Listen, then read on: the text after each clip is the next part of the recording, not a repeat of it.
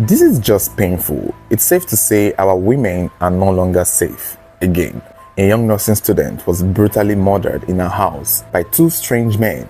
And exactly 6 years ago, on the 27th of May 2020, a 22-year-old university student by the name of Uwa Omazowa Vera was brutally attacked in the same manner, except this time she was inside a church reading. Uwa was a dedicated first-year microbiology student of the University of Benin who lived with her family. And on this day, the 27th of May, she had gone inside a church, inside a parish, the Redeemed Christian Church of God, located in Ikpoba Hill neighborhood of Benin City, Edo State, hoping to study for her upcoming exams. The church, the house of God, the one place that every Christian should feel safe, turned out to be the hell in which this young lady would be eventually brutally raped and killed in one of the worst ways you could ever imagine. This attack was carried out by a man named Chibuzo Philip and his accomplices, Nelson Ogbegbo and Akato Valentine. And what is strange about the case of Uwa, she did not know her killers at all, as she was a complete stranger to them. They were not connected by school, work, or any social cycle. The main attacker, Chibuzo Philip, was a local youth from the same city who associated with the neighborhood peers. That included his accomplices, Nelson and Akato Valentine, none of whom were students or had any steady professional careers. It is possible they trailed and just targeted her as she made her way to the church to read and thought it was an opportunity to do what they thought they could. On that fateful morning, Uwa had gone to the church hall near the house to study for her upcoming exams.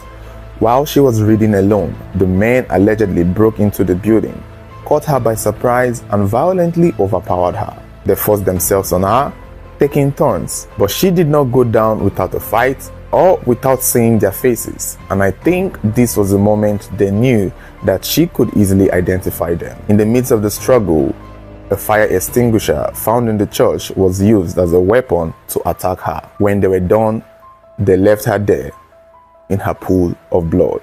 It was the next morning when the church cleaner came into the church to clean that she was found unconscious, covered in blood. She was quickly rushed to the University of Benin Teaching Hospital, where she sadly died from the injuries on the 31st of May 2020.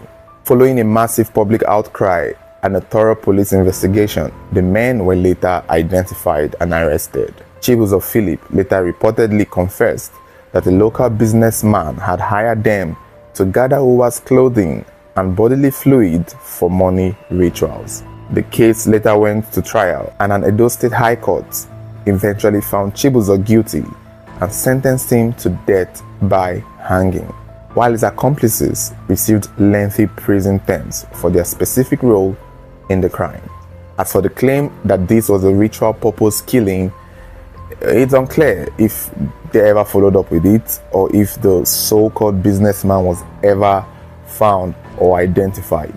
But what this story just goes to show you is that women are not safe. At school, in the club, in the public spaces, at work, sadly, even their own homes, their own apartments, and worst of all, even in the house of God. In this video, we are going to look back at some of the most painful stories where a woman's life was cut short by the hand of an evil man, or in most cases, evil men. Another day, another young woman going to visit her boyfriend and coming back home in a casket.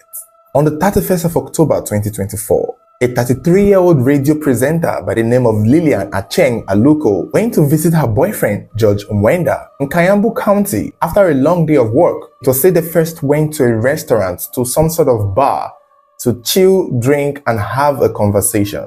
It's not clear how the conversation went, it's not clear what they talked about, it's not clear what the situation was. But clearly, that meeting in that bar may not have ended very well. Eventually, they left the bar and they went to George's house, where they stayed overnight the next day. The only problem was, only George woke up alive. Lillian was found dead with multiple stab injuries on her body, bruises all over her face, almost as though she had been beaten by more than one person. This was a young lady who had told her parents, who had told her family that she was going to see her boyfriend. And of course, she's 33 years old. She's a radio presenter, she's popular, she's a celebrity of some sort, so who is going to question it? But little did she know that the man she was going to see, the man who is supposed to marry her, was going to kill her. Even as at the time of making this video, his motive is still not clear. It's not clear how long Lillian and George had been dating. It's not stated. But given their age, I'm assuming they've known each other for long. So this is not a 20-year-old girl. This is not a 19-year-old teenager. Lillian is a mature adult, a mature woman. So we would think she knows what she wanted. And we would think George is who she wanted. Now, it was said that on that day that they came back on the 31st, in the night, around 11 p.m., neighbors started hearing screaming coming from George's apartment. This is the time Lillian is already there with George. They were hearing her cry and shout. And the neighbors could tell that a fight was going on. They could tell that, oh, this couple, they are going at it. But as usual, couples fight. It's kind of like a normal thing for a lot of people. So the neighbors did not think too much of it. However, they were concerned, but it soon turned out that while they were like at the door trying to get in to see what was happening, to see if they were fine, to see if they needed some kind of mediation, they started hearing music playing from inside the apartment. Suddenly the music became loud. And let me tell you, if somebody is screaming in a room and then you start hearing that the music is loud, that means somebody is about to commit murder. Somebody is killing someone. The only time we get to see a situation where the music is unnecessarily loud in a home is either two people are fornicating or somebody is committing a crime. Because why is your music loud at 11 p.m. when everybody is trying to sleep? Especially at the same time when someone is hearing a woman scream and cry for help. I don't know why the neighbors just decide to go to bed. I don't know why they decide to let it go. There's just certain kind of scream. You would hear someone screaming. For me, if I hear exchange of words, you're mad, you're stupid, you're crazy, you know, those back and forth, I can understand this couple are going at it. But if I'm only hearing a woman screaming, if I'm only hearing one person screaming, a child screaming, or somebody, if it's only screaming and all those painful shrieking that I'm hearing, then it's not a fight. It's murder being committed or sexual assault being committed. Just when the concerned neighbor were out the door trying to figure out what was happening, the music came on, then they left and they all went back to their apartment. They slept. By morning, they went to check up on them. That was when Lillian's body was found in the most battered, brutal state you could ever imagine. There were even words that she was stabbed at her back, injuries behind her ears, bruises on her lips, and George himself was nowhere to be found, which means he knew what he had done and had run away. The police were called, her family were called, because she's a radio presenter and I'm sure neighbors know her.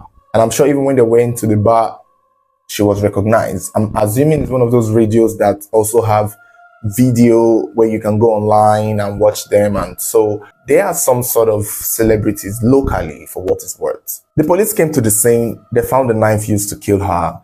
George became a wanted person, her family was informed, and it's a terrible news as you can imagine. This is lled's daughter, their star, and she was killed, beaten to death by someone she trusted. Eventually, George was found in a different county where he was trying to hide and was brought back and arrested. As at the time of making this video, it is not exactly stated what led him to do what he did. Some sources are claiming that he found out Lillian was being unfaithful. He found out Lillian was cheating. And another source claimed he was under the influence of alcohol and may have been triggered and things got out of hand. We will just go with what we know it to be, because between the two of us, we've seen things like this happen multiple times. As long as her body part was not cut, we know this is not money rituals or a cannibal. As long as we see that, oh, she has been beaten and bruised, we now know that this could be some sort of passion, some sort of situation that has to do with cheating. Either he suspected her of infidelity, which I think is the most likely one, given her status, given how pretty she is, by the way, and given how probably financially well-to-do she might have been. Either that or she was attempting to end things with him. That could also play a role. Otherwise, I don't know what could have been the case. If it was, let's say, he borrowed money from her and she wants the money back, the family would have known. And he wouldn't have done it in a way where he knows he's in trouble. He would have probably set her up to die somehow, some way, so he can avoid pain. So my guess is this is something that has to do with him suspecting she was cheating. And we know how some of these men take it to the distance, how far they can take this kind of situation. Some men, ego are just bruised. I am of the opinion that as a woman, if you're dating somebody with hot temper, if you're dating somebody with anger issues, avoid them when they are in their lowest, or should I say in their highest. Because I know that them meeting at a bar, the fact that they met at a bar, at a restaurant to talk and have a chat first would be what led to what happened in the house. He clearly could not beat her there at the bar or react. So he lured her back home, which I'm sure she has come to the house multiple times. So she's probably hoping that whatever the issue might be, it's settled. And then he saw his opportunity and took it. Given she's a young woman, I don't doubt there are other men on her side, because she refers to George as a boyfriend. If a 33-year-old woman is telling her parents, I'm going to see my boyfriend, it puts you at the place. So maybe there is somebody above him and he found out, because if it's just boyfriend, then we know that for Lillian, she might have not been very all that serious, in my opinion, with him. And he probably figured it out and did not take it well. For those saying it might have been alcohol influence, yeah, they went to drink, but you know, alcohol don't just make you beat up somebody for no good reason. It just escalates whatever feelings you have and whatever action you've planned to do. It just gives you that boldness to do it. I don't want it to be like one of those things where he goes to court and argue alcohol. I just hope it doesn't do that, because I don't even know why people get away with it in court. Someone commits murder and then the courts be like, he was high, he was drunk, it's alcohol. Alcohol don't make people aggressive, or does it? I mean, I'm not an alcoholic. I'm an occasional drinker. And whenever I take alcohol, I sleep. I don't know how alcohol can make somebody so strong that they start to beat and kill and stab. Like, if I take alcohol here and I get tipsy or drunk, I pass out. So how come somebody takes alcohol and they are able to stand and fight and stab and kill? I don't know how I guess everybody's body is different, but let's not put it on the alcohol. This man meant to do what he did. He knew what he was doing. He meant to do it. And now he should just be put in jail. Guys, we need to talk about the story of a TikTok girl whose body was found in a dump site in Ilorin after it was said she had gone to a hangout with a young man by the name of Happiness Adebayo. Now, put in mind that Mojisola was a student of Kwara State College of Health Technology and she was already done with school. In fact, this incident happened 3 weeks after she signed out, after her last paper. And just when she was preparing for her convocation, it was said she got a phone call on the 9th of August from a friend named Timi Lane, who told her of a party that was happening in Ilorin, and also told her of a boy who was in need of a girlfriend to pose for that party. Now, Mojisola did not know who this guy was. It was this said friend, Timi Lane, that called her and connected her to the guy, who is named to be Mr. Adebayo Happiness. Now, from what we are hearing, when Adebayo connected to Mojisola, they began talking to understand what the whole situation was, to understand what she was coming to do at the party. And from what her friends could recollect, Adebayo offered to pay Mojisola 15,000 naira so she could come over to Ilorin to pose as his girlfriend for that party that they were going to. And Mojisola took up the offer because it made sense. Now, a lot of people have criticized her for taking 15k or for selling a life shot for 15k, but there is something I need you people to understand before we move on. A little backstory from what we could gather. Shola came from a struggling home. She's not from a well-to-do home. Her mom was said to be a cleaner and she struggled to pay her school fees through school, and most of the time she herself helped finance her education till the very end. So this was a girl who was pretty much trying to make ends meet. And given now that she's done with school, 15,000 naira is not something that she was going to throw away. Now, a little background on the guy she was going to meet. Allegedly, the said Mr. Adebayo Happiness is a pastor's son, a notable pastor's son in Ilorin, who seemed to be well-to-do or maybe better to do than Mojisola. And the Timi Lane girl who connected the both of them goes to the same church as the Adebayo guy. And that was how she knew him, to connect him to a pretty beautiful girl like Mojisola. So in my mind, this seemed like a safe bet. If Mojisola was somebody who was maybe meeting guys for money or was trying to make ends meet. Knowing who this guy is and knowing that his father is a pastor seemed like something that she would be more safe with. He seemed like a safe option to me. To anyone, a pastor's son who is well-to-do and is offering 15K to, pose as his girlfriend at a party, it makes sense. There is really nothing fishy here if you ask me. This is a trap, if it was a trap, that anybody could have fallen for. Growing up, we're told by our parents, don't make bad friends, don't make bad friends. And when you come with a friend whose father is a pastor, that friend is treated like gold. So this seemed like a safe bet. A lot of people criticizing her. I think anybody would have fallen for this if you ask me. First of all, 15K seems rational. It's not over the head 100K or 2 million. It makes sense like, okay, this is something that he could pay. Then second of all, he's a pastor's son who he most likely doesn't have a girlfriend and needed to go to a party to show off and needed a pretty girl by his side.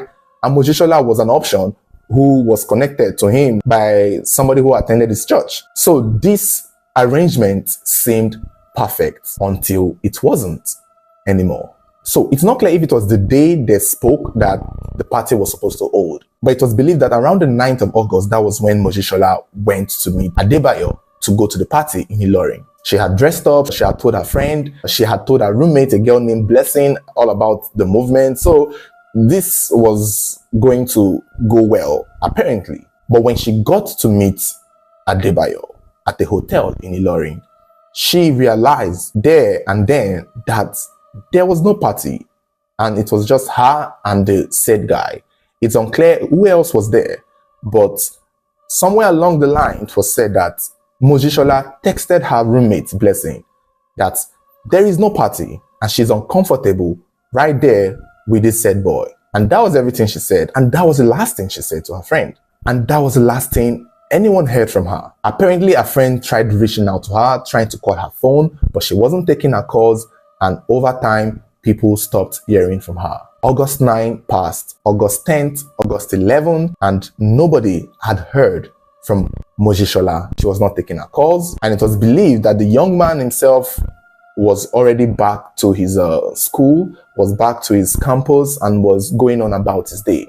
Since the girl did not go to his school, I can believe nobody had to question him there, where is the girl you went with? But it was believed that Timileyin got some heat because she was the one who connected Mojishola to Adebayo. And it was also possible that she too was reaching out to Adebayo to ask where Mojishola was, which I would assume she never got a response. However, on the 12th of August 2024, it was said a group of workers passing by in Aleniboro area of Ilorin found the body of a young woman in a dump site, already at the early stage of decomposition. Her body was so swollen that some people assumed she was most likely pregnant, which people say was not the case. The police were soon involved and the body was recovered and soon later identified to be the missing Mojishola Awesu. And the police also noticed that there were traces of blood around her left ear canal. I don't know what that suggests, but I'm sure that is supposed to mean something.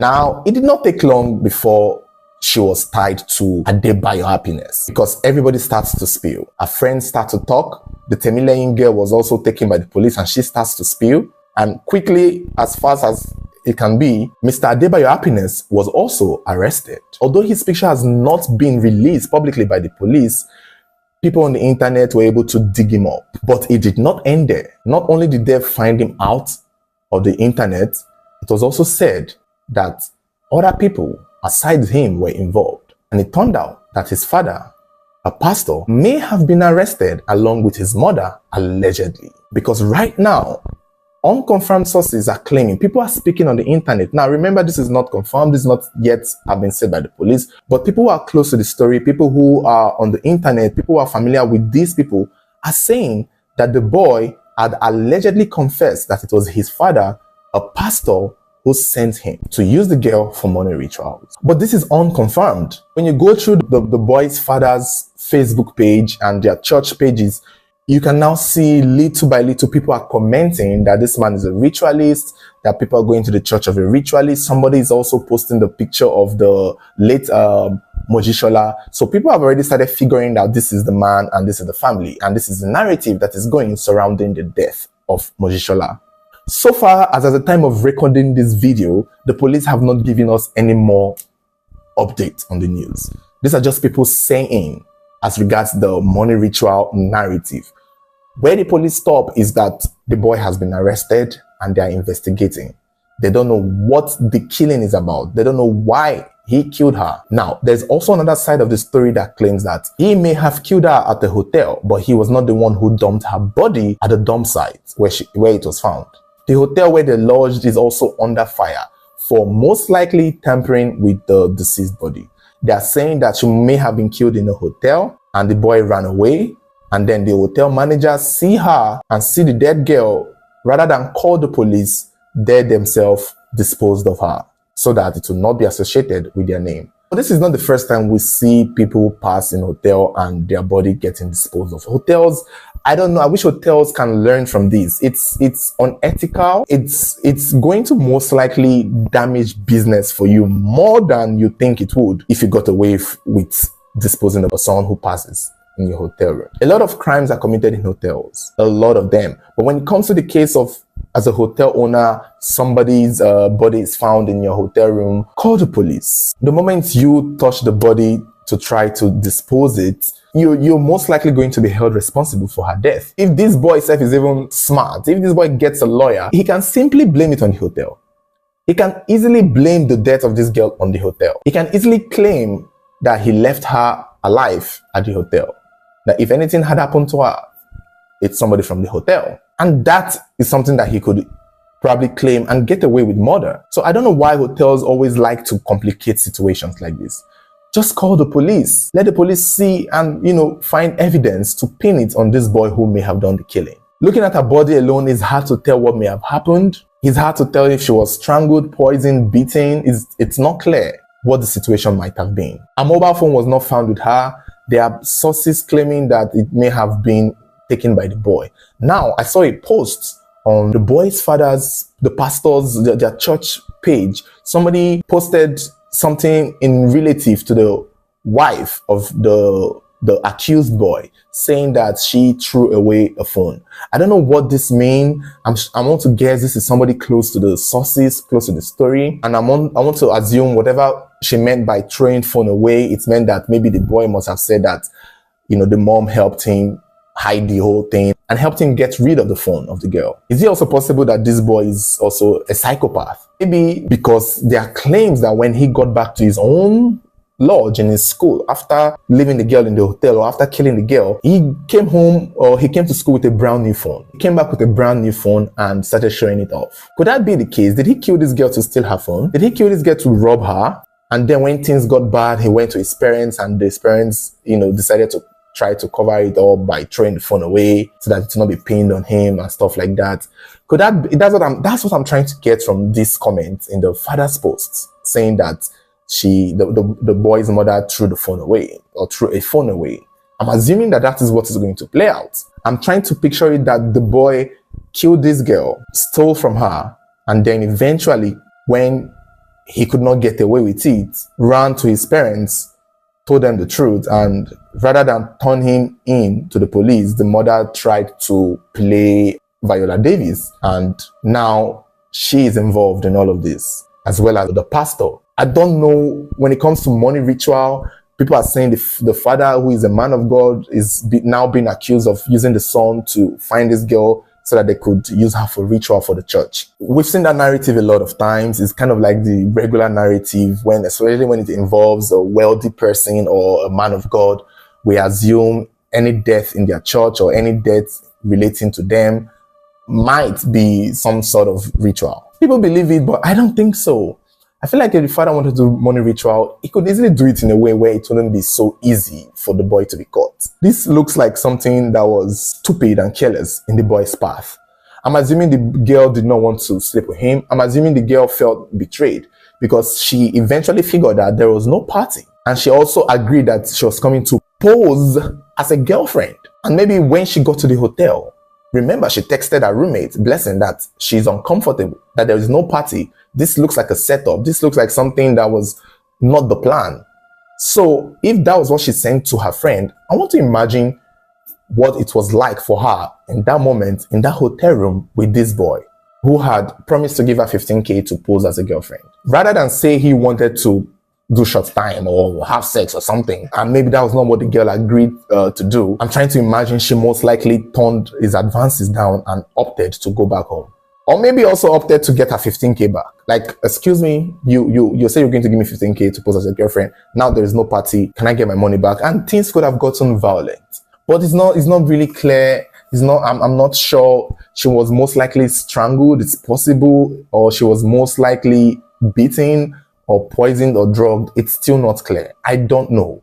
The police have not given us anything. From the picture I saw, it was hard to tell. Because I would like for the boy to be paraded. Thank God he's an adult. I would like for him to be given an opportunity to tell the world what he did and why he did what he did.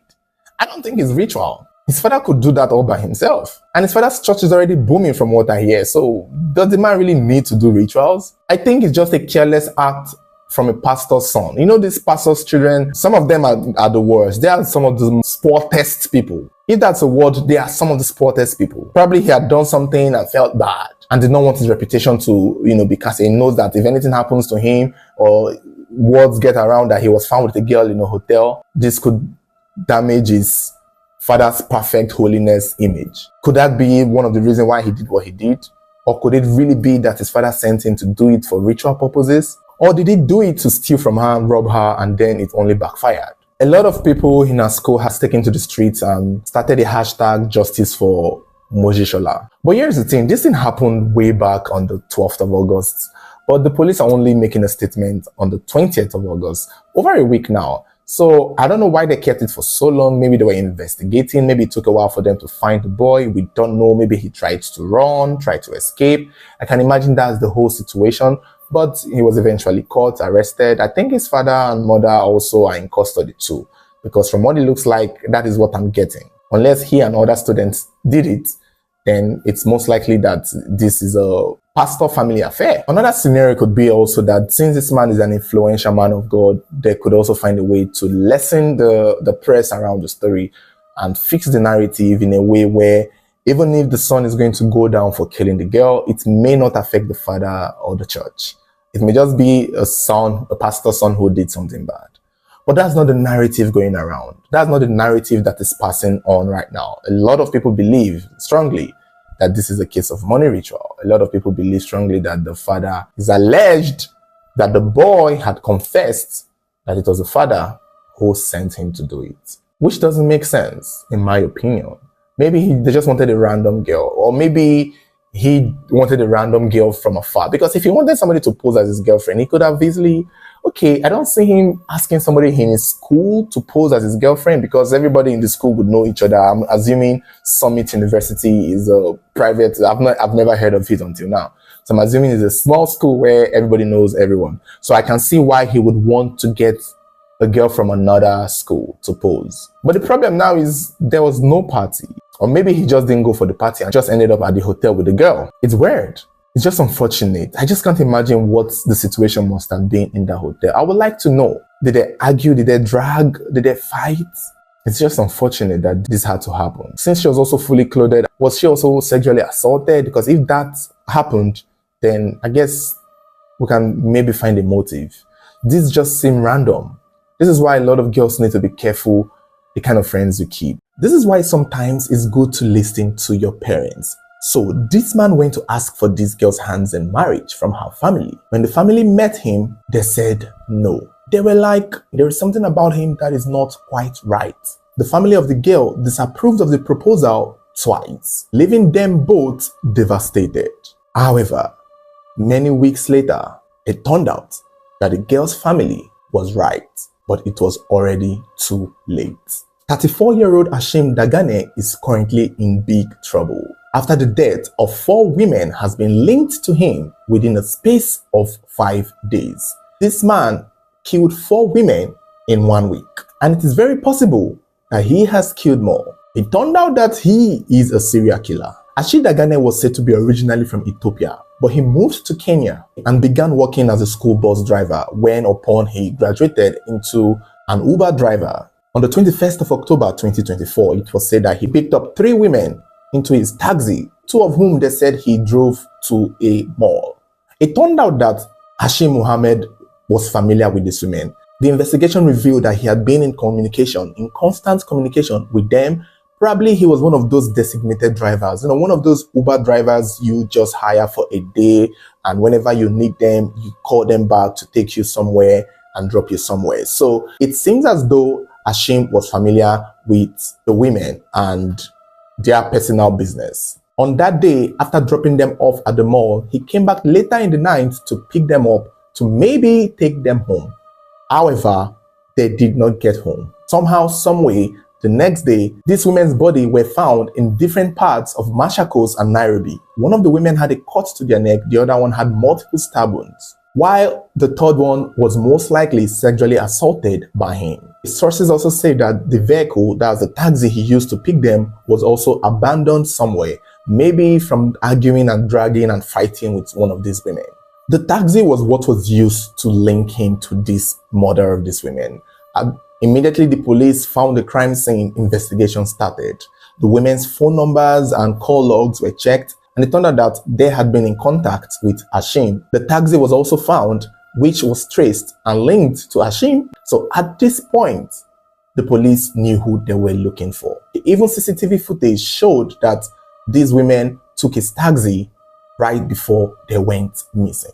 The killing of these three women happened on the 21st of October. Within this time, Hashim was still in contact with his girlfriend, 26-year-old Deka Abdinor. It is possible before now, Hashim had actually asked for her hand in marriage from the family, and the family had rejected it because they did not see him as a suitable candidate. They did not see him as a suitable person to marry their daughter. Maybe because he was a taxi driver. That could have played a role, because I don't know how else the family would have seen right through him.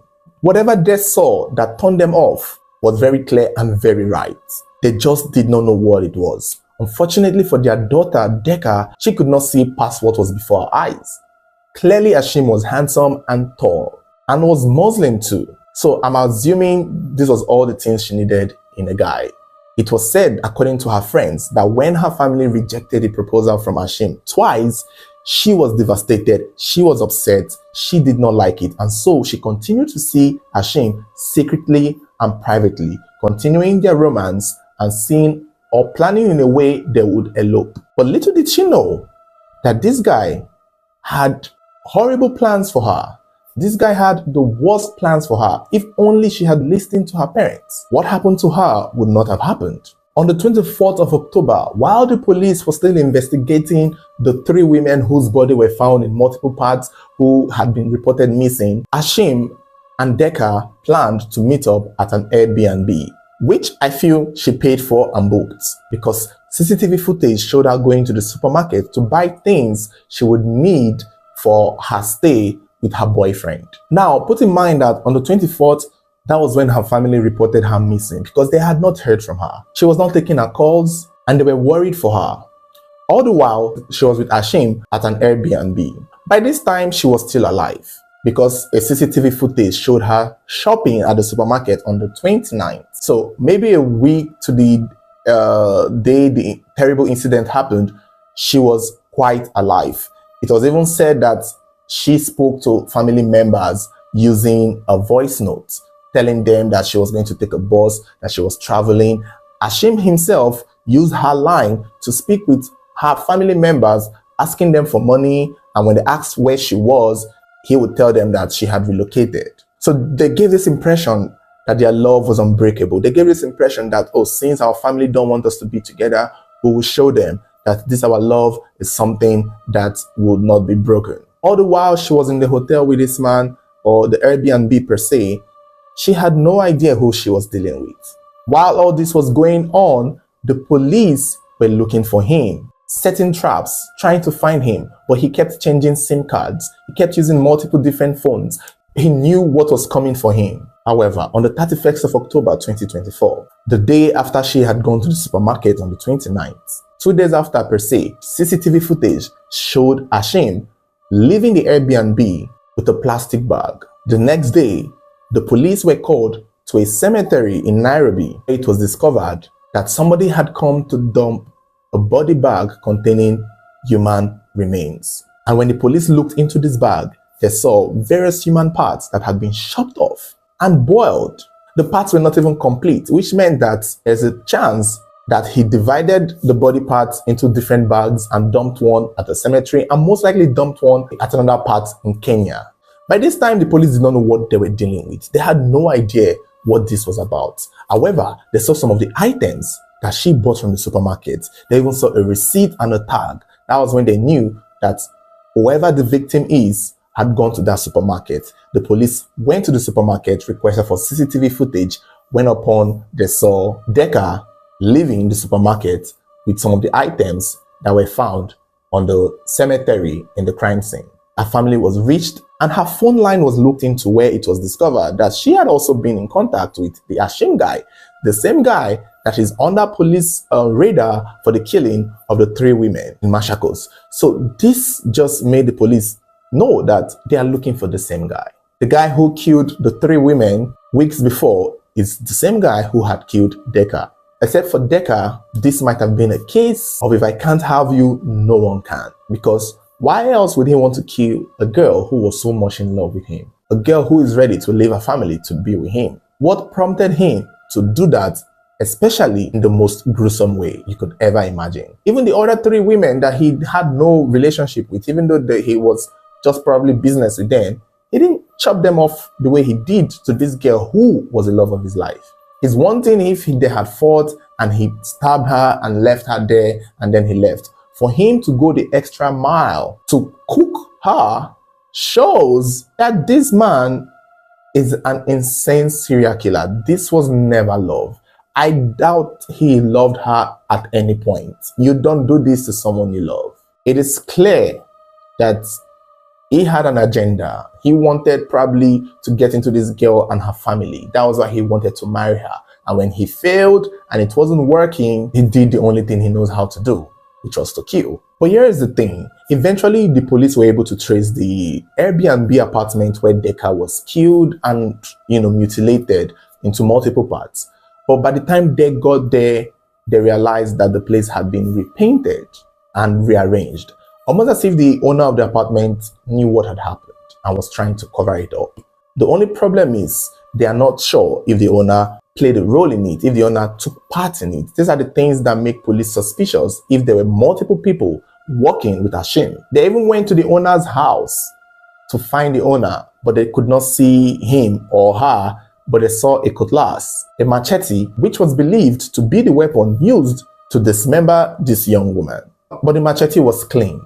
Again, it's possible that the owner just had a machete in his house. However, it is also possible that it was a machete used, because in the CCTV footage showing Hashim leaving the building with the bag, they didn't see him leaving with a weapon. So what weapon did he use to kill this girl? What weapon did he use to mutilate her the way he did?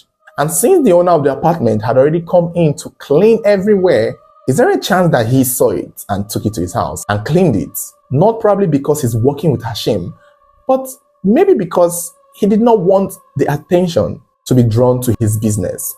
Because we've seen this with a lot of businesses, hotels especially. When somebody dies, the first thing they want to do is make it someone else's problem. The first thing they want to do is clean the tracks, because it's business. If people find out that somebody was murdered there, it would reduce people coming to book, or maybe not. So I can understand from the business point of view why the owner of the Airbnb would want to do all of this. But at the same time, it's still suspicious. Because right now, we can't overlook the possibility that the owner knew something. Personally, for me, I think that is a crime. To cover up a crime scene is a crime. If you came to your business place and you saw blood splashed everywhere, you call the police. But for you to clean it up and repaint shows you're hiding something. And I think that owner was going to be in a lot of trouble. As at the time of making this video, the owner has not been arrested, but he or she is still being looked for. Or for them to own the place, I'm assuming they are very rich and very wealthy, so they probably can afford to travel far. Eventually, the police started going hot for Hashim. They set up multiple traps. They tried to track his phone, but he kept changing phone numbers. Eventually, he was found in an hideout in Nairobi, almost as though he was planning to leave the country. But he was caught and arrested. But he has been put on detention for 21 days till December. That is when he will face the court of law.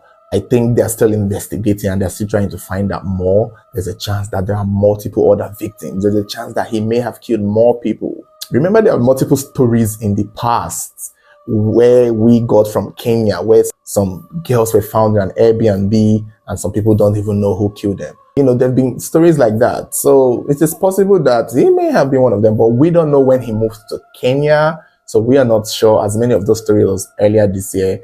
And it seems like he just came recently to Kenya because his blood was just on fire. He was just ready to kill, which is sickening.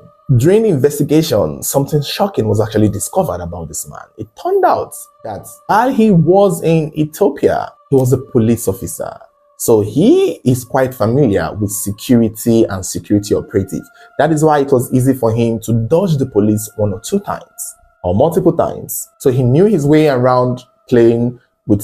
So even when there are security cameras everywhere, he is aware. And that's why it took a while for the police to find him. However, while in Ethiopia as a police officer, they said he was arrested for murder. Sources said he killed a family member. Other sources said he killed his wife in Ethiopia. Sources also claimed that he was sentenced and he was convicted and he did his time for the killing that he was arrested for in Ethiopia. But if he did his time, why does he still look young?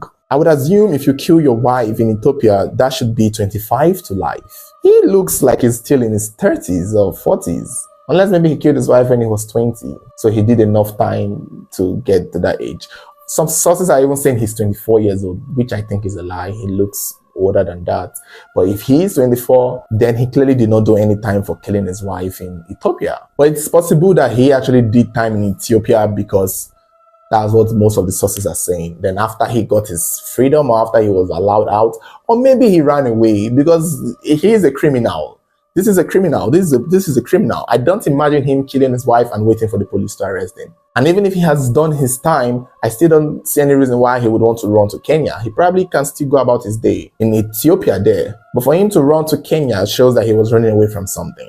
But either ways, something is clear that this man had killing in his blood. He had evil in his soul. He was not going to stop. I don't know why is this a psychopath? Is this psychopath? Like, what makes a man just turn into a monster and start killing? Not only do you kill, you dismember and then you boil, you cook somebody you claim you loved. They should also investigate if he's a cannibal because this is sickening. What was the essence of the cooking exactly? Oh my God.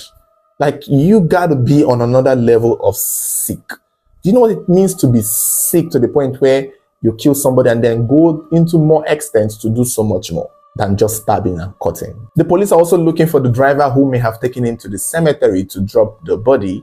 They are believing that he has a syndicate of people he works for or he works with. But what I don't get is why he's doing all this killing. Is he stealing from them? Is he robbing them? It's hard to tell. The police never mentioned anything about these women losing valuable, having money transferred from their account. So I don't know what it was, but they said he used to do blackmailing back in the day, that he had a history of blackmailing people for money and stuff like that. So I'm assuming he would kidnap somebody, film them. I don't know, because he never called for ransom. He only called someone for money, that's Decca's relatives, but not in exchange for her life or something, just to ask as an in-law or as a boyfriend to the family or something. So it's hard to tell if this is just a man killing because he loves to kill, or if he was robbing these women and trying to shut them up. It's hard to tell. But all I can see is that he's actually a serial killer, born to kill, created to kill, and destined to be killed, because I hope he gets the death sentence. This is just unbelievable. This woman went to visit her boyfriend on the 19th of February 2024. While she was at her boyfriend's place, they both decided to go to a bar to have beer. And while they were having drinks, she started feeling uneasy. She complained that her stomach was hurting her. She came out of the bar and went to a nearby shop to ask a lady for help. But it seemed her condition instantly worsened, and before they knew it, she fell dead on the floor. Now, a lot of people are beginning to suspect her boyfriend, suggesting that he may have poisoned her. 40-year-old Comfort Inyonigle was said to be a mother of 9 children, but only 7 of them are alive as at the time of this incident. It's not stated if all her children were from the same man And it wasn't stated if she was married as at the time of this incident, nor was it stated if she was divorced or widowed. But it was said that she was dating and seeing a 42-year-old man named Stanley Moore. And it was believed that they both lived in the same community in New Buchanan, Grand Bassa County in Liberia, where this incident happened.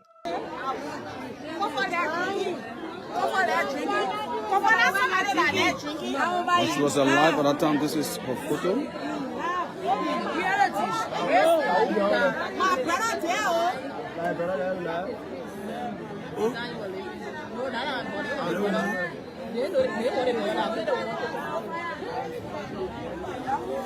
So the photo you just saw on the screen was when she was still alive. A very beautiful woman by the name of Comfort, who left her body was discovered here in the New Buchanan community this morning. Stanley was said to be a heavy-duty construction worker in a notable company, and it wasn't clear what Comfort did for a living or how she catered for her kids. And for Stanley, it still wasn't stated if he was married, although a neighbor or someone who was familiar with them claimed that he was in a relationship with another woman, but the woman wasn't in the community. So it's safe to say that Comfort was Stanley's girlfriend in that community, and he most likely had another life, another woman, a wife most possibly somewhere else in another town, in another neighborhood. That was the idea. However, it was known that Comfort and Stanley were seeing each other. They were dating. On that said day, the 19th of February 2024, it was believed that Comfort went to visit Stanley at his place. And then she requested that she wanted to have a beer. She wanted to drink. She wanted to chill. Some sources said they went to chill at his own house. Other sources claimed that they both went to a nearby bar that was still around their vicinity. And while they were there, they had some beer and probably chilling like most couples do. It's not clear if it was instantly, however, later that evening, or maybe right about the same time they were hanging out, she began feeling uneasy. Her stomach began to ache. And it was also said her throat began to feel a type of way. Comfort could sense that something was wrong with her, but she did not know what it was. It is also possible she had an idea, because instantly she started running for help. She went to a nearby house, a nearby shop, where she met a woman whom she did not know and asked the woman for water. She began explaining how she was feeling to the woman, and this woman was particularly concerned because Comfort was looking like something was wrong with her, and this woman did not know who Comfort was. While at this woman's house, Comfort asked for water to drink. The lady said she did not have, which is odd, but I would guess the lady was being careful as to not sure what was going on. However, this woman offered her a bucket of water to pour on her head so she can feel a lot better in case she was feeling fainty. Pouring the water on her head did not help any matters because Comfort started feeling a lot worse. Then she requested from this woman to put her on a motorcycle and take her to the hospital. And this woman did not know who Comfort was. It was clear that Comfort knew that something terrible was wrong with her because she started making demands. She begged this woman to take her to the hospital. The woman was unsure of what to do because she doesn't want to get in trouble. She also begged that her children be called. But this woman said she doesn't know who she was. And many people around the neighborhood, people who were around there, did not know her particularly. She left her neighborhood and came to her boyfriend's neighborhood, Stanley's neighborhood. So I'm sure most people there may only know Stanley. And that is why it may have been so difficult for her to find someone who she knew that would have been comfortable enough to render her the help that she was really seeking for. Although naturally, it could have been a lot nicer if people just helped her. Just take her to the hospital without having to know who she was. Maybe she would have had a fighting chance on life again. At some point, it was even claimed that she wanted to throw up and she could not put her hand in her own mouth. She asked the lady to use the lady's hand, like let the lady put her hands in her mouth. And the lady was like, no, I'm not going to put my hand in your mouth. If you want to throw up, do it yourself. Help yourself out. Please put me on motorbike so you can carry me to the hospital. And that's how I said I don't know her. And that's how she said, please go call my children. And I said, I don't know your house. How do I call your children? It just became very serious, and eventually she fell to the ground and began reeling in pain. More people came. They tried to help her at this point. People were trying to understand what was going on with her. No one knew her, and people were being careful. They were wondering what was happening. Was this a spiritual attack? Was it something she took? They were trying to question her, trying to get her help, but she was not responding. And just before maybe more people could come to help her, it was said she stopped responding completely and she stopped moving, which they believed she had passed in that moment. Although a particular source claimed that one particular man remembered or recognized her and quickly went to her own area and neighborhood to inform her children. But before the children, one of her child, 13-year-old boy, could come to the scene, it was said Comfort had already given up. And by the time they got there, the landlord in that compound where Comfort was asking for help around had already covered her and they were waiting for the police. However, before she passed, she did mention to the woman that she most likely is feeling uneasy because of the beer that her boyfriend gave her. So that was a statement that was put there. Before Comfort passed, she told this woman that her boyfriend gave her a drink and they went to drink beer. And that was why she was feeling uneasy, or that's why she suspects she was feeling uneasy. Which in my interpretation meant that for her to say that her boyfriend gave her beer, not say, oh, we went to the bar to drink beer, it meant that she most likely suspected that she had been poisoned by her boyfriend. But this is my thing here. Because eventually, when she passed and the landlord and people came around, the police came, her body was evacuated and studied, and they realized that there was no physical injury, nothing out of the ordinary, that whatever may have happened to her must have been something she had taken. This is just so weird, because where was Stanley all this while? That was my first question when I was learning about the story. Where was the boyfriend? Sources claim that Stanley was actually nearby, but did not do anything to help Comfort. Which would make sense, because if Stanley wasn't sure of what was happening to her, why didn't he help? Why did Comfort have to go to a strange woman, a neighbor whom she did not know, to beg her to give her water, take her to the hospital, help her out, whereas her boyfriend was close? This was just clear to me that it's giving guilty, in my opinion. It's clear that Stanley knew what was up. Stanley could have given her the water if she so needed water badly. Stanley could have taken her to the hospital if that was what she wanted. Where was the boyfriend? And this is why a lot of people believe that Stanley killed her, that Stanley most likely poisoned her drink. But Stanley's defense is they went to the bar. It wasn't like he went to buy the drink and kept in the house. And for what it was worth, Stanley claimed that she was the one who requested the specific brand of beer to drink. And when they went to the bar, that was what they ordered to drink. Although we know that in bars, people can get poisoned at the club. We've seen it multiple times. You turn around and someone is spiking your drink. That is also a possibility. So we can't give Stanley off the hook.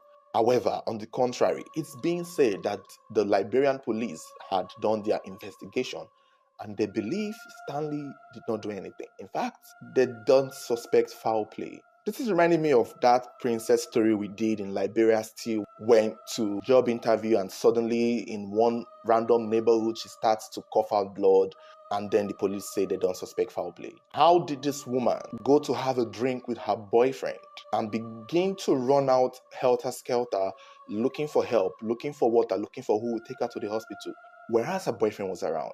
Whereas her boyfriend was nearby. It was said that Stanley only came closer to her after she had fallen to the ground. That's when he came. And sources claim that he had collected a mobile phone at the time because he wanted to do something with it. Although sources believe that while Comfort was looking for help, Stanley was also somewhere looking for help, trying to call her people, trying to call her family, and all of that. But the story, the narrative, the timing, the timeline is still very sketchy. And it doesn't look good for Stanley to me.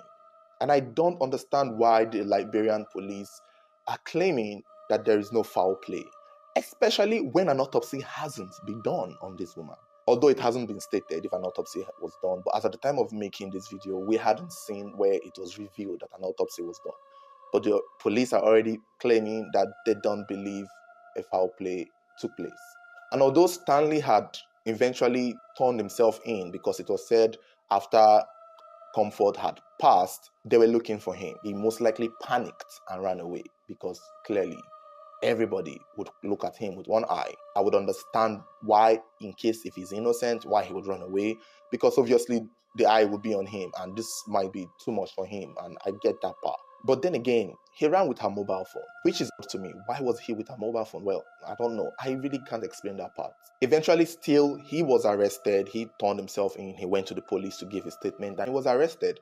And it's been said that he's being charged with negligent homicide, not first degree murder, not manslaughter, just negligent homicide, which interprets as though that he's being held accountable for the fact that he did not do anything to help Comfort when she was struggling, which makes sense because if he was literally with her and she is going to meet a strange woman to ask for help, it meant that he was a no-show.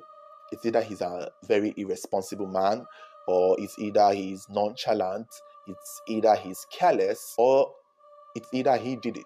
He probably thought after she finished drinking, she would go home and die there, but probably stayed longer and it took effect right there with him and he did not know how to react. But there is that possibility that he too might be innocent because I think if an autopsy is done, most possibly or more importantly, a toxicology report that would show the chemical compounds that may have interfered with her system that may have caused her to suffer that instant reaction that caused her to die, and foam from her mouth because clearly she was poisoned. It could have been alcohol poisoning, in my opinion. That is what I'm thinking, since it's a beer. However, it still could have been an external poison, and that is why a toxicology report is important. Because if the poison that was in that drink was not something that the drink ingredient or expiration of the drink could have caused, that means someone did poison her. And the only person to look at would be Stanley. When the police did announce that they don't suspect foul play and maybe only charged him with negligent homicide, many people protested. A lot of women disagreed with the police decision and they were requesting justice for Comfort. And it's really sad to see a lot of women protesting for Comfort's death. And this is, again, like we talked about, this is a little bit similar to Princess Cooper's story from back in the day when we talked about it. And the same thing happened. The police did not suspect foul play. And despite the fact that there were theories that she had gone to hang out with a group of Lebanese men who owned the shop where she passed at the backyard. But, Princess Cooper's case is still very mysterious. Still unsolved in my opinion, even though the police believe that she died of natural causes. But there is nothing natural about a young girl who is going for a job interview to end up in the backyard of a construction shop, coughing out blood, screaming and wailing in pain before losing her life. And now we have Comfort here who went to drink with her boyfriend, suddenly with her boyfriend there, running helter-skelter for help, asking people to help her, and now the police are still saying there is no foul play, especially when an autopsy hasn't been done. It's confusing to me. I don't think, in my opinion, I don't want to be disrespectful, but I don't think the police should just instantly say they don't suspect foul play. It's too soon. You kind of have to look into the case. You kind of have to check what Stanley most likely have to gain. Now, sources refer to Comfort as Stanley's fiancée. So not just girlfriend. Some sources are calling her Stanley's fiancée. So is it possible that Stanley had promised this woman marriage and has probably been collecting money from her, and since there is rumor that he has another life outside of Comfort, that there might be another woman, is it possible that he just wants to get rid of her so that he can be free and go back to his former life or his other girlfriend? Because we've seen this multiple times. When certain men want to get away from the responsibility of being a boyfriend or being a husband, they kill their woman. Is there something that he is gaining? And since he collected her mobile phone, as at the time this woman was wailing in pain, did he make any transfer? Did he transfer money from it? Did he take her money? Was he deleting things? Was he deleting conversation? Because I feel like in my mind, Comfort suspects that Stanley poisoned her. That is what I feel. I feel like she knows, she believes, and that is why she is not putting so much pressure on him for help. She is going somewhere else. It's like a child running and crying to a total stranger away from his own mother, which meant that the mother has done something. That is what it looks like here. How can your girlfriend, who you are with, who you just had drink with, leave you and go and meet a total stranger for help to save her life? And when asked, she said, my boyfriend gave me something to drink, which meant she believed that Stanley had a hand in her own death. That is my opinion. I feel like the police need to look deep into it. They need to ask questions. They need to find out if Stanley has another family somewhere else and he is already proposing a marriage to Comfort. That is a motive. Just to establish a motive, that is a motive. If Stanley is having financial difficulties and has been collecting money from Comfort or is owing Comfort money, that is a motive. They need to analyze their relationship. They need to check what they have in common or not in common and what people know about their friendship. Maybe that is why he went to take her phone to delete all those messages. It's possible that he deleted a lot of things that could implicate him. And for the police to just abruptly say that they don't suspect foul play, it's just disappointing in my opinion. At least, because this case looks sketchy enough. So investigate it, make sure all the stones are turned, because there might be something. Stanley may have most possibly done this to Comfort. And for it to just be said that no foul play has been suspected, it's just letting this man go. A 42-year-old man, it's possible that he has wife and children somewhere else. I mean, Comfort has 7, maybe 8 or 9, but 7 that are still alive. So he most likely have 1 or 2. And if Comfort is being referred to as his fiancée, and there is rumor that he has a woman or a wife somewhere else, all this sketchiness make up for a possible motive that Stanley would have a reason to want to get rid of Comfort. But let's just hope and see something comes up. Stay tuned, stay subscribed, stay following us. Whenever there is an update, I'll let you guys know. But do let me know your thoughts. Do you think Stanley has a hand in the death of Comfort? Or do you think it may have just been alcohol poisoning and the police might be right that they don't suspect foul play? Let me know your thoughts. Please don't forget to like, share, and subscribe. And turn on your notification button so whenever there is a future update, you'll be the first to get notified. This young man killed his sugar mommy, cut her into pieces, and stuffed her in a fridge, all because she said she was tired of the relationship. Even the night he killed her, it was said he went to the bar and picked up another woman whom he spent the night with. However, the way he was caught is one of the reasons why it's important for people to be close to their neighbors. Having a good neighbor who knows you and knows your family can be at a very good advantage sometimes. So, the 56-year-old lady who went by the name of Busisiwe Mtentwa was said to be dating a 35-year-old Zimbabwean man named Brian Miripiri. Although Brian was from Zimbabwe, he lived with Busisiwe in her home in Cape Town, South Africa. And it was said that they've been dating for 3 years, and all these 3 years he lived with her. However, over time, by the end of 2023, it turned out that their relationship was getting sour. Prior to this, people have observed that they used to fight from time to time. Even our family members did mention that Bosisiwe had expressed being tired of Brian and was planning to, file a restraining order against him. But I guess according to them, every time she complained about him, he found a way to warm his way into her heart. But they knew that Brian had been violent towards her in the past. So towards the end of 2023, it's not clear what the relationship situation must have been, but clearly there was still heat amongst them. The only problem is Brian still lived with her. So it kind of interpreted to a lot of people that probably they were still good. However, on the 28th of December 2023 was the last time anybody saw Busisiwe. The neighbors observed that they didn't see her for a while, and when they confronted Brian, Brian told them that Busisiwe had traveled, and she had traveled for the new year. And they somehow believed it. I mean, he was her boyfriend. The only problem is he would have gotten away with it if he wasn't so careless about his follow-up plan. I mean, after you kill someone and stuff their body in a refrigerator, the next thing you should do is not to sell their properties. And that was what Brian did. Brian began selling off some of the things in Busisiwe's home. The TV, the chairs, and the neighbors saw this happening. Just a day after you said she had traveled, you're selling off her properties. And this is when the neighbors realized that something was off. This is when they realized that something was wrong. It was said some of the neighbors confronted him again, and he repeated to them that she had traveled and that she was the one who asked him to sell these things because she needed money where she was. The neighbors did not buy it. They were suspicious at him selling the properties just around the time that they stopped seeing her. And so immediately they called her family and reached out to her people and informed them that they've stopped seeing Busisiwe and they are seeing her boyfriend selling off her properties, that they believe something is wrong.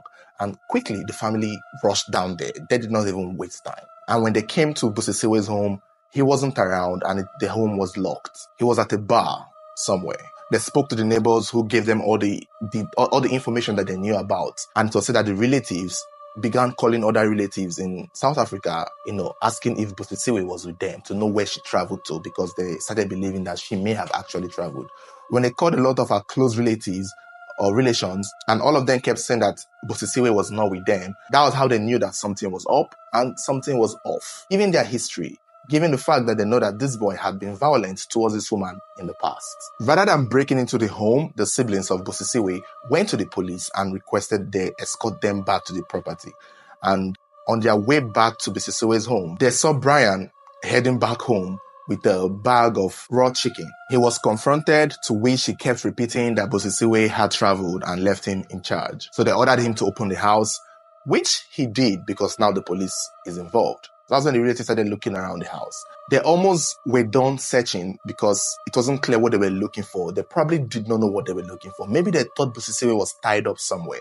Maybe they thought Busisiwe had been killed and stuffed somewhere. But everywhere they looked, it didn't give anything. And at the point, Brian told them that they should leave him so that he can cook his chicken in peace. That was when one of the relatives noticed a blood stain on the curtains and quickly alerted the police. They also observed that other parts of the house were scattered. At this point, Brian was giving excuses as to what may have caused the blood. There was nothing he did not come up with. All the lies in the book, he fabricated them and tried to convince them to leave him alone. And just as they were about to be done with the search, one of the relations noticed that there were a pile of objects on the deep freezer in the kitchen. And that raises suspicion as to why there was a car battery on top of it or a pumping machine engine on top of it. Why were there so much heavy things pressing the refrigerator? Out of that suspicion, he pulled everything out and opened the deep freezer, whereupon he saw his sister's lifeless body. Although some sources said her body was injured, other sources claimed that she was chopped in pieces and stuffed in the fridge. It was at this moment that they knew that Busisiwe had been killed by her 35-year-old sugar boy. And this was when they recalled and learned that Busisiwe was planning to end her relationship with this Brian boy and was even trying to file a restraining order because Brian had become very violent and very aggressive towards her. And I guess given that he's Zimbabwean, he most likely relied on Busisiwe. Busisiwe was the one sponsoring everything, the house, the food. He probably did not even have a job. And realizing that this woman was going to cut him off and he would most likely be on the streets or have to go back to his hometown, he decided that he was going to fight back and kill her. Brian was arrested and immediately charged to court, where he would face trial for killing Busisiwe. The only problem now is Brian is trying to play smart. All of a sudden, he's claiming that he can't speak English and he can't speak the local language. So they are trying to look for somebody who could speak his language for him to be able to help him pull through the entire court hearing. And I think he's trying to get away with it. He's also trying to get bail, but the Busisiwe's family claim that if they give him bail, he will run back to Zimbabwe and it will be difficult for them to find him. We all know these scopes. We've seen it a lot of times. We've seen people all act like, oh, suddenly you can't speak English after dating this woman for 3 years and you can't speak their native language. Now you want to act dumb. But I'm sure everybody sees through him and I know he will most likely not get away with it. A popular TikTok dancer was brutally murdered in her home in Kenya earlier this year. She was found dead in the pool of her blood in her bedroom by her 18-year-old daughter who had come to serve her lunch. You can imagine the horror of a little child finding her mother in her pool of blood while holding a tray of food. Instantly, this little girl went to alert the neighbors and the police were soon involved. And upon further examination of the situation, they discovered that she had been dead for a long time. She was discovered on the 9th of May, a Thursday, but the police concluded that she may have been killed the day before, maybe late in the night. Her throat was slit open with a knife, and it did not seem like there was any sign of struggle, which meant that her killer targeted her perfectly and waited for the right opportunity. 38-year-old Sheila Wegesha was killed in May of 2024, and as at the time of making this video, this is November of 2024, and her suspected killer, who happens to be her husband, 45-year-old Jackson Bambo, has not been found. Upon the announcement of her death and the naming of her suspect to be her loving husband, one question in everyone's mouth was, why did he do it? On the internet, on social media, they seem to be loving. They seem to be the perfect couple. They post each other back to back. A lot of people admire their relationship. This is a relationship that people look at and go, God, when? When would it be my turn? And for it to end like this, it just throws a lot of people off balance. Why did Jackson kill Sheila? Now, Sheila was a popular dancer. She used to be married to a police officer named Samuel, whom she had 3 children with. That marriage ended and then she moved on to Jackson Bamboo, whom she had 1 child with. Their love was admired by many people as they made it very clear on social media. However, in December of 2023, Jackson made a cryptic post that may have been interpreted vaguely because he said, "I love you today, I will love you tomorrow. Even in death, I will still love you." Many people thought this was the love of eternity. This is to death do us part. But some people read meaning to it because, let's face it, a lot of stories where we've seen couples commit crime out of passion, many of them who have access to social media tend to express their love to their partners right before they commit the biggest crime ever. So we've seen multiple type of cryptic posts like this. And I guess when this post was made back in December, it may have gotten over a lot of people's head. Little did they know that in May the following year, in 2024, he was going to actually love her in death. On the night of the killing, believably, neighbors said they did not hear anything. Nobody heard anything. Even the 18-year-old daughter who lived with them did not hear anything. There was no fight, there was no commotion. The girl did not even see her mother until late in the afternoon. So she had woken up the entire day thinking mommy and daddy are in the bedroom, or thinking daddy had gone to work and mommy was just having a private time in the room until she wanted to serve her lunch. That was when her body was discovered. And that same night, it was said that the husband, Jackson Bamboo, had left the house as early as 1 a.m. in the midnight. He had driven his car and left the compound.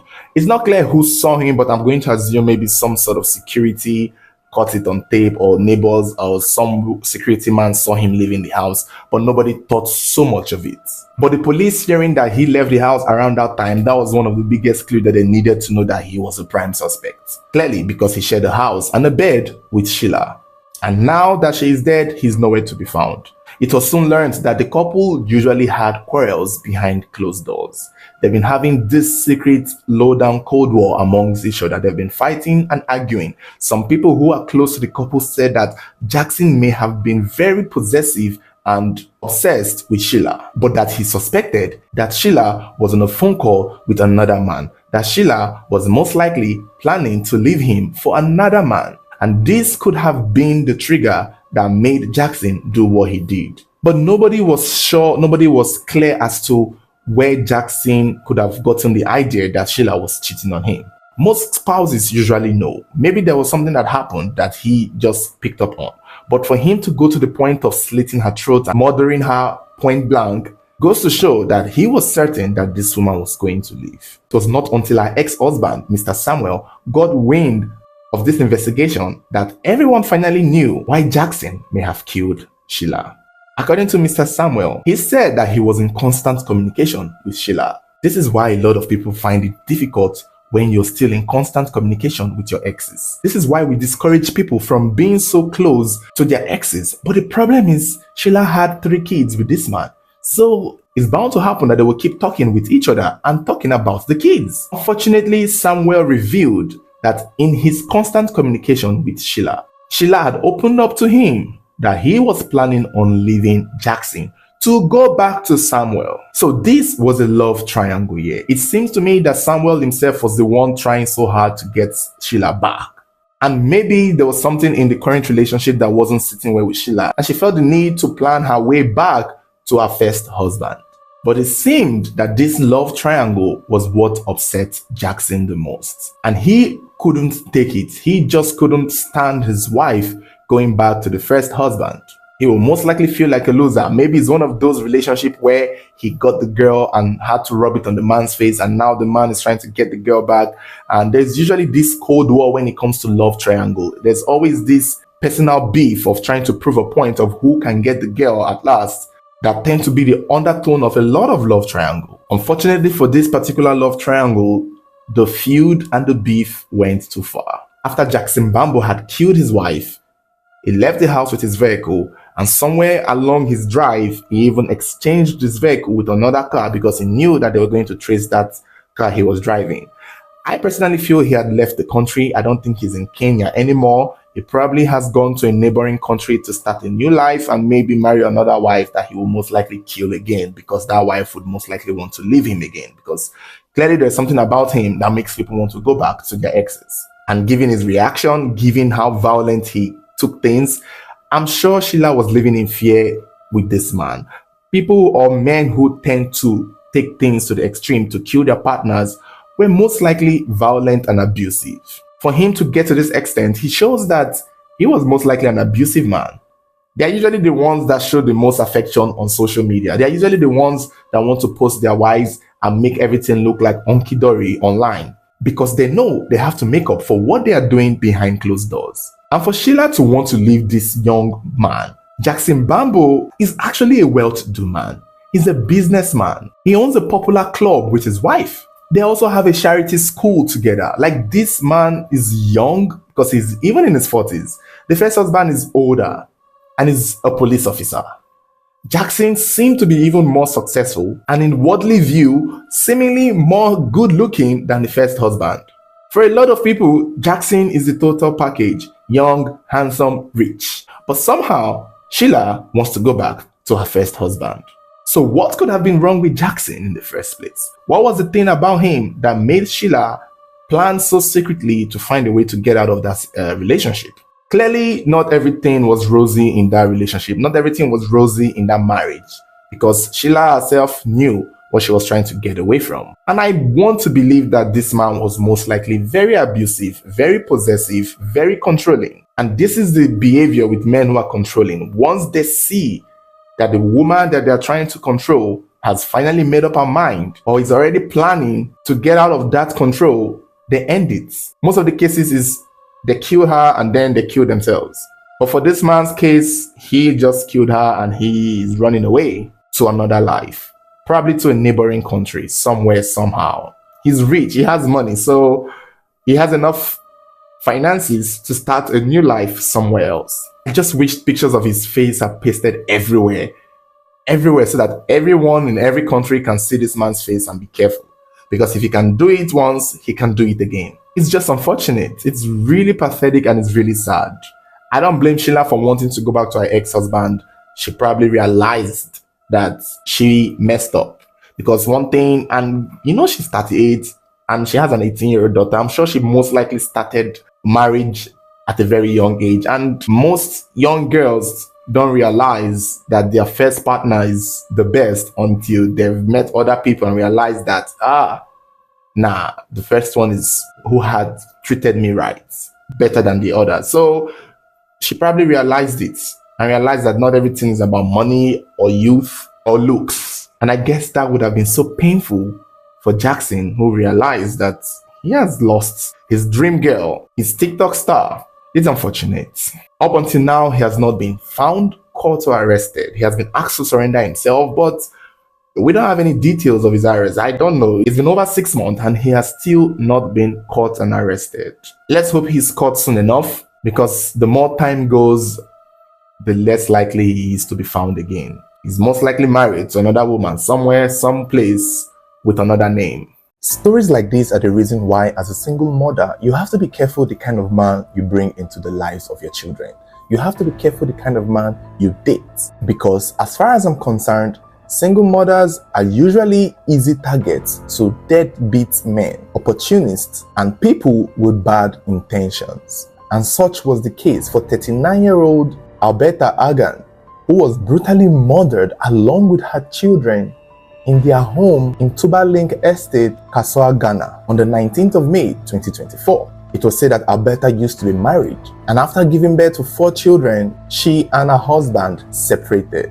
It's unclear if the husband was already in the US at the time of the separation or if he went to the US after the separation. But it is possible that he was in the US and she was in Ghana, and so the relationship could not work, therefore they separated. During this separation, she started associating with a man named Samuel Amoha. Samuel was always seen in the house with her, helping around, running errands. For her family members, they thought Samuel was just an errand boy. Little did they know that she and Samuel were an item, because the neighbors would see them fighting every single time. They were always fighting. And that was how the fact that she was in a relationship with Samuel came to light, because other than that, Alberta's immediate family only assumed he was a houseboy, a handman, a farmhand, a man who drives the car, somebody who is just there to help around. They did not know that Samuel and Alberta had a relationship, until this whole thing blew up in their faces in one of the worst ways they could ever imagine. And when the neighbors were asked, they said that the fights, from what they could hear,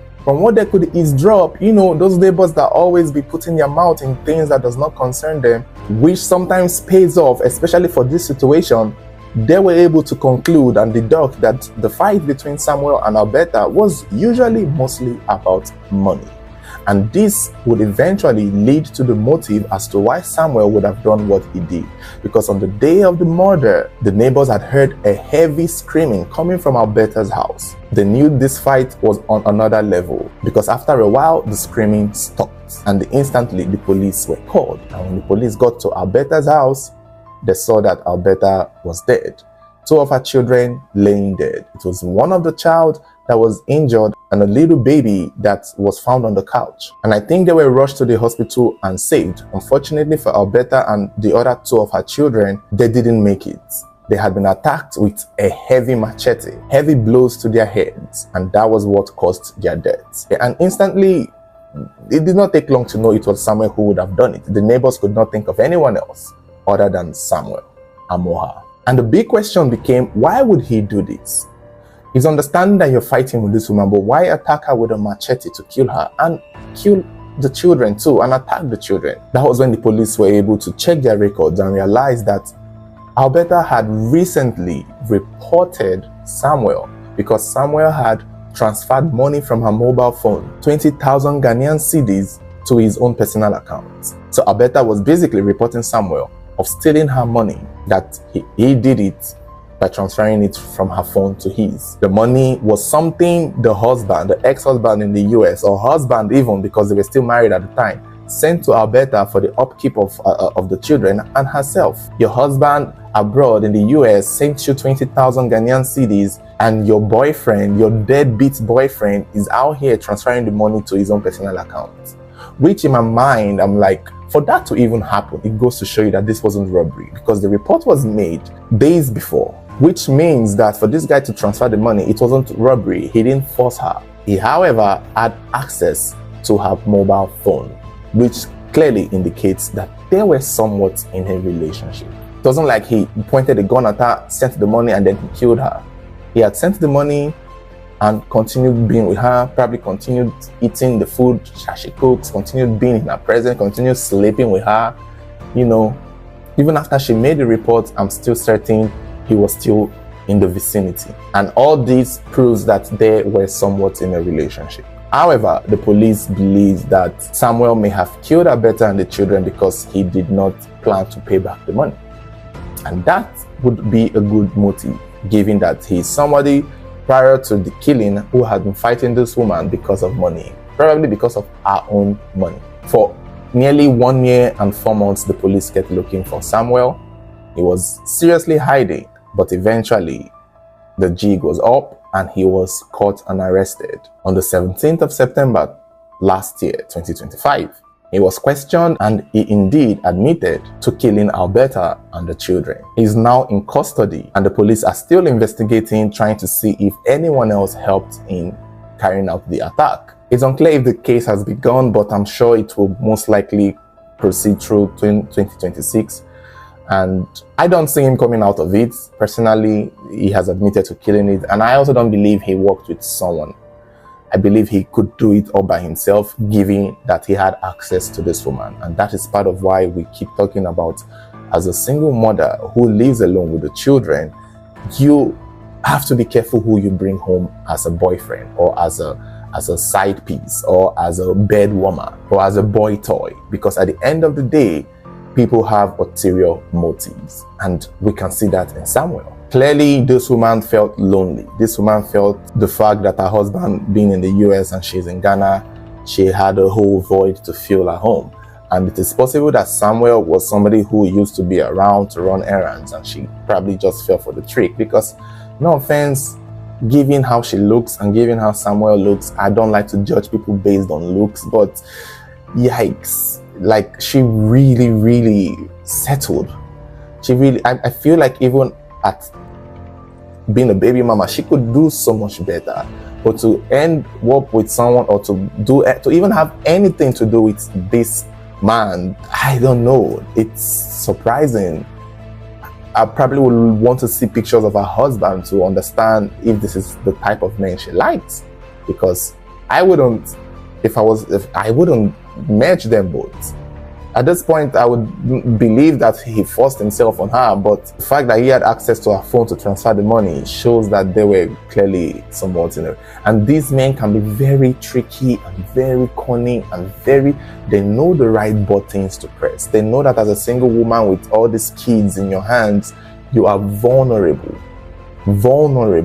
You're desperate. You need a man. You need the presence of a man. They know all the things that you need, and they try so hard to pretend to be that person for you so that you can let your guards down, rely on them, and once they've seen that you've gotten comfortable with them and you've given them enough access, they start to extort, take money, steal, find a way into your bank account, manipulate, lie, take advantage of you, use your children against you, belittle you, constantly remind you that you are a single mother and nobody wants you except them, probably give you the best sex of your life in bed, and all that is not because they love you, but because it's part of them to manipulate you. And I think he did it successfully. But when he took that money, she didn't let it slide. She didn't let it go, because again, that was the money for her children. Samuel was just a greedy user. There are users out there who are compassionate enough to be like, you know what, I'll just take 100 CD. I will just take 1,000 CD. But you took the whole 20,000 CD. Come on. Samuel was clearly a user. And probably when she reported, he was summoned and asked to pay. And when he knows he could not pay back, because these people have no intention, that was why he came there, for the money. And so he had to kill them, because, that was the only way he could get out of paying that money. The money was probably something that his charms could not fix. A good sex in bed could not fix it. Being manipulative, helping with carrying the loads, helping with doing the children's assignment, helping with doing chores, helping with running errands could not fix, because he needed to pay back the money. And that's the thing with greedy people like this. They don't know when to stop. They think they can just keep using somebody, and that is possible until the person has sense. And now that Alberta finally got to her senses and is now fighting back, he got rid of her and the children, or at least 2 of them. And that's the thing. That's why, as a single woman or as a single mother of a certain age, start being careful about the men that come around you. Look beyond what you see. Put them into multiple tests. And when you see that they are sleazy or they are corny, the first red flag, please ask them to leave. And if they can't leave, you yourself do the leaving. It's unfortunate. So this young woman went to visit her boyfriend, who was very sick. Unfortunately, the next morning, she was the one who was found dead in her boyfriend's house. So around the 8th of December 2025, a 35-year-old woman by the name of Ogechukwu went to visit her boyfriend, 26-year-old Valentine Chibuike, who was said to be sick and needed someone to come be with him. And somehow, some way, the next day, her family could not reach her. But they knew she went to Valentine's house. And by the time they got to Valentine's house to find out if she's there, that was when they realized that the worst had happened. How did you go to visit your boyfriend who is very sick and you are the one ending up dead? So from what we know, the Chuku, who they say is 34, was dating a 26-year-old man. It's unclear if this age is certain about the man, but this is what is being reported. Ogechukwu was also very close with her family, and she was in communication with them. She basically was not living far off from them.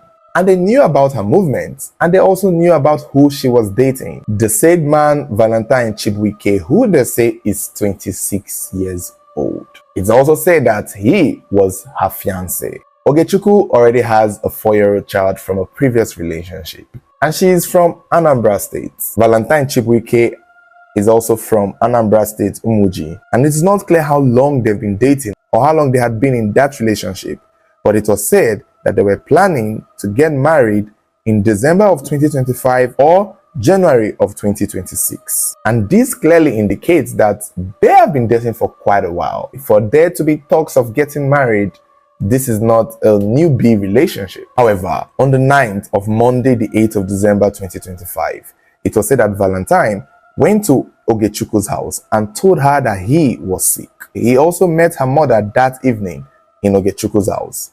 Apparently, it's possible that she stays with her family, or either that or her family stays with her in her own house. However, she did not live far from her boyfriend Valentine. They seemed to live not far from each other. While Valentine was in Ogechukwu's house, he made sure to indicate that he was sick for her to hear and for the mother to also hear. They encouraged him to go to the hospital to check himself out, but he said that the sickness was not serious and that he would go to the hospital if it became worse. He eventually left and went back to his house that day. Around 10 p.m. that same night of the 8th of December, Valentine called Ogechukwu and told her that his sickness was getting worse and that he needed help. He could not help himself. He even asked her to buy drugs and bring to his house, which was not far from her own again. Ogechukwu quickly got up, told her parents where she was going, and let them know that she was going to take care of her fiancé, her future husband-to-be. She bought the drugs and went to see him. And when she arrived, Valentine told her that his condition had become worse and begged her to stay the night and take care of him. And this was no big deal because, again, they were practically married. This is her fiancé. They were going to get married in a few days or the following month in January of 2026. So this was nothing out of the ordinary.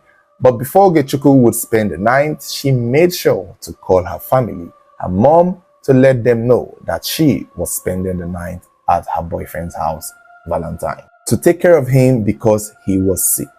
She even went on to let them know that the next day she might not also come back home because if his sickness doesn't get better, she's going to take him to the hospital. And they were fine with it.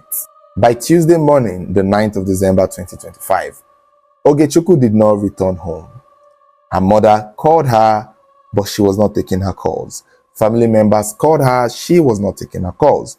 And they also knew that they could not reach her through the phone. They started calling the boyfriend, the fiancé per se, Valentine, because they knew she was with him.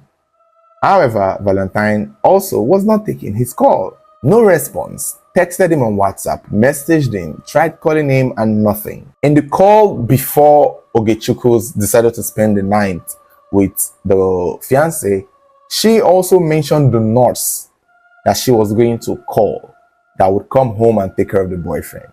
And so, by this next morning, when they are trying to get a hold of them and could not, the family reached out to the nurse to let them know that, okay, to ask, if she has seen Valentine and Ogechukwu. And the nurse said to them that, nah, I haven't. And so they went to Valentine's house to check for them, but the house was locked. They pretty much assumed that they were not in the house, or basically assumed that she had actually taken him to the hospital like she said she would. But it did not make sense that they were in the hospital and they were not taking their phone calls. They were worried. The family was worried. And so they went to the police station to file a report, but the police could not declare them a missing person because it was just only a few hours. And again, she did indicate that she was going to be at her boyfriend's house and then take him to the hospital. They basically just encouraged them, the police, encouraged them to go check hospitals. But they knew, the family knew that it couldn't have been because, again, regardless of the hospital that they were in, their mobile phone was ringing and they're not taking it, which indicated something was wrong. And they were right that something was wrong. At this point, Ogechukwu's mother, who was already frantic and worried, involved other family members and they went back to Valentine's house. Apparently, they got to realize that when they make the call, they call the phone, it rings in the house. So they forced the door open, only to find the lifeless body of Ogechukwu on the bed, with multiple stab wounds around her body, everywhere, and Valentine was nowhere to be found. However, his mobile phone, along with that of Ogechukwu's mobile phone, were found in the house. They immediately called the police, and when the police arrived, they found a badly written note at the scene. And these notes had some write-ups on it that suggested Valentine had been kidnapped and that Ogechukwu was murdered by people who Valentine was owing money. Because the note read, "This nigga they owe us money, we track him down, kill him woman, kidnap him, go." That was what was written on the notes. And funny enough, if I had seen, let's assume I'm part of the police team and I see this note, I will call bullshit from the get-go. Nobody who comes to collect money or debt would kill a woman and then kidnap the man and then write it down. You can tell it's as fake as that kidnapper who tried to fake a northern accent. Why would a kidnapper, as dumb as a kidnapper or a killer would be, write that we killed a woman? Obviously you did. She is laying there dead. So there will be no reason to write it again. If they had written anything else other than "we killed the woman," which is something which they could see, it shows you that this is a setup. But the family had their doubts. They believed that, okay, maybe for real, this was the case. Debtors that Valentine were owing money had heard that he was getting married, and so they've come back to destroy his life. It made sense for that mood. It made sense for the time being. It made sense that that could have been the situation. The police recovered the notes, but did not make it public at the time. Ogechukwu's cousin by the name of Angela and other family members shared the story on Facebook and announced her death. They also called on the public to help with information that could lead to Valentine's arrest or Valentine's rescue. Because at the end of the day, even the family, some members of the family called bullshit. They did not believe this was any form of kidnappers, and they believed it was Valentine. On the 7th of January 2026, after about 1 month in hiding, the police finally arrested Valentine Chebuike in Ughelli, Delta State, where he was hiding. After his arrest, he confessed to killing Ogechukwu by stabbing her in the neck. He said the reason he did it was because he suspected her of being unfaithful. He also claimed that he was broke and owed people money while trying to start a business for her. He made it seem as though the money he borrowed from people was what he used to start a business for her. And according to him, these issues affected his state of mind, and he killed her the night before running away. The police said the investigations are still ongoing. The reason he gave as to why he killed her was according to news reports and probably what he said after he was arrested. But the family said Valentine has not told them exactly why he killed their daughter, which means they don't buy that he killed her because she was unfaithful or because he borrowed money to open a shop for her. The family believes that there is a more deeper reason why he did it. And I have a thought, I have an opinion. But let's finish the story. Ogechukwu's body was eventually released to the family because it was kept by police for investigation while Valentine was still in custody. They conducted an autopsy and she was buried on the 17th of January 2026. The autopsy results are not yet out, but there are claims that she may have been drugged as well. Well, if the drug accusation is true, then I wonder what could have been the reason. Maybe to limit her from shouting or screaming, because I don't know. But the autopsy results will reveal that. But now let's come to the big question, his actual motive for killing her.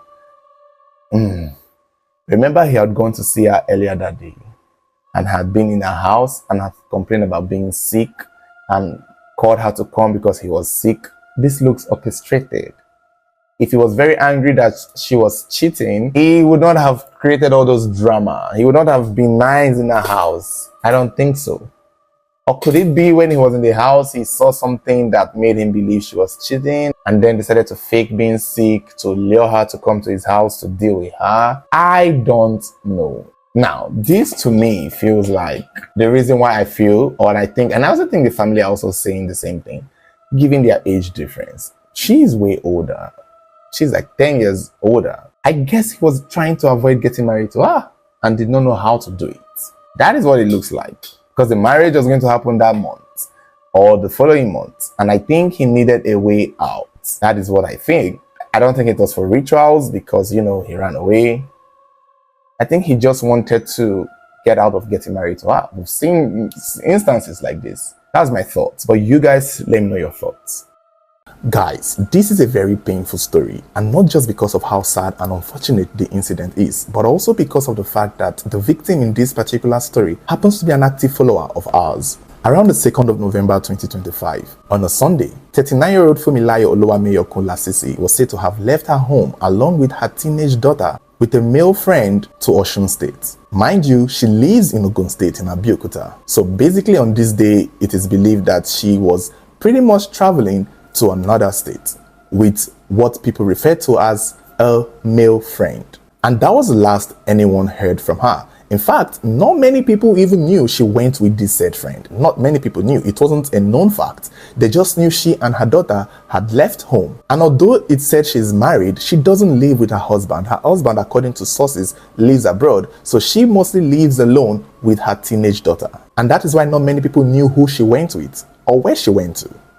On a Monday, when her family members and co-workers could not reach her, they declared her missing. She was not home, she did not show up for work, and she was unreachable via a mobile phone. And nobody saw anything or knew where she went. They just knew she left with her daughter. The search for her began immediately, and it would not take long before her body and that of her daughter's body would be found in the home of a TikTok native doctor. In Osun State, their body was said to be in a very bad state, mutilated, butchered like pieces of meat. And that was how it dawned upon everyone that she and her daughter had been killed and used for money rituals by the said male friend that she came to this state with. Now, the main suspect, Mr. Victor Benjamin Fajemirokun, was said to be a married man with his own family, with his own kids. And that is why everyone is confused as to what his relationship with the victim was, given that the victim herself was also married, even though her husband lived abroad. Fumilayo Dese was the superintendent route commander in the Federal Road Safety Corps, and her daughter was a teenager in secondary school, presumably in junior secondary school as it seems. Now, it's not stated what her relationship with Victor Benjamin was. Up until now, most people are saying she was a boyfriend, citing that Fumilayo was a single mother. Others said she was just a male friend. Some sources are saying that the man worked at her daughter's school. Other sources are saying that he was just a family friend who had access and had a friendly relationship with her. It's unclear what their relationship was. But what we do know was that on that said day, the Sunday, 2nd of November 2025, he was the one who took this woman and her daughter to go and see a prophet in Osun State. The prophet, they say, is a TikToker also. Basically, he advertises his work and his herbalist business on TikTok. So he's known on TikTok as Abere Ifa. Most people are saying that Fumilayo was jazzed, that she was charmed, she was lured and manipulated, that she didn't use her clear eye to leave her house. But I have reason not to believe so. In fact, I have a reason to believe that Fumilayo most likely knew where she was going, and in typical fashion of stories like this that we've seen, she was aware of where she was going and what she was going to do, but she just wasn't aware that she was going to be the specimen being used. And we'll come to that in a moment. I'll tell you why I feel that she wasn't jazzed. So basically, when they got to this Ifa's house, and they got to this herbalist house in Osun State, they also said that Mr. Victor Benjamin was there with another friend, and they saw the herbalist, and they told Fumilayo's daughter to go out and play with the other kids in the neighborhood. And when the daughter left, somewhere along the line, Fumilayo was attacked, killed, and her body mutilated for ritual purposes. After her daughter was done playing, she herself began looking for her mom, and that was where another herbalist who was around, who took part in killing Fumilayo, took the little girl, saying that he was going to show her where the mother went to. And that was how the little girl was also killed for only God knows what. I don't think the little girl was used for ritual. I just feel like she was killed because there was no way they could let her go. She was most likely collateral damage. Her body and the remains of her mother's body were thrown into the forest, into the bush to rot, because they took the part they needed for their rituals. Victor Benjamin was said to be there when this whole killing happened. He was most likely the mastermind of this. He made it happen. And eventually he decided to go back to Ogun State where he lived, presumably. However, somewhere along the line, he realizes that he had made a big mistake, which was the fact that people saw him and Funmilayo leaving for Osun State. He realizes that him going back home, questions will be asked as to where the woman was and, where he took her, because he remembered that some people know that he is associated with this woman. And that was where he came up with a brilliant plan to make himself disappear, to make himself go missing. Now, put in mind that the way Funmilayo and her daughter's body were found was quite coincidental.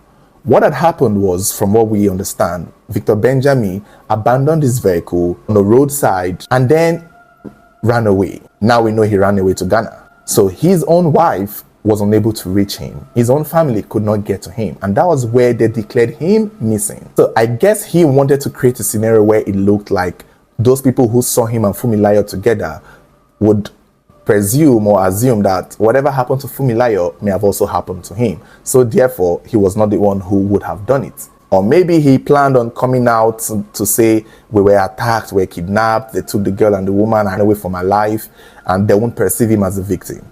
So while searching for him, the police went through the call log of his mobile number to see who he spoke to last, because they were literally looking for him, worrying that something had happened to him.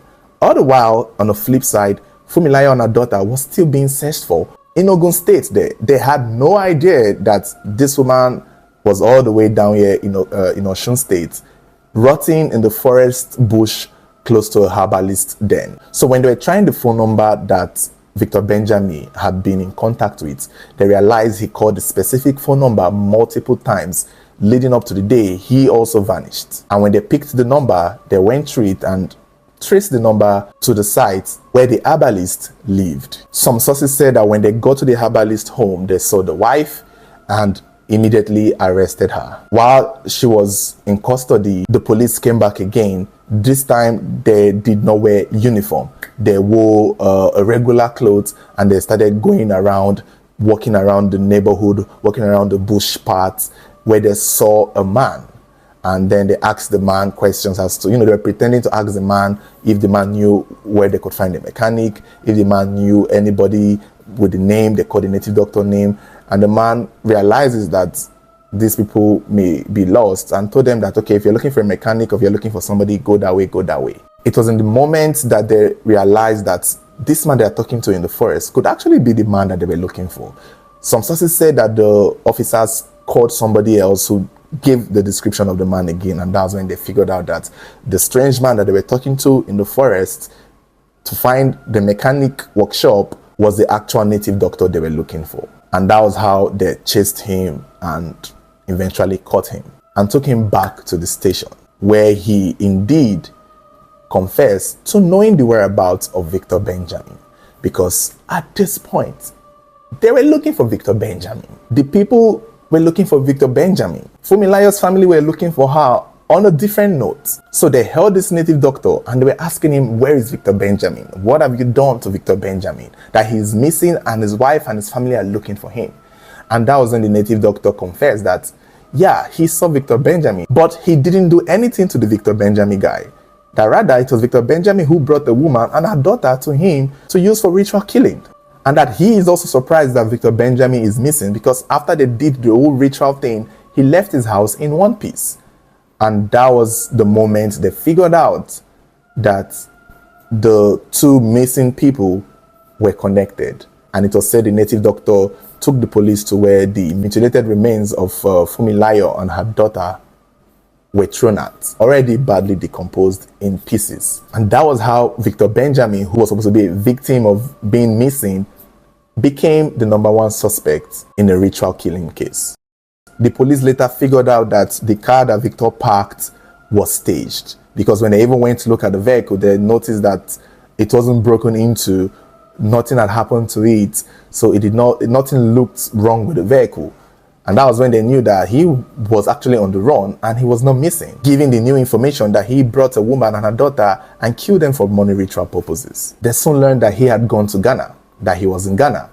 And through Interpol and foreign policy relationship between Nigeria and Ghana, the Ghanaian police did not waste time. One thing I like Ghanaian police is that they don't really waste time sometimes. And immediately, Mr. Victor Benjamin was fished out, arrested in Ghana, and handed over to the Nigerian police. It was said that Victor Benjamin was hiding at a friend's house. So clearly he knew where he was and knew where he was going. So maybe this was a mapped out plan. Maybe he knew that after killing Funmilayo, he would have to run to Ghana and hide there and wait for the story to die down before coming back. But unfortunately for him, the Lord had other plans. As it stands now, we've not heard Victor's own side of the story. I would love for him to be interviewed and paraded in Nigeria, where he would have to explain his relationship with Funmilayo. Some sources are saying that the reason why he used Funmilayo was because he saw a vision that Funmilayo must be the one that he must use. And I don't know what that means. Where he saw her from, how he knew her, their relationship is still something that is unclear. But this is why I was saying that I don't believe Funmilayo was jazzed. And that is because she is a follower of ours. And when I saw her TikTok page and I started going through videos that she retweets, that she reposts. You know, you can repost on TikTok and you can now see what people repost on TikTok. It shows on your profile. When you go to her profile, you will see that Funmilayo reposts a lot of spiritual videos, a lot of spiritual themed videos. Even some prophet and prophetess videos seem to be a constant repost on her social media on TikTok leading up to her disappearance and eventual death, which interprets to me as she is somebody who is open to this line of belief. So in my mind, given that she is familiar with prophets and prophetess and ifas and all these alphas and all these clerics, she seemed to know how this works. She seemed to like and repost such kinds of videos that include even biblical spirituality. Those are the common theme of a lot of the videos she reposts on her TikTok. And that to me make me understand that she is somebody who has her mind on that line of belief. So I see her as somebody who would have been very vulnerable and easy to manipulate by somebody who knows that she is in that line of belief. Victor Benjamin may have picked up on it and decided to find a way to manipulate her and get her to go see a prophet, because we've seen multiple stories like this. And that is another thing again, this is not the first time. Most time it's the same tactic. If Mrs. Funmilayo had opened up to Benjamin, if they were friends, about fear for poverty, wanting blessings, protecting her daughter, protecting her family, doing things that would make her powerful, that would give her promotion, if she had opened up her needs and fear to this man, he would easily just tell her, what's up? I know a prophet in Osun State that did this for me, that can do this for you. And if you go and meet him and give him a little money, he will be able to fortify you. He will be able to do something for you that will make you see blessings, that will make your money never run dry. And people fall for these kinds of things. This looks like the perfect victim to use this kind of mind control on. All you have to do is say that you know one alpha somewhere. That is what we see. We've seen this on multiple, like at this point, I can name almost 10 different stories we've done on this platform where somebody is taking to go and see a native doctor with hopes that the native doctor would help them fix their problem, not knowing that the friend taking them to that native doctor was taking them to use them for rituals. It's a lot on our platform. I wish we've done over 2,000 videos, give or take 5,000 videos across all platforms. And somewhere along the line, I can bring out 10 videos to let people know that this is not the first of its kind. And it's usually people who believes in these prophets and prophetess and these Jews and these herbalists and these social media native doctors that tend to fall victims to such old tricks. And that is why I don't think she was jazzed. I don't think they blew powder and coerced her, because when you see her videos, she goes everywhere with her daughter. She's almost going everywhere. Her daughter is always with her. And bringing her daughter here, I mean, even she was jazzed. I like that jazz theory. I don't believe it, because given her social media page, she seemed to be in the line of thoughts of people who find reasons or reasonability in these fetish practices, which would make her the perfect victim. Somewhere in my head, I've always thought that people who follow us on this channel would not fall victim to such diabolic means of dying. I know we're all gonna die, but being killed and used for rituals, if you follow our channel, there is a little chance that that should happen to you, because we create so much awareness. We create so much awareness to let people know that even her videos, her last video she reposted was not to trust somebody. The last video she reposted on her TikTok was about not trusting anybody. So it's almost like for her to fall victim to this man, then she and this man must have been very tight. She may have been really close to this man. She may have trusted this man. And given the fact that her husband is abroad for only God knows how long, that doesn't mean her body is made of firewood. She's a human being and she's a woman with needs. She's like 39. So I would assume that her relationship with Mr. Victor Benjamin would have been more than just cordial. I don't think they were just friends. I believe for her to trust this man, for a woman who is so aware, who follows our channel, who knows how diabolic such situations can get, for her to fall victim in such a thing, it would not be jazz. It would be extreme trust of this man and a lot of prep building up to the moment. I don't think the man woke up one morning and told her to come there. I think like they had built a friendship, they had developed a relationship, they were most likely sleeping with each other, and they were most likely sexual. And he's most likely kind to the daughter, kind to her. And so it would be easy for him to convince her to go see a spiritualist. She would trust him, not knowing that it was a ploy all along, that from the very moment he saw her, he knew that he was going to use her for money rituals. I mean, we've talked about the movie Killers of the Flower Moon. That movie is an American movie that lets you know that the heart of man is extremely wicked. Somebody would actually come into your life, date you, love you, treat you nice, propose to you, marry you, have babies with you. But from the very moment they saw you, their end game was to kill you and use you for their benefit.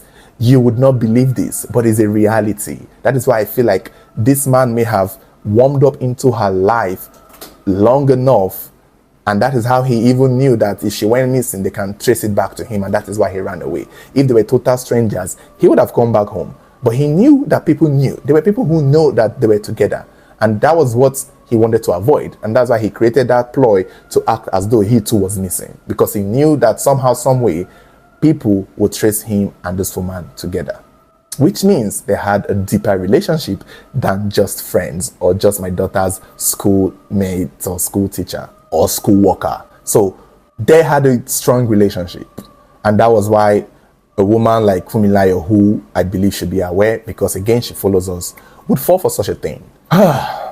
This is just unfortunate. This is really terrible. I wish it wasn't the case.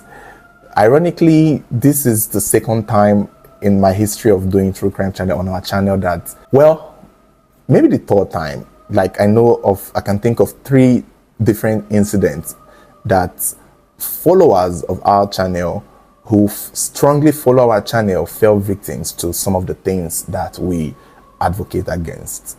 And now, this one now is the third one, I guess. It's unfortunate. I really hope a lot of us out there watching stay safe, stay alert, don't trust anybody, question everything, avoid situations that will make you victim.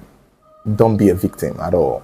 Take control of your own life. Don't stop letting people to take you to go and see Alpha. If you want to see Alpha, go yourself. I mean, don't let people take you to go and see those native doctors. Find your own personal native doctor. I'm not out there because I'm sure there are good herbalists out there, but find your own. Don't be letting people take you to go and see them. It never ends well. Even having your own native doctor self is risky. We saw the story that happened in Delta State, where the boy went to meet his own personal native doctor, and it was his own personal native doctor that killed him and used him for rituals. And I would say, okay, stick to your pastor. Pastors are also doing the same thing. They're out there killing members for rituals also. Maybe at this point, you're just staying in your goddamn houses. Sit your raggedy ass in your raggedy house and stop going around looking for somebody to save you, looking for a healer, looking for a pastor, looking for someone that will give you spiritual breakthrough. Sit your raggedy ass down and pray in your home. Go to church and then go home. Stop going to meet your pastor privately to see if he can cast and bind the sins of your great-grandfather. You people need to just stay home and trust your own gods and trust that God is with you and trust that things would happen for you. Pray from your home. Stop going to meet these native doctors. Don't trust them. Just because they have a TikTok account doesn't mean they're not capable of doing such a thing. They all have TikTok accounts. All of them, they're all here on TikTok. Many of them are on TikTok now. That Enugu native doctor had his social media. This particular native doctor now, this herbalist that have killed this Fumilayo, has his own social media. The one that happened in Ghana years ago had television. She went to do advert on television that made children kill other children for rituals. So just because a native doctor is on TikTok or on social media doesn't mean that they are any less diabolical. Don't trust these people. Some of them will come out and say, oh, we kill chickens, we don't kill humans. So we hear. So what is the idea behind killing? Is it not for something? So when you kill chicken and you get this amount of power, what happens when you kill a big elephant? Or what happens when you kill a human being? So we know it's stages. So don't fall for these things again. It's all aged and it's all tired. And I'm stressed from dealing with stories like this. Like, it's getting stale. It's getting old. At this point, we have enough going on in our country to be falling victims for these basic broke native doctors on social media. It's unfortunate. This is just terrible. A young lady who was said to have disappeared on the 22nd of November 2025 has been found in a suitcase, dead and buried in a shallow grave.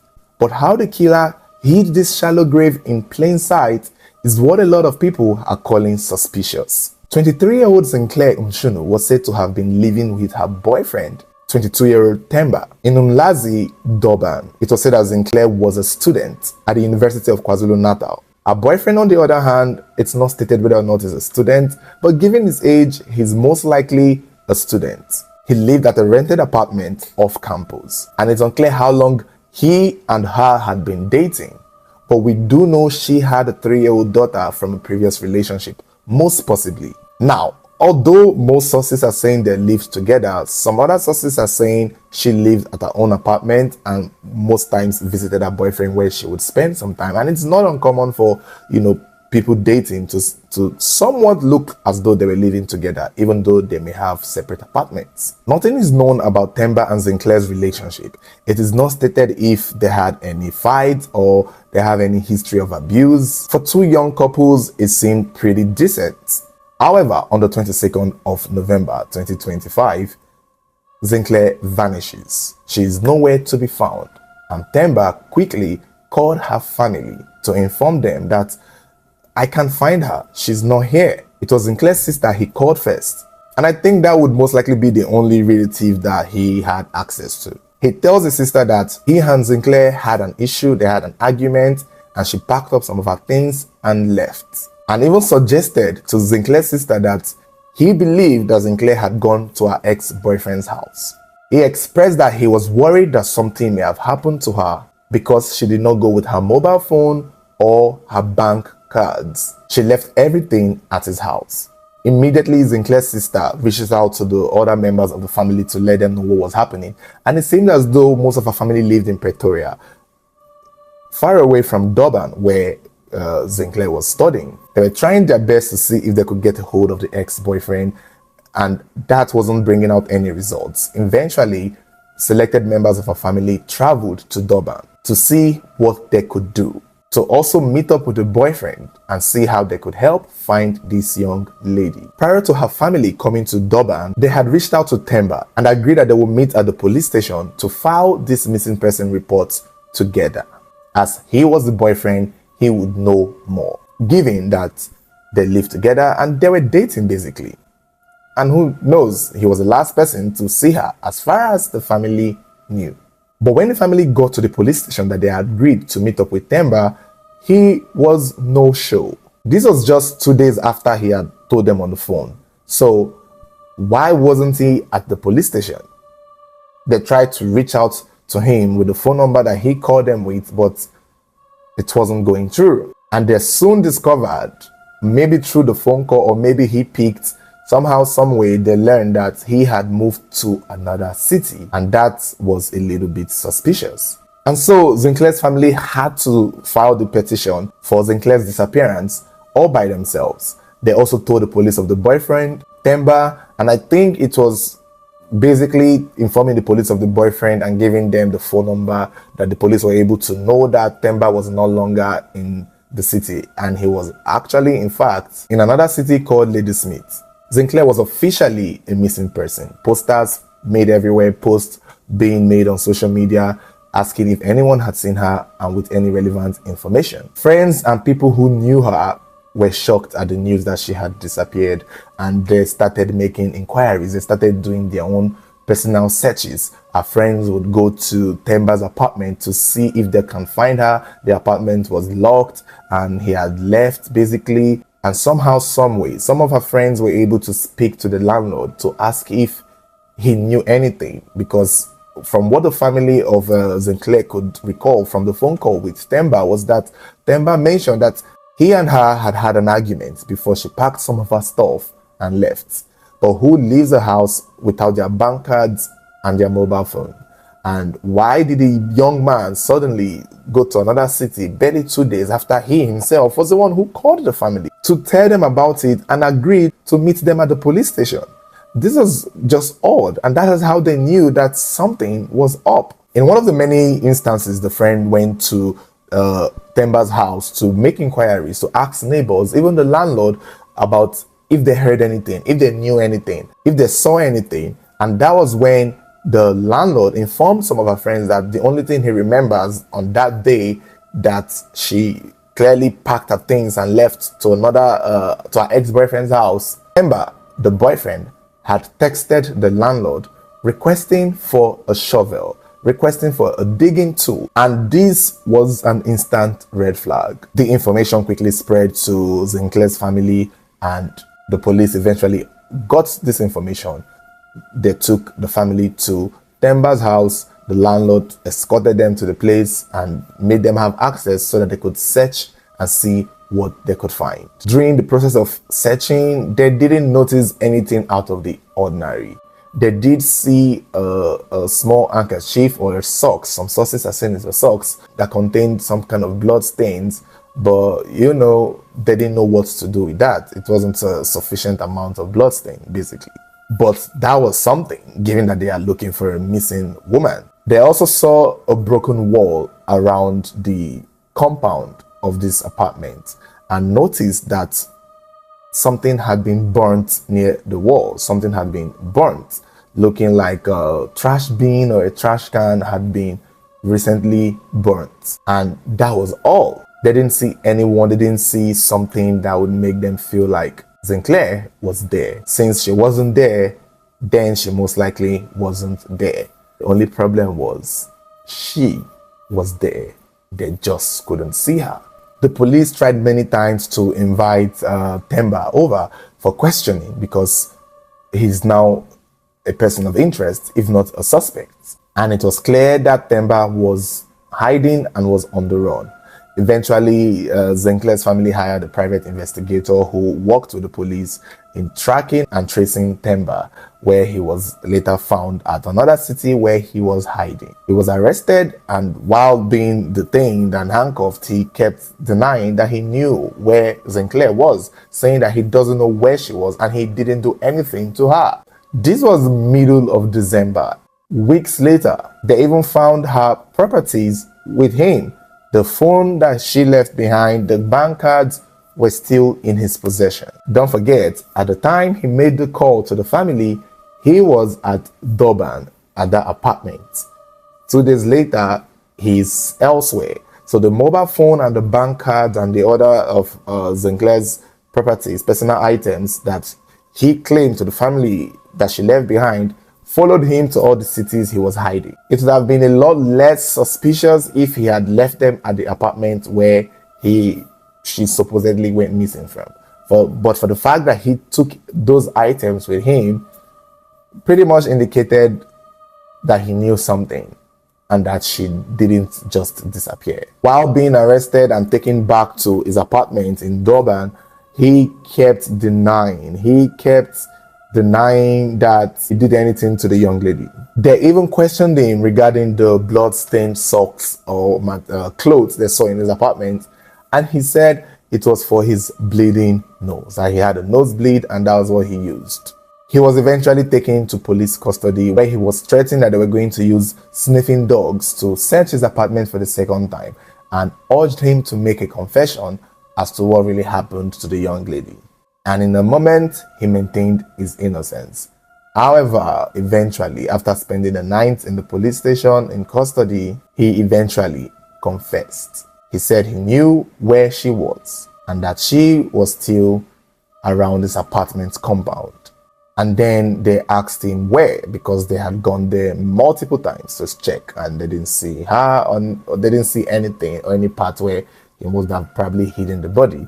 And that was when he drew their attention to the place where it looked as though, that was close to a broken wall, where it looked as though a pile of trash had been burnt.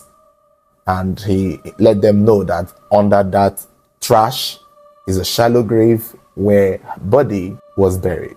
On the 19th of December 2025, the police went to the compound and went back to that trash they had first seen and did not think anything of.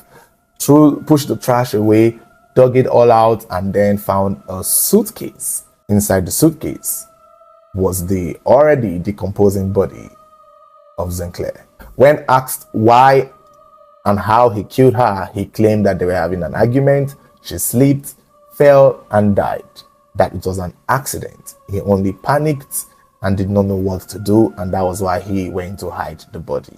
Now, what we don't know is if the body was intact or if it was dismembered. Most of the times when we hear a story of a body being found in a suitcase, 99% of the time the body is dismembered, unless it's a small compact person or unless it's a big briefcase. And it's looking like Sinclair is a young lady of a particular size. It's not clear how tall she is, but she looks decently tall to me.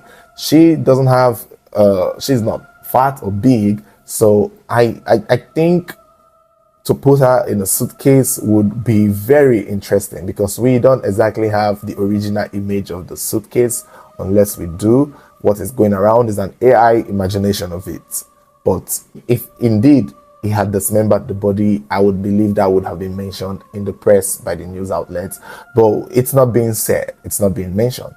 Although a video interview had the family saying that the way or the state her body was found was just disturbing, but it could be due to the fact that she had been there for nearly a month.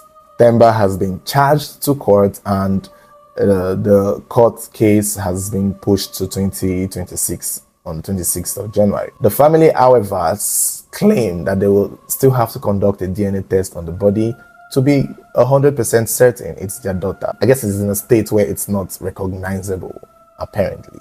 They also expressed that her 3-year-old daughter at home, that is Sinclair's daughter at home, has been asking of her, and they don't know how to break the news to her that her beloved mother was no more. It's such a very unfortunate story.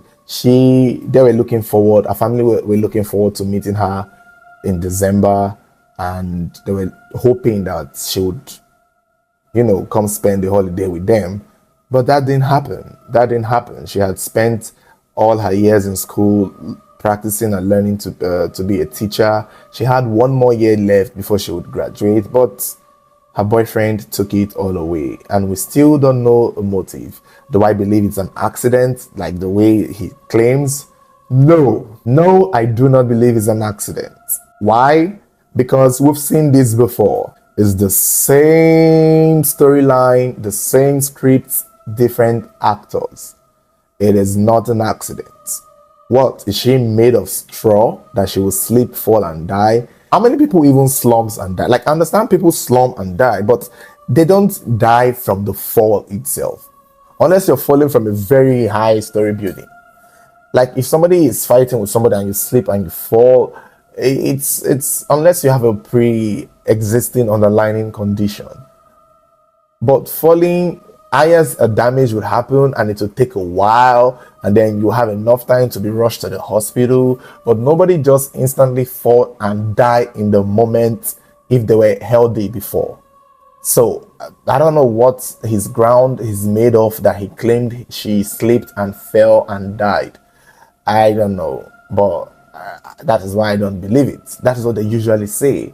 They'll say, oh, it was an accident and I did not know what to do. Shut the fuck up. You knew what to do and you knew what you did. So do I believe it's an accident? I bet your ass I don't, because that is a bold-faced lie. That is not true. That is what they usually say. Maybe, given how pretty she is, and he's also he's younger, he's like 1 year younger. I guess maybe it's one of those jealousy thing. And remember, he mentioned her ex-boyfriend to the sister when making the report. And I think that was what he wanted to do, divert attention to the ex-boyfriend. Maybe he found out that she was still talking to the ex and she was still seeing the ex, or maybe so. And I'm going to assume the ex, given the age of her daughter, would be the father of the daughter. So there would always be that bond there. Maybe Sinclair was talking to her ex and they could be talking about the daughter is co-parenting, and this 22-year-old boy do not know how to manage that. I mean, it doesn't make it any better, but this is why most young women will say they prefer dating an older man. And I don't think a 22-year-old boy, no offense, I've been 22 once, but I don't think a 22-year-old boy has the capacity to understand that when you're dating somebody who has a child for another man, they will always be in contact with that man, mainly because of the child. And many of these 22-year-old, 21-year-old, they don't get it. They will always be like, oh, you're cheating on me. Why are you talking to your ex? Nigga, that is the father of her daughter. Someone got to buy them pampers and clothes and pay her school fees and send money for feeding. Someone has to, and you would not do it, Temba. So she needs to communicate with the father of her child. And if you find that like cheating to you, then I don't know. And who knows too, she most likely wanted to get back with the father of the child. It only makes sense because that is who she had a child for. And I'm sure there was love there. But I don't think this 22-year-old boy had the capacity to understand it. Created a fight, created an argument. They had to fight, and he gets angry and, did what he did. Now he's going to be in prison. It's just unfortunate. It's just sad. Oof. This is just unfortunate. A young lady by the name of Deborah Moses, Deborah Portia on social media, was minding her business in her home in Lagos State around the 4th of September 2025 when she got a phone call from her security men that a dispatch rider was outside waiting to deliver a package for her. This was around evening, per se. And when Deborah heard that a dispatch rider was waiting for her, she gave it a thought and responded to the security men that she wasn't expecting any package. She did not order anything. And that maybe the dispatch rider got the wrong address or the wrong person. And so she tells the security men to go tell the dispatch rider that he should go, that she wasn't expecting any package. To be honest with you, that was a smart move, because I'm not going to lie, even me, if someone tells me that there's a dispatch rider looking for me, calling my full name, yeah, I'm going to go and look at it. I'm going to see what the package is, if it's something worth even claiming at all. But for Deborah, she wasn't giving it a thought. She didn't care. Whatever it was, be it a truck of roses or a box full of dollars, she tells the security man to go tell the dispatch rider, whoever it is, to go home, because she wasn't coming out to see whatever it was that is being delivered to her. And the security men did just that. They go to the dispatch rider and tells the rider that, yeah, the lady you're looking for ain't looking for you, and that she's not expecting any package. And the rider, you would think, would leave and go back to where he's coming from. However, this so-called dispatch rider was not just a dispatch rider. In fact, he wasn't a dispatch rider at all. This was a young man named Latex Ogale, and it happened to be Deborah's ex-boyfriend from 2023. And the whole dispatch rider fake personality was a bid for him to get access into this girl's estate, into her house, to see her per se. It's unclear what he had in mind, but now we know what he did have in mind when he came to deliver this so-called package. When the security men told him off, he pretended to have left. However, he was just surrounding the building, surrounding the compound, finding ways he could get in without the security observing or noticing. And somehow, Lintex found a way. He scaled the fence, got into the compound, and trailed straight to Deborah's apartment. Now that he has gotten into the compound, Deborah's house was locked, so he needed a way to get in one way or another, because that package that he came with, he was going to deliver it regardless. Nothing was going to stop him. It was said that he first cut the gas pipe from outside, hoping to cause an explosion of some sort, but that did not happen.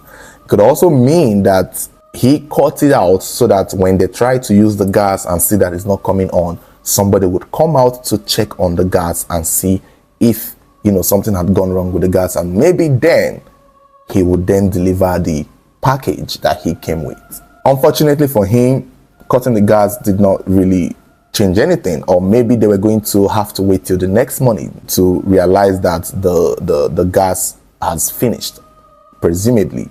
So it was already late, so they were done cooking. So him cutting off the gas pipe, that did not serve any purpose at the time. And he was so desperate. He needed to deliver that package right away. Eventually, he broke into the house. He forced his way into the house. He found a way into the house and then confronted Deborah. Somehow, some way, this confrontation led to a fight that eventually led Lintex to bring out a knife, maybe one that he had carried from his home, or maybe one that he got from her kitchen, and stabbed her multiple times. In the process of this stabbing, it was said that Deborah raised alarm and the neighbors came knocking. And at this point, Lintex knew that he had been caught. No matter what he was going to do, the neighbors had surrounded Deborah's house and they knew something was going on in the house. So he also cut himself up and lay down in this pool of blood. When the neighbors broke in, he was expecting them to think that this was a fight, or as usual, and as we've seen in multiple similar cases, he was expecting it to be perceived as though somebody else had come into the house to kill the both of them or stab the both of them. But the neighbors weren't buying it because, they knew that Deborah lived mostly by herself, and they also knew that this was a man, that is the security man who would recognize him to be the so-called dispatch rider that had earlier shown his face at the gate as though he was coming to deliver a package. And that was how he was arrested and held down, because they knew from the get-go that he was the intruder and he was the killer. Deborah was rushed to the hospital, but unfortunately she did not make it. She had most likely died at the spot there in the house. And when the sister of Deborah got to hear this, she instantly knew that, it was just a matter of time before this devil took it to another level. Deborah's sister revealed that Lintex and Deborah had dated as far back as 2023. And while they were in a relationship, Lintex was very abusive, very, very unwelcoming. He was maltreating the sister. He basically is one of those guys that feel like they own a woman and a woman should be a slave.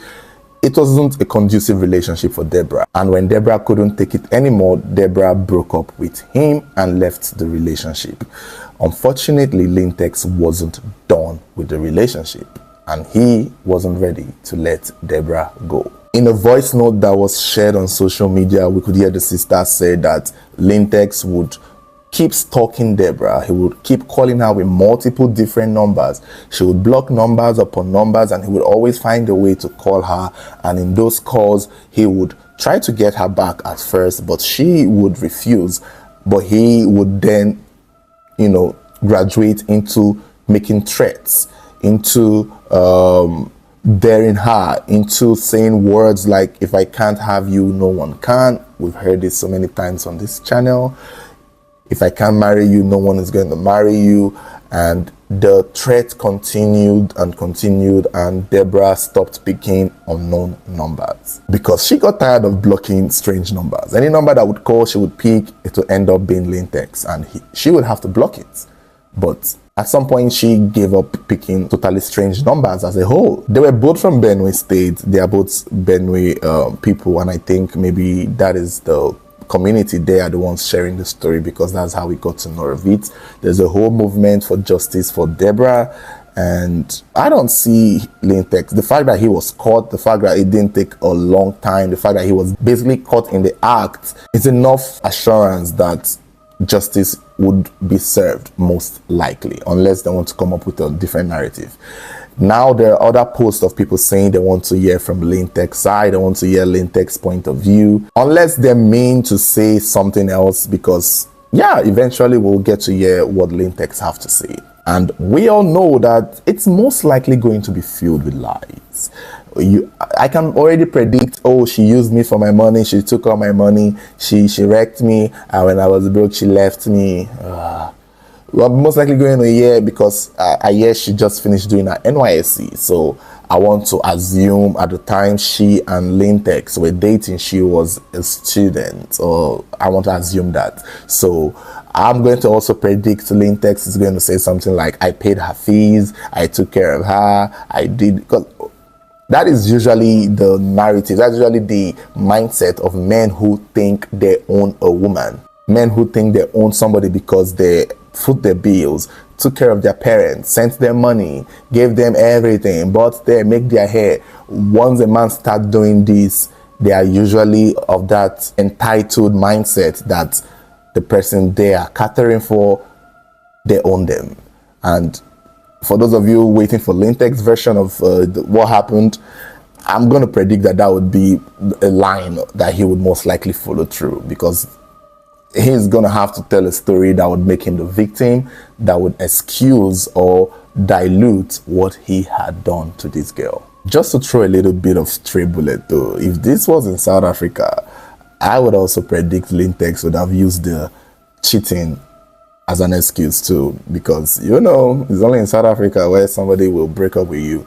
3 years later, they will learn that your ex that you dated thousands of years ago cheated on you, and they will go back and, you know, take revenge. And talking about cheating though, I also won't be surprised that Lintex is going to also use cheating, because there is a post he made on Twitter as far back as January of 2025, earlier this year. And in that post, I think he was responding to somebody, but somehow he made mention of, if everybody starts to kill women, although he said buy means kill, based on cheating, that is, if everyone starts killing women based on cheating, I'm not sure 10% of them will be left.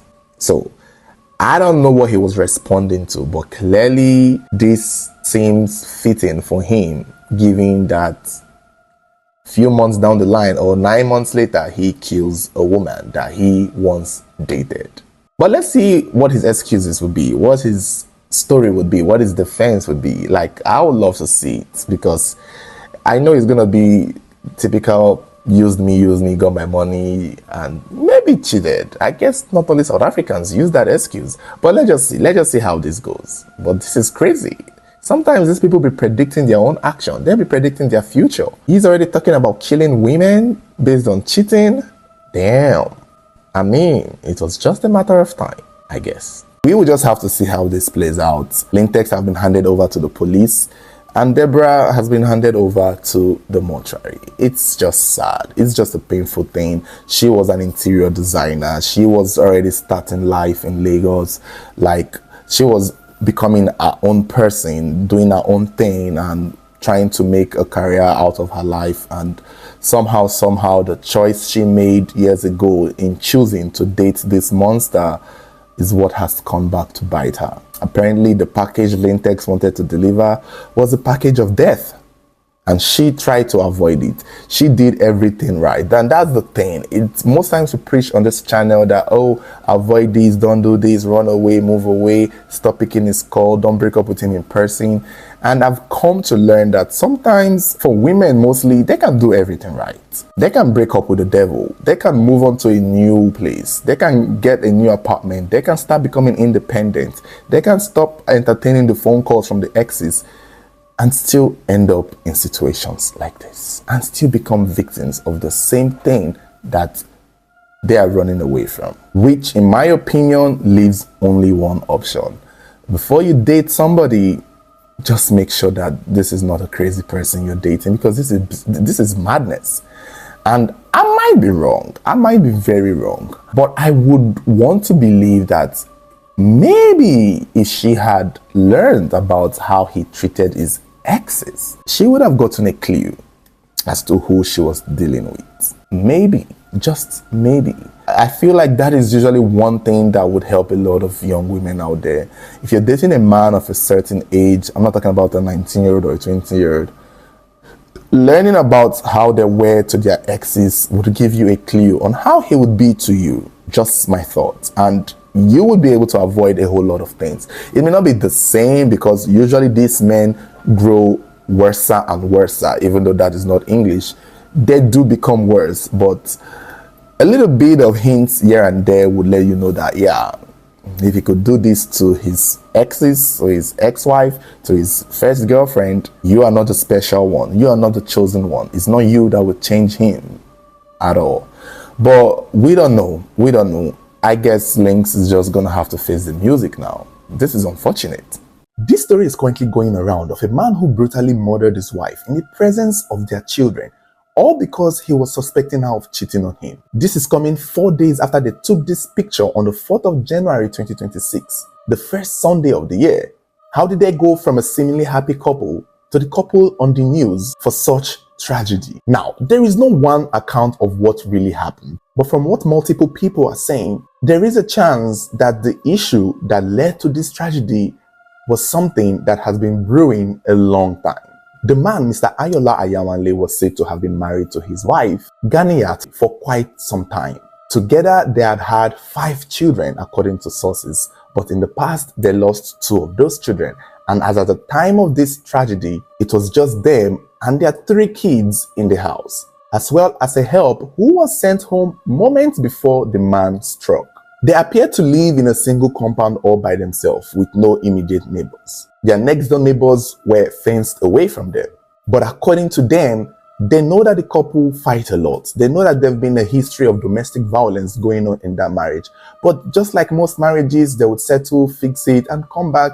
And just like we saw them on the 4th of January, taking a picture like a seemingly happy couple. But on this day, the 8th of January 2026, neighbors recall hearing them fight. They recall them quarreling, but it was nothing out of the ordinary. Another source also claimed that the woman, Ganiyat, had expressed her intention to leave the marriage. Unclear why, but it could be that she too had accused him of infidelity and also being a drunk. And maybe that idea of her leaving was what could have caused the tension to get to this point. However, the account that the house help gave seems to point to a different direction, because according to her, on that day, the man had approached her, that is the house help talking, asking her if anytime she went out with Madame, that is his wife, Ganiyat, did she go to see other men? And the house help responded by saying that no, Madame doesn't go to see other men when I'm with her. We just go to the market or go run the errand and then we come back home. But for some reason, Ayola was not satisfied with this response. It's almost as though he was reaching for something. And so he gave the housekeeper transport money to go home. Now, put in mind that the said house help may not have been their direct housekeeper. Another source has indicated that that housekeeper that was asked the question was a neighbor who was also a housekeeper for a blind man living around, most likely in the same compound, but invariably just a neighbor. She was the one who gave the account, from what we understand. And one thing she also noted was that after the Mr. Ayola offered her the money to leave, he also told her that he was going to do something and he does not want her to be affected by it. Pretty much giving her the warning. But I can't tell if why she had to leave if she wasn't living in the same house with them. However, the said girl said that while she was attending to the man she is caring for, she heard the scream and the shout of Ayobami, that is the man's wife. And when she came out to look, she saw the man hitting her and thought it was just a normal beat, a normal fight. Not until she realized that the woman was bleeding. Another aspect of the story that we got to hear was that He called his older daughter, gave her money to go and buy sniper. And when the daughter came back with a sniper, thinking that dad wants to use it to kill all the mosquitoes in the house, he locked them in the room. At this point, his wife, Ganiat, some sources say her name is also Ayobami. At this point, she was not around when the house girl left, when the daughter went to buy the sniper. But when she arrived, it did not take long before the man pounced on her. According to people who were there when they were rushing her to the hospital before she gave up the ghost, with the little strength she had, she was mumbling that she didn't do anything, that she just got into the house and he started attacking her. Some of the details we could gather was that when she came into the house, the man started forcing her to drink the sniper, but she refused and started, fighting back. And that was when he brings out the knife and starts stabbing her. She used the last bulk of her strength to run to the gate to raise alarm to get help. And by the time the neighbors could come pick her up, the man had fled through his backyard over the fence to only God knows where. The neighbors had to rush her to the hospital, go find the children who were locked in the room, unlock them and take them to safety. And while they left, it is believed that Ayola came back to the house to clean up, almost as though he was trying so hard now to cover his tracks. He came back to clean up, but probably before he could finish, the police had been called and more neighbors had heard about it, and so he ran away again. Although a particular blog painted it to look like he came to take sample of the woman's blood to go somewhere, which is trying to make the story look somehow now. But it is possible that he was actually trying to clean up the blood stains that he had caused from stabbing his wife, but could not keep up, could not meet up, and unfortunately had to go back to where he was hiding before he came back to clean up. This happened on the 8th, and the very next day on the 9th, neighbors started looking for him. They began even posting his picture, trying to find him, knowing that he's a killer and he's on the run, because as at this point, his wife, Ayobami Ganiyat, had died. By the time she got to the hospital, they couldn't save her. She succumbed to her injury and died, making the husband, Ayola, a wanted man. It would not take long before they would find him, but at the time they found him in an open field, he was already dead himself. It is being said that he unalived himself by drinking of that substance, the sniper, because when they found him in the open field, he was unresponsive and had foam coming out of his mouth, which indicated something poisonous. It could also be that was why he came back to the house. When you look at things, I don't think by the time he killed his wife and tried to flee, he was fleeing with the sniper. But when he noticed that the coast was clear a little bit, he went back home to take the sniper. And I think that was what he came to do, not necessarily come to clean. Maybe he attempted to clean with hopes that there is still chance. It's after you've done something stupid that you realize what you've done. And I think that was the case for him. He was in the heat of the moment with his wife, got angry, did what he did, ran away, had time to reflect that his life is messed up now, came back home hoping that he can clean it up and, lie that it was a thief or a criminal or something, how they make up their lies. But when he realizes that he couldn't lie anymore and that the kids have already been taken out of the room where he had locked them, and the woman had been taken to the hospital and neighbors are already talking and walking around the premises, the suspicion that the police would soon come there pretty much let him know that he could not clean up the crime scene and get away with it, and there was not much he could do. And that would leave him the only option of taking the sniper, which he took and then eventually used. On the scene where he was found with 2 mobile phones. One may have been his and one belonging to his wife, a voter's card and an ATM card, as well as a poisonous substance he took, which is most likely the sniper. It's still very unclear what gave him the inclination that his wife was cheating. It's still not certain. Given the look of things, I'm sure this is one of those men who probably married his wife for the beauty and has led to insecurity. And it could also be that the fact that the wife was trying to, or was thinking, or it's being said that she was thinking of leaving the marriage, that could have posed a serious threat. And I think what women should do now is, if you feel like your life is in danger in your marriage, or you know your husband is cuckoo crazy, there is no need to throw the threats of leaving. Like, so far, that doesn't seem to work well for a lot of women. The moment they're threatened to leave, yeah, it usually goes very left. Maybe it's time to just leave without announcing it. Maybe that could have probably helped her. I, in my mind, feel like the man, because there are some sources saying that he too has been accused of being unfaithful, also adding to him being a drunk and adding to them constantly fighting. So I'm assuming and guessing that when the woman said that she had had enough and wants to leave the marriage, he started looking for every reason in the book to make her the bad person too. Because why was he asking the house help if the woman goes to see anybody? And could it be that since he was with her mobile phone, he had seen something there? But if he was sure of her cheating, there would be no need to ask the house help. Or was he trying to ask the house help to know if she's aware and maybe kill the house help too? It's unclear. It's really unclear. There was no inclination. There was nothing. I feel like if he had strong evidence that his wife was cheating, he would have used it. He would have made it out. He would have brought it out. He would have probably posted on Facebook before drinking the substance. But I don't think so. I don't know. So it's hard to tell. When tragedy like this, or when double tragedy like this happens between the attacker and the victim, it's hard to know the truth. It's hard to know what really happened. Right now, a lot of people are more focused on the kids, how they got to see and witness their mom get killed by their father, and now they still don't even have a father.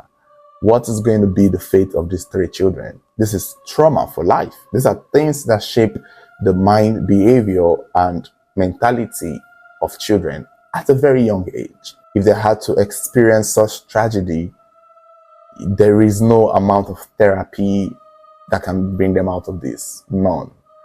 They would never be the same again. It's just unfortunate. It's sad. Relative of either of the couple are yet to say anything. I've not really seen. I was looking forward to hearing what the brother to the wife or the sister to the husband will say regarding their marriages. That's most likely the only way now we can understand the dynamic. We know that they had tension in the marriage. We know that they fought a lot. We know that, he had accused her of cheating in the past. We know that she too may have accused him of cheating, and there's been mention of him being a drunk. So we know all these things. It would be also nice to know what Ayobami have told her friends, her close friends. That is kind of another way we could get a piece of the story to make sense. What are the things the wife had confided in to her friends? Women usually have friends that they share things going on in their marriage. And I'm sure she must have told somebody, a friend, a sister, a parent, about what was going on. And if she did, those are the things that will help us understand fully well why this man would have done what he did. And he too would have confided in friends. Although it's usually rare with men in marriages. This is just saying from a true crime story standpoint. When we see incidents similar to this, it's usually the woman whose friends she had confided in that gives us backstory of things that have happened in the marriage that is not on the blog or on the news. Men, on the other hand, barely have this. If a woman believes her husband is cheating or is being mistreated in a marriage, she's most definitely confiding in someone, in a sister, in a friend, in a brother, in a parent. But usually when a man is going through something in the marriage, they are most likely inclined to keep it on the low, because there isn't many people they could trust. They don't know who they would tell and who will laugh at them. And I think that is why a lot of men hold back to sharing what is going on in their marriages. It's rare. Some men do it when they have best friends or sisters or family who are very much involved in their lives, but most men don't. However, it would be interesting to know if Ayola had somebody he had complained to as to what was going on in the marriage, so that we can understand why he took it this far. I mean, he could have easily just kicked her out of the house, sent her packing, or ended the marriage himself, but for him to try to force her to drink the sniper and then proceed to stabbing her multiple times kind of indicates something that we don't know. It cannot just be cheating, because it doesn't seem like he had evidence for that. especially in the presence of the children. Somebody mentioned that he may have suspected that the children are not his, but I don't know. Such a claim needs serious backup of evidence. It's not you can't just wake up as a man and feel like, oh, my kids are not mine, let me kill my wife. That is not how it's done. Even men who discover that their kids are not theirs rarely do this. They rarely do it. So that kind of claim, it needs more than just, a Facebook comment. So guys, we will be updating this story. I'm just looking forward to family members of the couple speaking up as to what they know regarding the marriage and why this man would have gone this far. If this is the reason why, because again, we've seen people kill each other for less, but at the end of the day, if this is all there is to the story, I guess we'll just have to take it the way it is. Sometimes we don't get explanation to certain tragedy. Even like that story that happened in Abuja regarding the former senator's in-law and a young photographer. We still don't have answers, but we have moved on. That is one of the saddest form of tragedy. At least for this one own, we understand that there is infidelity accusation and there is a woman trying to leave. But at the end of the day, it's still not satisfying to a lot of people. They feel like there is something more to this. But if this is all we get, we just have to take it, because like that photographer story in Abuja, we got nothing and we still took it like that. So is it possible that Ayola is mentally unstable, given that he smokes and drinks? That could be. Maybe he's seeing things or hearing things and listening to voices in his head. That could also be. But now there is no way of knowing, because he gone. He is gone too. On the 27th of November 2022, this politician came home after a long night of drinking in a bar, only to find his wife brutally murdered in their home. 35-year-old Sibusiso Kula had gone out to drink with friends on that day. It is possible he came home drunk, but when he got home, he realized that his house had been broken into and everywhere had been scattered. Before he left home, it was just his wife, 31-year-old Jennifer Motlomi, and their last daughter who were at home. They had other children, but Jennifer had sent those kids to live with their relatives. So on that day, it was just her and the kid, while her husband, Subisiso, had gone out to have fun with his friends. Unfortunately, when Subisiso came home that night, he found his wife dead in their house. She had been brutally stabbed multiple times and killed. But lucky for him, their little daughter was unharmed. Immediately, Subisiso called the police. And when the police arrived at the scene in their home in Kanana, Northwest Province in South Africa, they immediately suspected that it must have been a robbery. But Subisiso suspected more. Since he was a politician and a member of the parliament in the South African government, under the ANC party, he believed within himself that the person who had come to his house to kill his wife was a political enemy. To him, this was not a robbery, this was an assassination. Subisiso told the police that he suspected that it was a political rival who did this to his wife. But he never mentioned any specific enemy. He never mentioned anybody who could have been after him. So it was left for the police to investigate and find who the killer was. Throughout the whole November and December of 2022, the police was treating this murder case as a robbery gone wrong, and they were also looking at the possibility that it could have been a political rival. Jennifer was later buried in December that same year.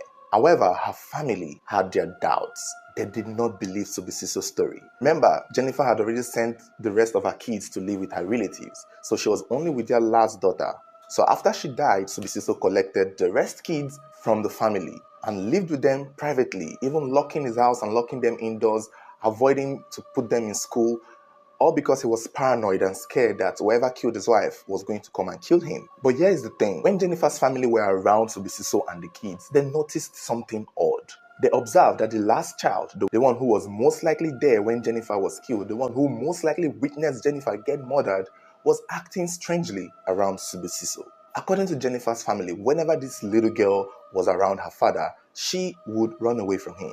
She was avoiding this man to touch or even carry her. This little girl's behavior around her father was very suspicious, and it made the family believe that there was so much more to Jennifer's murder than just a robbery or a political rivalry. After 2 months of investigation, the police decided to visit Jennifer's Facebook account, and it was in that Facebook account that they saw a particular post that made them find their very first suspect. Jennifer was fond of posting a lot about gender-based violence. Her entire Facebook page gave a lot of clues as to what may have happened to her. But one post in particular that read, "Gender-based violence is real. If I wake up killed or any member of my family, please don't look far." And it was this Facebook post that gave the police the idea that the killer they are looking for is not very far. And immediately Subisiso was arrested and tagged as the very first suspect.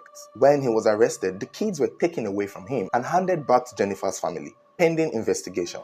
As at the time of making this video, the case is still ongoing. But this is what we know so far, and this is why people are now suspecting that Subisiso was the one who killed his wife, allegedly. So here's a little backstory. So Jennifer and Subisiso were said to have met in college. At some point, they started dating and immediately had a daughter, their first child. Then they moved in together. Jennifer took on a job while Subisiso was trying to chase a political career.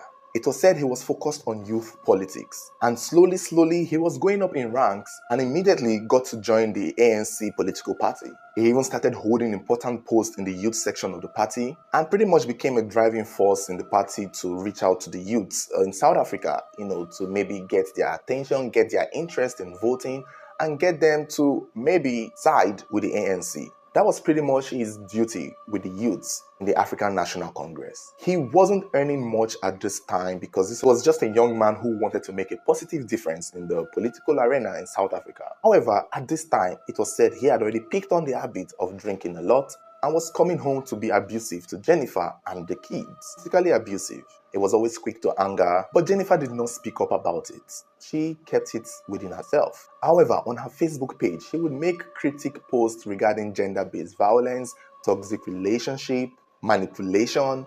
She spoke a lot about the ills of relationships and marriages that wasn't specific on her, but just generic. Who would read it would think maybe she's talking about someone else or something she had seen.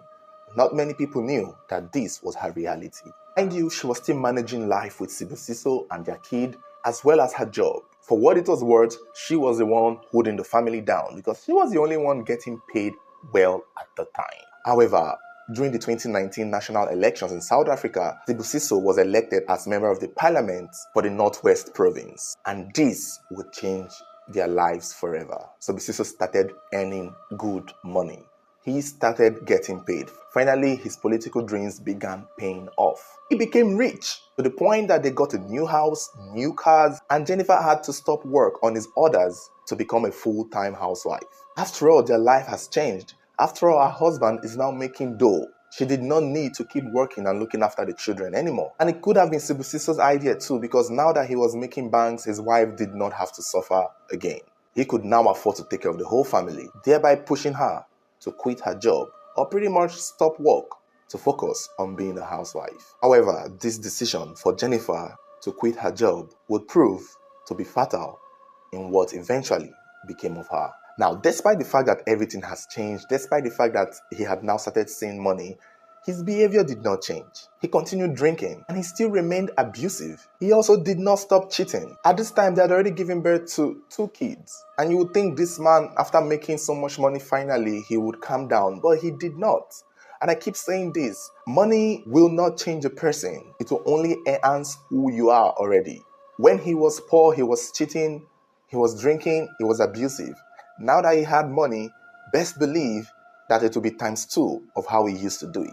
For the drinks he could no longer afford, he will finally be able to afford them. The women he could no longer afford, he would now be able to do them. And since he had so much pride, beating up his wife and kids when he was broke, best believe that now he has money, the pride will double. And this was something Jennifer did not realize. In 2021, she had another child, a little girl. And since she had this child and she was dealing with her husband's behavior, she decided to send her first 2 kids to live with her relatives, while she stayed with the baby and then focused on being a wife to her husband, who was already doing the most. It was on the 28th of May 2022 that she made the cryptic post talking about gender-based violence is real. If anything should happen to me, don't look far. And this post made a lot of her friends very concerned. They kept asking her to leave. They kept telling her that if she was in danger, she should leave. And she responded that she was planning on leaving the marriage, that she had it in mind that she was going to leave But the problem now is that she couldn't just leave empty-handed. She had quit her job for a while now. She had no money. If she was going to leave, how would she be able to cater for the kids? Despite saying she would leave, she still did not leave. She continued living with him, with her baby, although she had made arrangements for her other kids to live with her relatives so that they will be protected, but she herself was in serious danger, as it seemed. It was also said she made police reports several times on her husband for physically assaulting her, but nothing was said to have been done with those reports. Clearly, right now, he's a relevant politician in parliament, so best believe that he will be able to find his way around this. In September of 2022, she made another post about cheaters, people who cheat, saying that once a cheater, always a cheater, talking about people who cheat don't change, even though they are caught. She also made a post asking people to help her get a job. And I think this was the post that made it clear that the reason why she could not just leave at the time was because she was not financially independent. Obviously, the cheating comments were about her husband, because who else would she be talking about? What was funny is that that same month in September, her husband, Siso, made a happy birthday post about his wife, wishing her a happy birthday, giving her all the beautiful words, making it look like nothing was going on. And people would have been confused as to, wow, is this man wishing his wife a happy birthday? In the same month, the wife posted about cheaters don't change, help me get a job, I can't wait to leave this marriage. It was confusing for a lot of people who were probably friends of both of them. In November, she also made another cryptic post, on the 26th of November to be specific, because she died on the 27th. So the day before, she made a post in the line of, an environment that is not safe to disagree is not an environment focused on growth. It is an environment focused on control. At the same time, she posted a picture of a man beating a woman on her Facebook and encouraged young girls to choose a good man over a handsome animal. And the next day, on the 27th of November 2022, where she said, secrets and lies kills a relationship no matter how careful you are. It was that night that Siso had gone to a bar to drink with friends and had come home drunk. It is believed that allegedly, when he came home, Jennifer confronted him about his behavior. They got into a heated argument where he physically assaulted her multiple times, beating her up, and eventually stabbing her a number of times till she died.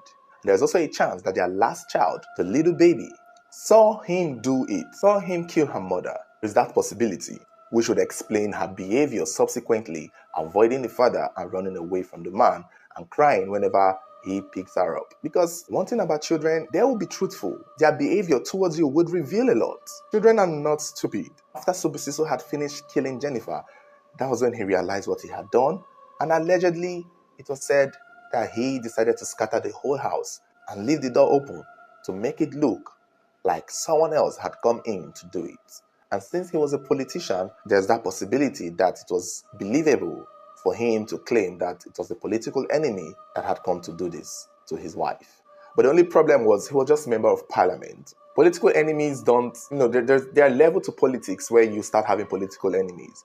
Governors trying to fight for governorship, I can get one trying to kill the other one. President trying to fight for presidency, I can get one trying to kill the other one. But as a member of parliament, just being there, you don't necessarily have a complete. I don't know if anyone would. It's like two assistant class prefects fighting to kill each other for. There are just some positions in politics that nobody really wants to kill you for. Like nobody, I'm sure when he won the election, he was the only one who contested.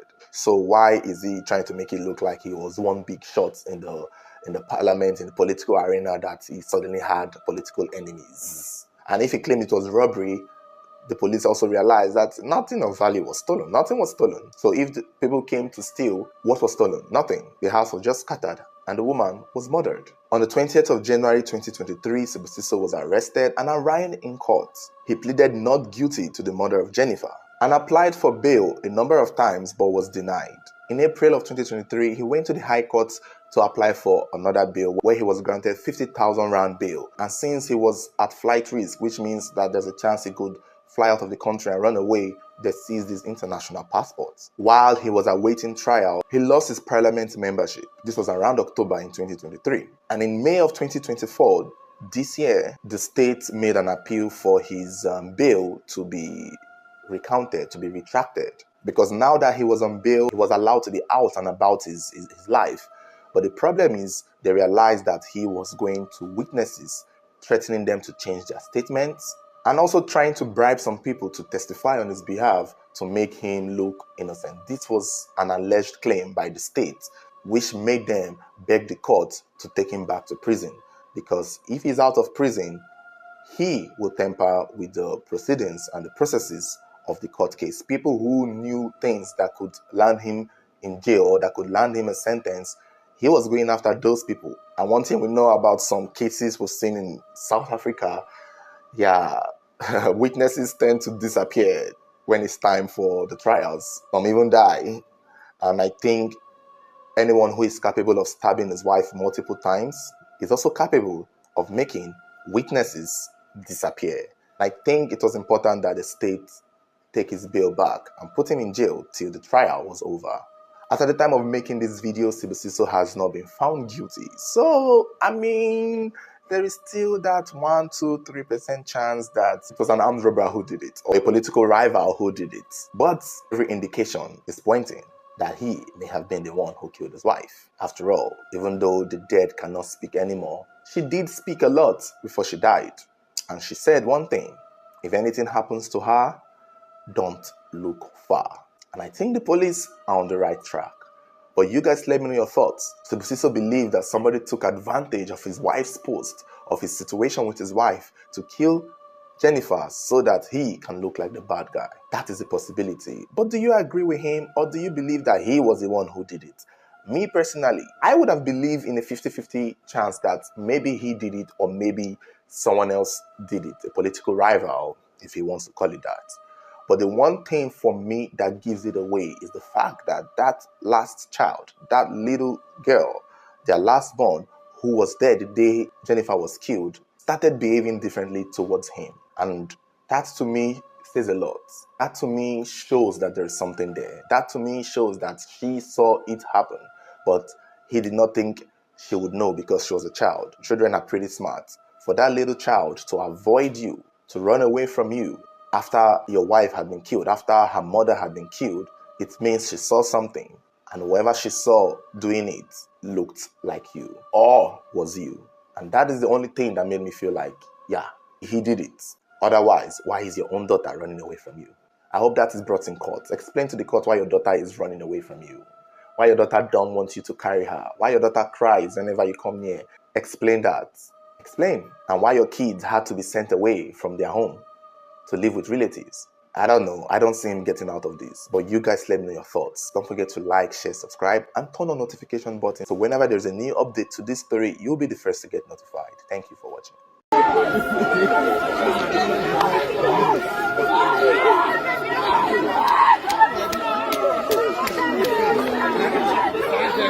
This is sad. A married police officer has been arrested after shooting his side chick 5 times until she died. What is ironic is when the police officer was asked, he claimed he did not mean to kill her. What? How do you not mean to kill someone when you shoot them 5 times? How? On the 20th of April 2023, 26-year-old Victoria Dapper, popularly called Maodua, was at home with her family when she got a phone call from her police boyfriend, Inspector Ahmed Tumasi. Her brother asked her where she was going and she said that she would be back shortly. This was around 9 p.m. in the night. And that was how Victoria went to meet her boyfriend. It was said they had a slight conversation that turned into an argument. And somewhere along the line, in an instant, he brought out a pistol and fired at her 5 times before fleeing the scene. Sources said she was rushed to the hospital but was dead on arrival. At the initial time, it was said this was a crime of passion. Sources claimed that Inspector Ahmed was suspecting Victoria of cheating on him and probably reacted on that instinct. But what is being explained is that Victoria, who is a single mother of a little girl, was still in a relationship with her baby daddy. And that may have been what ticked Inspector Ahmed off. It's still not totally clear what conversation they had or what argument they had right before he fired at her, but there are speculations going around as to what could have been the possible cause of his insensitive and extreme reaction. But this is what people are saying. People are saying that Victoria was still with her baby daddy, who is a footballer and clearly the father of her child. And they had even had plans of getting married and moving to another country. Some sources said that they found out that she was getting ready to travel to the USA. And another source claimed that she was also engaged to her baby daddy and they probably may get married. And that clearly puts a string in her relationship with Inspector Ahmed, who obviously is going to lose her to another man. And obviously the idea of Mahadua moving on with another man did not sit well with him, clearly went way over his head, causing him to do the unthinkable, which is quite ironic given that this man, Inspector Ahmed Tumasi, is a married man with family. I don't understand why a married man would expect a young single girl to be faithful to him, whereas he's not being faithful to his own wife. And even goes as far as taking the life of this girl. Because obviously, if he can't have her, no one should. He was arrested 3 days later after trying to hide out for a while and was charged to court, where he was asked why he took the young girl's life, but claimed he did it not because of crime of passion, but because of money. Inspector Ahmed claimed that the reason why he shot Victoria was because Victoria owed him 5,000 Ghana cedis. Unfortunately, not many people believe him. In fact, it doesn't even matter why he did it. He did it and he should be punished for it. He is going to get his day in court. The girl's family, friends and people who knew her are fighting for serious justice for her because they know that since he's a police officer, he has a chance of getting away with it. But everyone is on his neck now. If we have to talk about his motive and his claim that the reason why he did it was because of 5,000 Ghana cedi, people don't believe him. People think that is a lie. If someone is owing you money, why do you want them dead? How can someone owe you that much money? And instead of thinking of how to get the money, probably seize properties, collect collateral, meet her parents or her boyfriend or the person she's getting married to pay you back, your response was to kill her with 5 bullets. I guess 1,000 Ghana cedi for each bullet. Maybe money was involved, but that could not have been it. That could not have been the main reason why he did what he did. Everyone can tell that this was a crime of passion. Although some people are claiming the possibility that he may have felt used by her. Some people are claiming that she may have, at the start of their relationship, told him that she did not have anything to do with the baby daddy, but eventually he may have found out that she and the baby daddy were still an item and he was just a sugar daddy. He probably wanted more with her. He probably wanted a serious relationship, probably wanted to make her a second wife because sources say that he did love her. Another thing again people are adding is the fact that they noticed that she was getting ready to travel to the USA. And maybe that was where the money came from. Maybe he had given her money for something only to find out that she's using that money to travel abroad with her child and her football boyfriend. And that could have been a trigger. And maybe he met her and asked her, okay, since you're going to leave me, give me my money back. And he just looked for a flimsy reason or a sub reason to act out the way he did. Because we all know that money was not the real issue here. I believe she will get the justice she deserves because everyone in Ghana is on her case to make sure that Inspector Ahmed gets punished. You guys let me know your thoughts regarding this story. Let me know how you feel. Do you think this was a crime of passion or do you think this was actually money issue? Don't forget to like, share, stay subscribed and stay following this page. You can turn on notification button. Should there be any future updates, you'll be the first to get notified. Thank you for watching. This is very confusing. A popular Instagram influencer by the name of Osta was said to have been found dead in her boyfriend's house under suspicious circumstances, where many people are claiming that she might have been used for money rituals by the said boyfriend, who is also a popular Nigerian big boy as they call him, who goes by the name of Killer Boy, although his government name might be Benjamin Best. That is according to his story on Instagram. So it was said that Benjamin and Osta dated for 3 years. It's not clear what issues they had in their relationship, but earlier this morning on the 17th of July 2023, the boyfriend, Killer Boy, went on his Instagram story to confirm and admit that he was the one who killed his girlfriend and ran away from home. In his story, he claimed they got into an argument and he accidentally stabbed her before running away. But in as much as we are getting this confession from him on the 17th of July, it is very possible that the incident happened 3 days prior which would most likely be on the 14th or 15th of July 2023. The problem is, he said he accidentally stabbed her and ran away. But other sources are claiming when the girl's mother came to look for the daughter, they tried knocking and tried, getting him to open the door, but they could not access his apartment. And so they had to use a ladder to climb up to the floor of where his apartment was located to go through the window. And that was where it was said they found Osta's lifeless body on the floor with body parts of her mutilated, almost like a scene where someone had been arrested or a case of money ritual like we know it. But the confusing contradiction lies in the fact that Killer Boy Graham claimed that he accidentally only stabbed her. So if he is saying he stabbed her, where is this missing body parts coming from? If he accidentally stabbed his girlfriend during a fight, did he also accidentally cut her breast? Did he also accidentally cut her private part and plucked off her eyes? As at the time of making this video, the story is still not very clear. A lot of people are relying on a particular source going about the same narrative, and other people are relying on his own version of the incident in his story. As at now, he has agreed to turn himself in. He has expressed regret in the action that caused the death of Osta, and he's talking about how he's going to get himself arrested and how he's even ready to pay the price with his own life. But the story itself still needs more clarity. We still haven't had police reports. We still haven't had close relatives of the young girl confirming the incident and confirming the state of her body after she was discovered dead.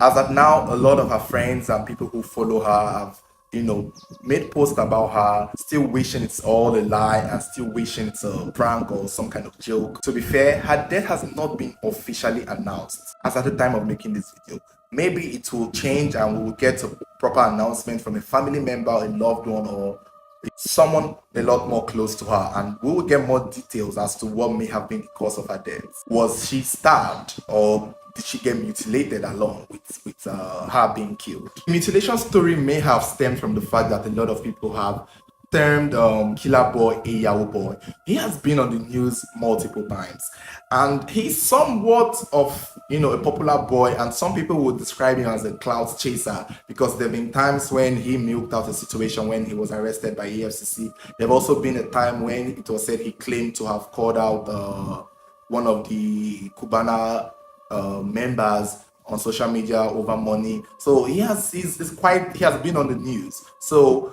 some people believe he's a clout chaser. Some people feel like he might be milking off the situation. And possibly, maybe she might be dead, but some people are saying that he's probably trying to milk out of the situation. Personally, it's such a serious situation. If this girl is indeed dead, I don't think it's a thing for the boyfriend to want to chase clout with it. For him to make all those confessions on his Instagram, it seems problematic. It seems like that is way too far. So I believe there might be some truth to it. I believe he's not lying. He's not a child. He's not dumb. So he should know the implication of these things he's saying on his story, because they can be used and they will most likely be used against him. As at this point, I don't think he even needs a lawyer, because he has actually admitted and confessed to killing her. And if indeed she has mutilated parts in her body, then I don't think it's an accident like he claimed.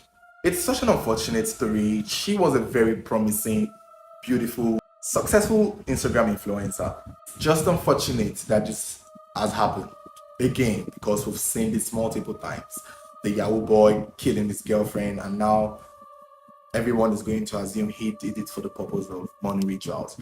And that could actually still be the case. But we still need more information, and we will be waiting for the story to develop, because it's looking like he's about to turn himself in to the police to get arrested. And so we'll see how that unfolds.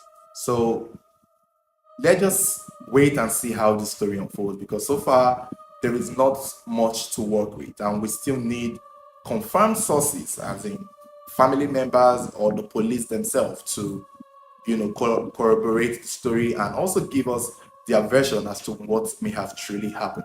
Because he has not been arrested, he's still somewhere hiding and texting and updating the story. with people, there have not been pictures of her body circulating. There have not been family members of her that we know of that has gone out virally confirming the death of their sister or their daughter or something. We've not gotten the confirmation yet, but when we do, we might also know the true nature of whether or not his claim that he stabbed her is true, or the claim that her body parts were cut out for ritual purposes is true. So that is where we need to know what it is. Was this truly an accident according to him, or did he go as far as cutting her body parts and probably mostly or thinking of using them for money rituals? So that is where we are at now. So stay subscribed, stay following this page. Should there be any updates, we will update you. This is bad. A 300 level student of Uniport who went missing on the 20th of October 2023 was said to have been found dead, brutally murdered in the home of her supposed boyfriend in Port Harcourt. I shine. At all. You can't dull my sparkle. At all. You can't dull my shine. At all. Hey guys. The finest girl you see today. No cap. Ever. Hey, hey. You did stupid boy.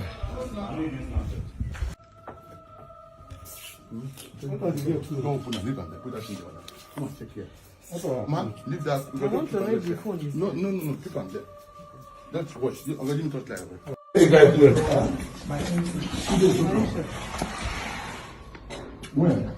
Where the boy to? No blood stain. You can go tell us. I'm not carrying the phone now. I want to go. Don't be you. No, I'll break that. The victim, Otuene Justina, who was said to be doing her IT at the time of her disappearance, was initially reported missing by her family members and classmates who stopped hearing from her around that Friday, 20th of October. And no one knew where she was. No one knew who she was with. It's possible that they knew she was with the boyfriend. It is also possible that the boyfriend said that he hadn't seen her. However, on the 25th of October, a few days later, a young man by the name of Damian, even though some sources refer to him as Collins, was caught in the process of disposing what appeared to be human remains at his estate in NTA Road, Umboba, Port Harcourt. And upon further inspection of what he was trying to dispose, it became clear that a murder had taken place. Although sources claimed that it was the security personnel in his estate that held him down while he was trying to dispose the body, there were other sources that claimed that it was when the neighbors began perceiving a foul smell coming from his apartment that they knew something was up.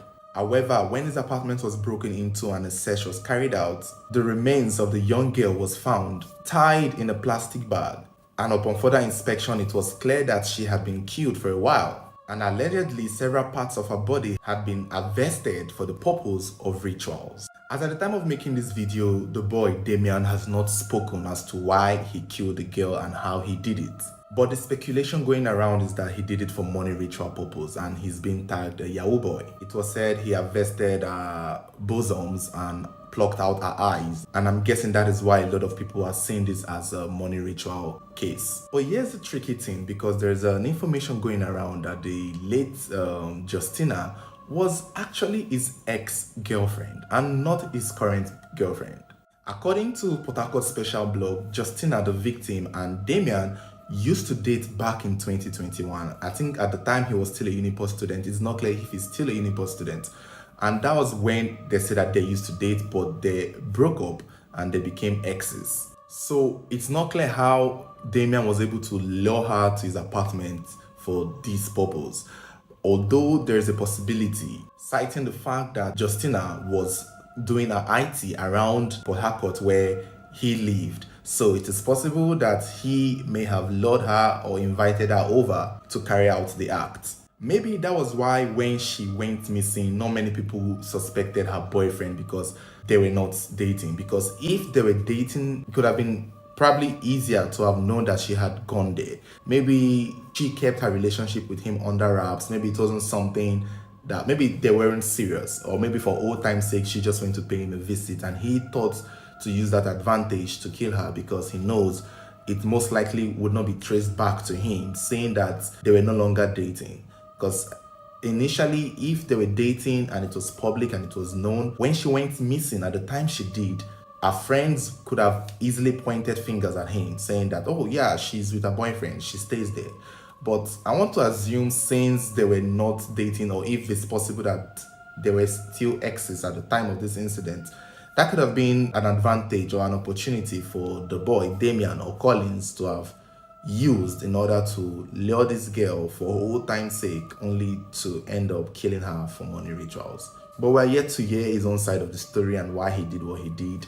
It's still a developing story at this point. He has been taken to the police, and hopefully with time he will cough out a confession and a purpose as to why he did it, and hopefully he will tell us who sent him to do it, and there's a chance that there could be more people involved in this girl's death.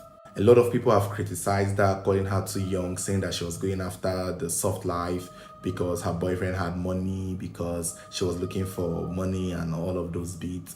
You know, it's the normal victim blaming that a lot of people do when we hear stories like this, especially when it involves a girl and a rich guy. They always assume the victim deserves what they get because they were going after a kind of life. Well, my own thoughts or my own opinion is very simple, because since we've done many stories like this, I can say for free that it's not only young girls who go after rich boys that fall victims. Even people who love the poor people still fall victims. No matter who you love, whether you love them genuinely, people who have stayed with their boyfriends not for the soft life have also fallen victims to this. So it's not about what life anyone is chasing. Nobody deserves to be killed and butchered and used for rituals, no matter what.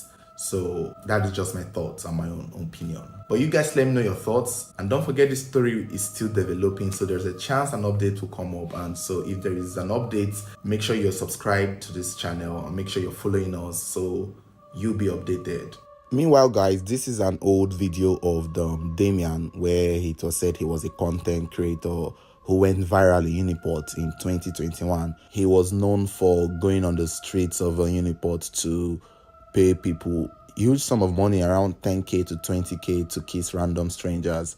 And he went viral around 2-3 years ago, 2021, around the same time where it was said he too was dating the victim that he killed 3 years later. So this is believed to be Damien when he was probably lighter skinned and younger, and Tina probably when he was not a killer. Surprising how people turn out to be totally different. Obviously, he had a lot of money to spend. I can only imagine where all this money he gave to strangers came from. Kiss him. The 10k is yours. Right here, right now. No. Gosh. Jesus. Yes, 10k cash. Right here, right now. I'll pay you 10k cash. Mad. Jesus. A little French kiss won't hurt. No, I don't have a boyfriend. Yeah, you for talk and since now. So what's It's up? actually my spec. Oh! Yeah, can you do it? I can do it. I'm ready. Like, You take off your clothes to kiss him. 25k. on the way. This nigga again. Are you doing it? Right here, right now. So after the kiss, any other thing involved? Don't ask me that stupid question. That's in 10k and I'll do it. 15k cash. 15k to wait, calm down. This is country hard now. Baby, let's do it. Why are you running? I'm not going to kiss him. What's up? On the face or the lip? On the list, fine. I'm not kissing. Why? Kissing is intimate for me, so okay. Oh, you Probably never have done it.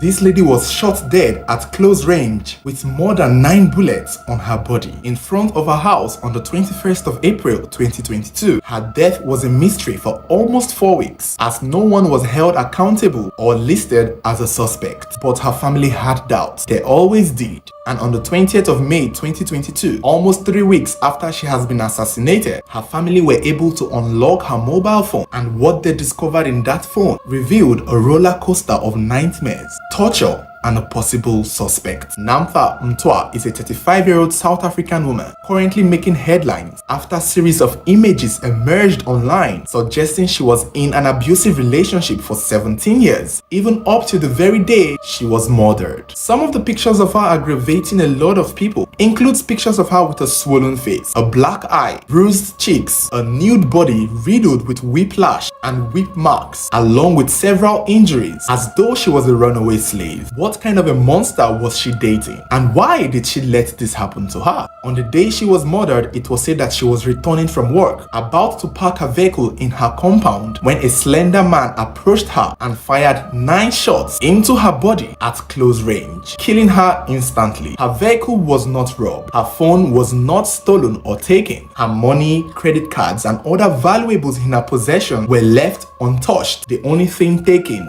was her life, which could only indicate that whoever killed her only wanted her dead. And the fact that she was shot 9 times at close range only shows that it was personal. So who would have wanted her dead? And like I said, no one was mentioned as a suspect for at least 3 weeks. But as it turns out, after her family successfully unlocked her mobile phone, the suspect has been identified to be her ex-boyfriend by the name of Major Bekezulu Mfesani, who is a known businessman, highly connected and very powerful. He was identified to be the man behind the bruises and injuries that this woman endured up to the day of her death. In fact, it was said that hours before she was killed, she was having a conversation with him on WhatsApp, complaining about the pains she was going through and how she needed to see a doctor, and all she was met with was more threats from this man who promised to hurt her more if she dares to leave him. Mind you, they dated for 17 years, which would mean that Namtha was 18 years at the time she met this man. Some screenshots also showed that Namtha was also mentally abused by this man. It was suggested that she apologized to him even after he beats her. Every time the man assaults her, he made it seem as though it was her fault and that she deserved it. And apparently at the point, she started feeling as though she brought it upon herself to be beaten the way she was. We should make her apologize to him from time to time. Clearly, this girl was afraid of this man. And honestly, learning about his past,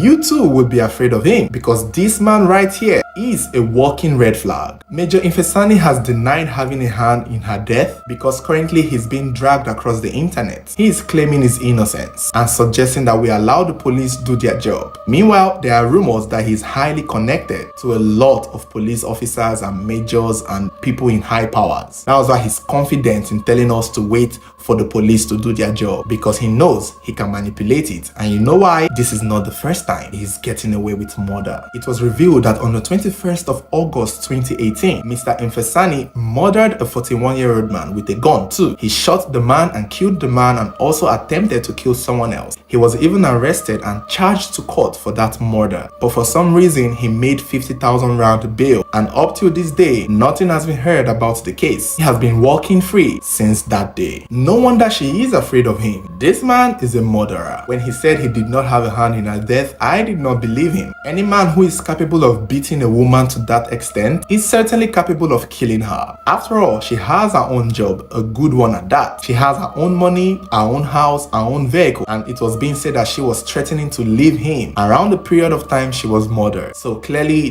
this bastard has a motive. There are a lot of reasons why he would want her dead, and part of it has to do with the fact that she was threatening to leave him before she met her end. This man is a walking red flag. If red flag was a person, it would be this man. If red flag had a face, it would be his face. I guess Namtha was so afraid of leaving this man, not because she couldn't or not because she did not know her worth. She was a very pretty, beautiful young woman, and frankly independent too. The only reason why she endured and most likely did not even file charges or reports to other people was because she knew what he is capable of. Some people are suggesting that we should give him the benefit of the doubt and wait for the police investigation. After all, he's claiming his innocence. However, even if he did not kill her, because I actually believe he did, he brutally messed up this woman. He beat her up and gave her so many injuries on her body before she even died. He should have to suffer and pay for that one. I learned that there is a law against gender-based violence specifically, so I'm hoping that law first of all catch up with him, even though he already has a murder case pending. Then hopefully, if he is tied to the death of this woman, he should suffer for that one separately. Mind you, at the time that he was dating her, he was married.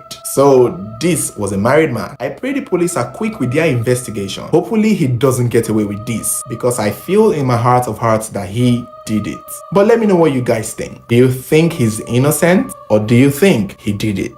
Meanwhile, a lot of people are calling justice for her. So make sure you like this video and share with your friends. Let more people get to hear about the story of this young lady. Lend your voice and hope that one day the rate of gender-based violence would reduce in South Africa, because this is just one of many instances. Just one statement that this girl made caused her to lose her life in the hands of her boyfriend, who stabbed her 13 times and then picked up his phone to record her bleeding to death. This story is currently trending in South Africa, where two police officers, Bianca and Sizwe, who were said to be dating, eventually hit rock bottom in their relationship on the 31st of March into the 1st of April 2024. And the sad part is, it could have been an April Fool's prank gone wrong, horribly wrong.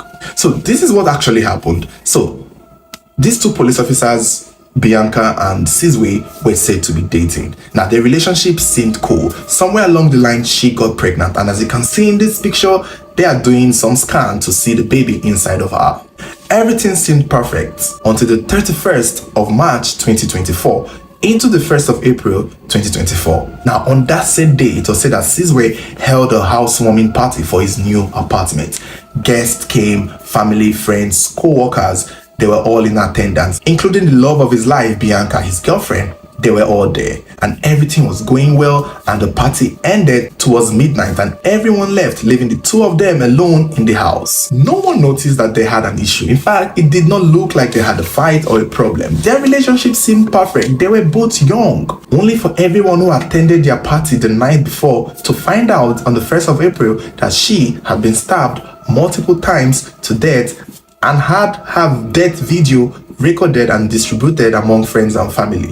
Why did he do it? Is he a psychopath? Why would he want to kill his girlfriend who was carrying his baby, who he was so excited about? Up to the point that he had to rent a new apartment because he was hoping to start a family with this girl, only to end up killing her. At the initial time, people did not know what happened. People did not know his motive or why he did it. There were speculations and rumors going around that Bianca was cheating on him and he found out. There were rumors going that the baby was not his own and he found out.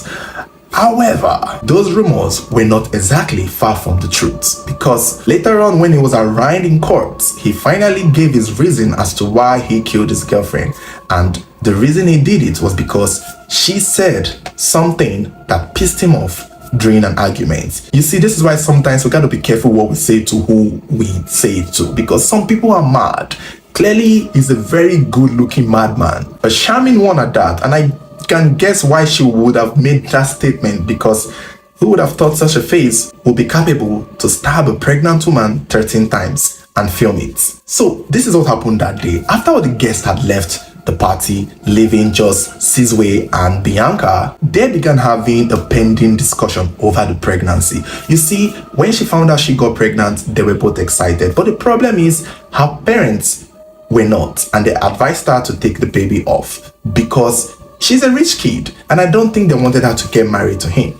That was her argument. She too also wanted to abort the child because she most likely felt she wasn't ready, or this would slow her down, or he hadn't even proposed to her to marry her, so it did not make sense, or it most likely against her morals to just have a baby for a mere boyfriend. If so, on Bianca's side of the story, she wanted the baby gone, including her family, including her parents. But Sizwe did not want the child to go. He wanted the child, he wanted to keep the child, and he was trying to convince her to keep the child. And I think that was the argument that they were both having on the day of the housewarming party. It's not clear the tone, it's not clear how serious it was, but given our imagination and his statement, they were going back and forth. She wants the baby gone, he wants her to keep it. She says she's not going to keep it because her parents want her to take it off. And like I said, she's a rich kid. Her parents are high-ranking people who could maybe be financing her, and if they order her or suggest to her to not carry the child for this man, maybe she would consider it. And that was what she was repeating to him. But this argument was going fine. It was just a please baby don't take it off, please baby keep it. And you know, even if she was going to decide it in the end, he was going to try his best to make her keep it. However, while they were going back and forth in this argument in the midnight of the 31st of March into the early hours of April 1st, she made a statement. She paused and she was like, "If I keep this child, you may find out that he's not yours." And that was it. That line was what set him off.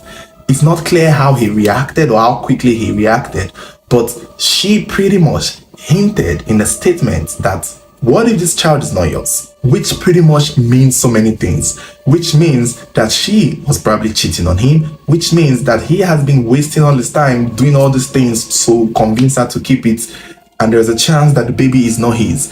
That statement, according to Sizwe, was what ticked him off. And that was when he picked up a knife and attacked her 13 times before filming it to send to her friends and family to show them what he had done before he ran away. Many people have come up to say that maybe that is a possibility. However, some people are saying that what if she was playing an April Fool's prank on him, because this argument was happening in the midnight of 31st into the 1st of April, and some people are thinking that she may have been trying to catch him on April Fools, but he instantly overreacted, and maybe before she could take it back, it happened. And I think that is a possibility, because for me, she knows her body. She knows who would be the father of a child. However, given the situation, I personally feel like she did not want to keep the child, and she needed to say something that would make him also not want her to keep the child. And maybe she didn't give it much thought, and she just thought, okay, the best way to convince you or make you change your mind about this child is if it's not yours. But he most likely took it the wrong way and interpreted it multiple times, multiple ways that he could to hurt himself, to trigger him to take her life. And which possibly I wish he had stopped or taken a moment to realize that she may have been lying. But he reacted quickly, instantly, without even giving this girl to maybe explain herself over time, to maybe check, to maybe be sure. I mean, if he really wanted the child so bad, the best way for him to know if the child was his was to convince her to keep it, and only then could he react. But I think that statement was very hurtful according to him. The statement broke his heart. The statement destroyed him completely, because he was instantly planning on spending the rest of his life with this girl, and when she made that statement, he saw colors and saw red and assumed that she had cheated on him multiple times with probably somebody that he had complained about, and the next thing you know, he found himself doing what he did. After he killed her, he tried to run away.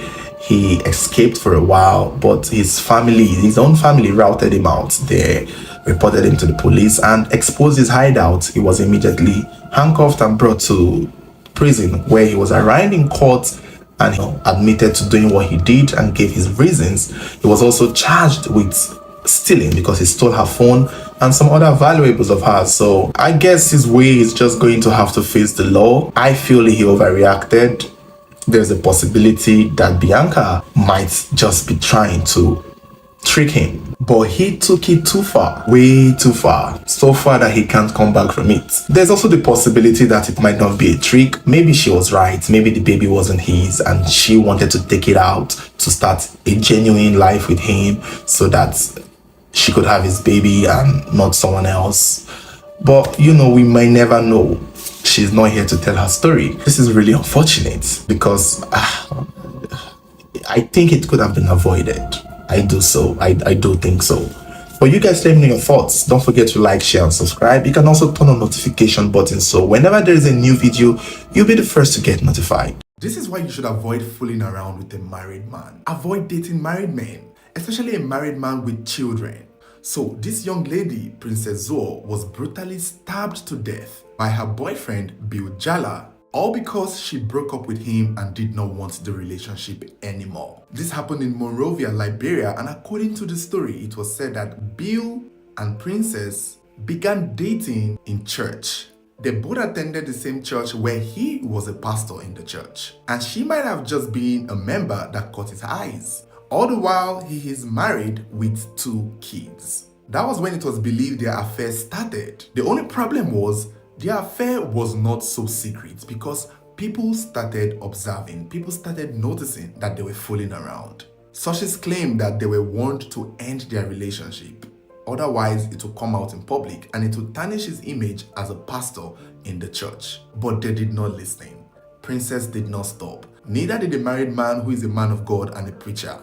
Eventually, they casted, and the church found out about the affair, causing him to lose his position, and also may have made his wife leave him. However, as regards Bill's wife, another source claimed that he was the one who left his wife and children to be with Princess, and that is actually also possible, because I would not assume that the wife would instantly abandon him because he was caught cheating with a church member. Maybe she stuck around for a while, especially after the affair got blown up in the church. The wife may have stuck around. However, he did not stop seeing Princess, and Princess did not stop seeing him. She was not just a side chick, she was a whole mistress. This was a love affair. Their love was unstoppable. The church could not stop it. His wife could not stop it. The fact that he was married could not stop it. The fact that his reputation was on the line could not stop it. Even after they were warned multiple times by people who knew about it and was willing to keep it a secret, they still did not stop it. Even after he lost his position in church and was a disgraced man of God, it still did not stop it. So this is more than just a side chick. This was love. And I think that was what played a role in his emotions as to why he felt that he was most likely going to spend the rest of his life with her, which I would assume led to him leaving his wife and 2 children to focus on his relationship with Princess Zuo. However, things became soured quick, and their relationship began having issues. And eventually, she got tired and broke up with him.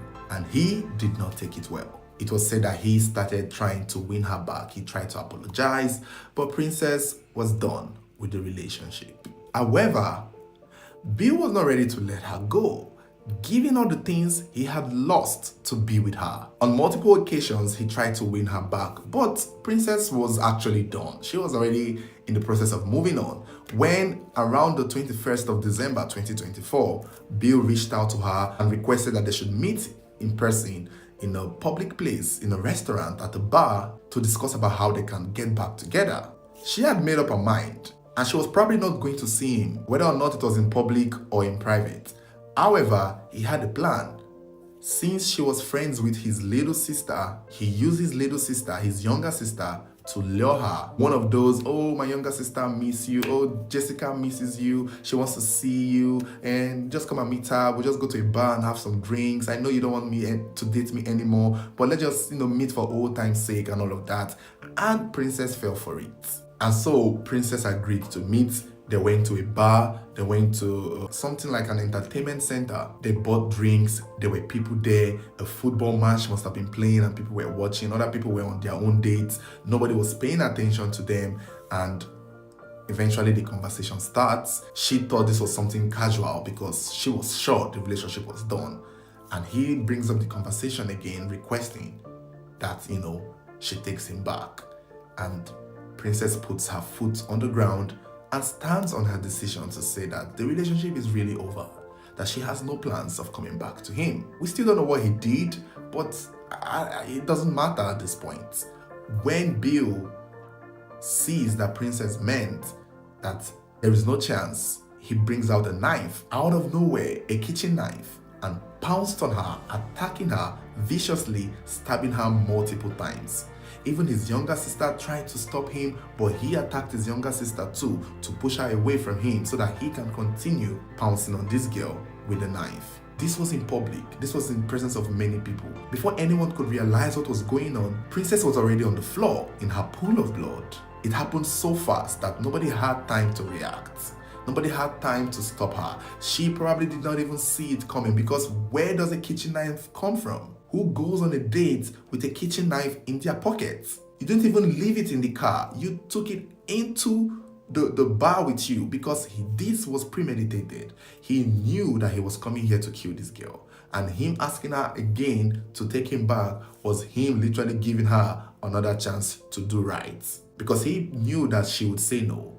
And his backup plan, or plan B, was to kill her. Because his plan A was to use his younger sister to see if the younger sister would be cute enough to get into her feelings to take him back. But since that did not work, he executed his plan B, bringing the kitchen knife from his own house along with him. Some sources claimed he ran away and he's currently on the run.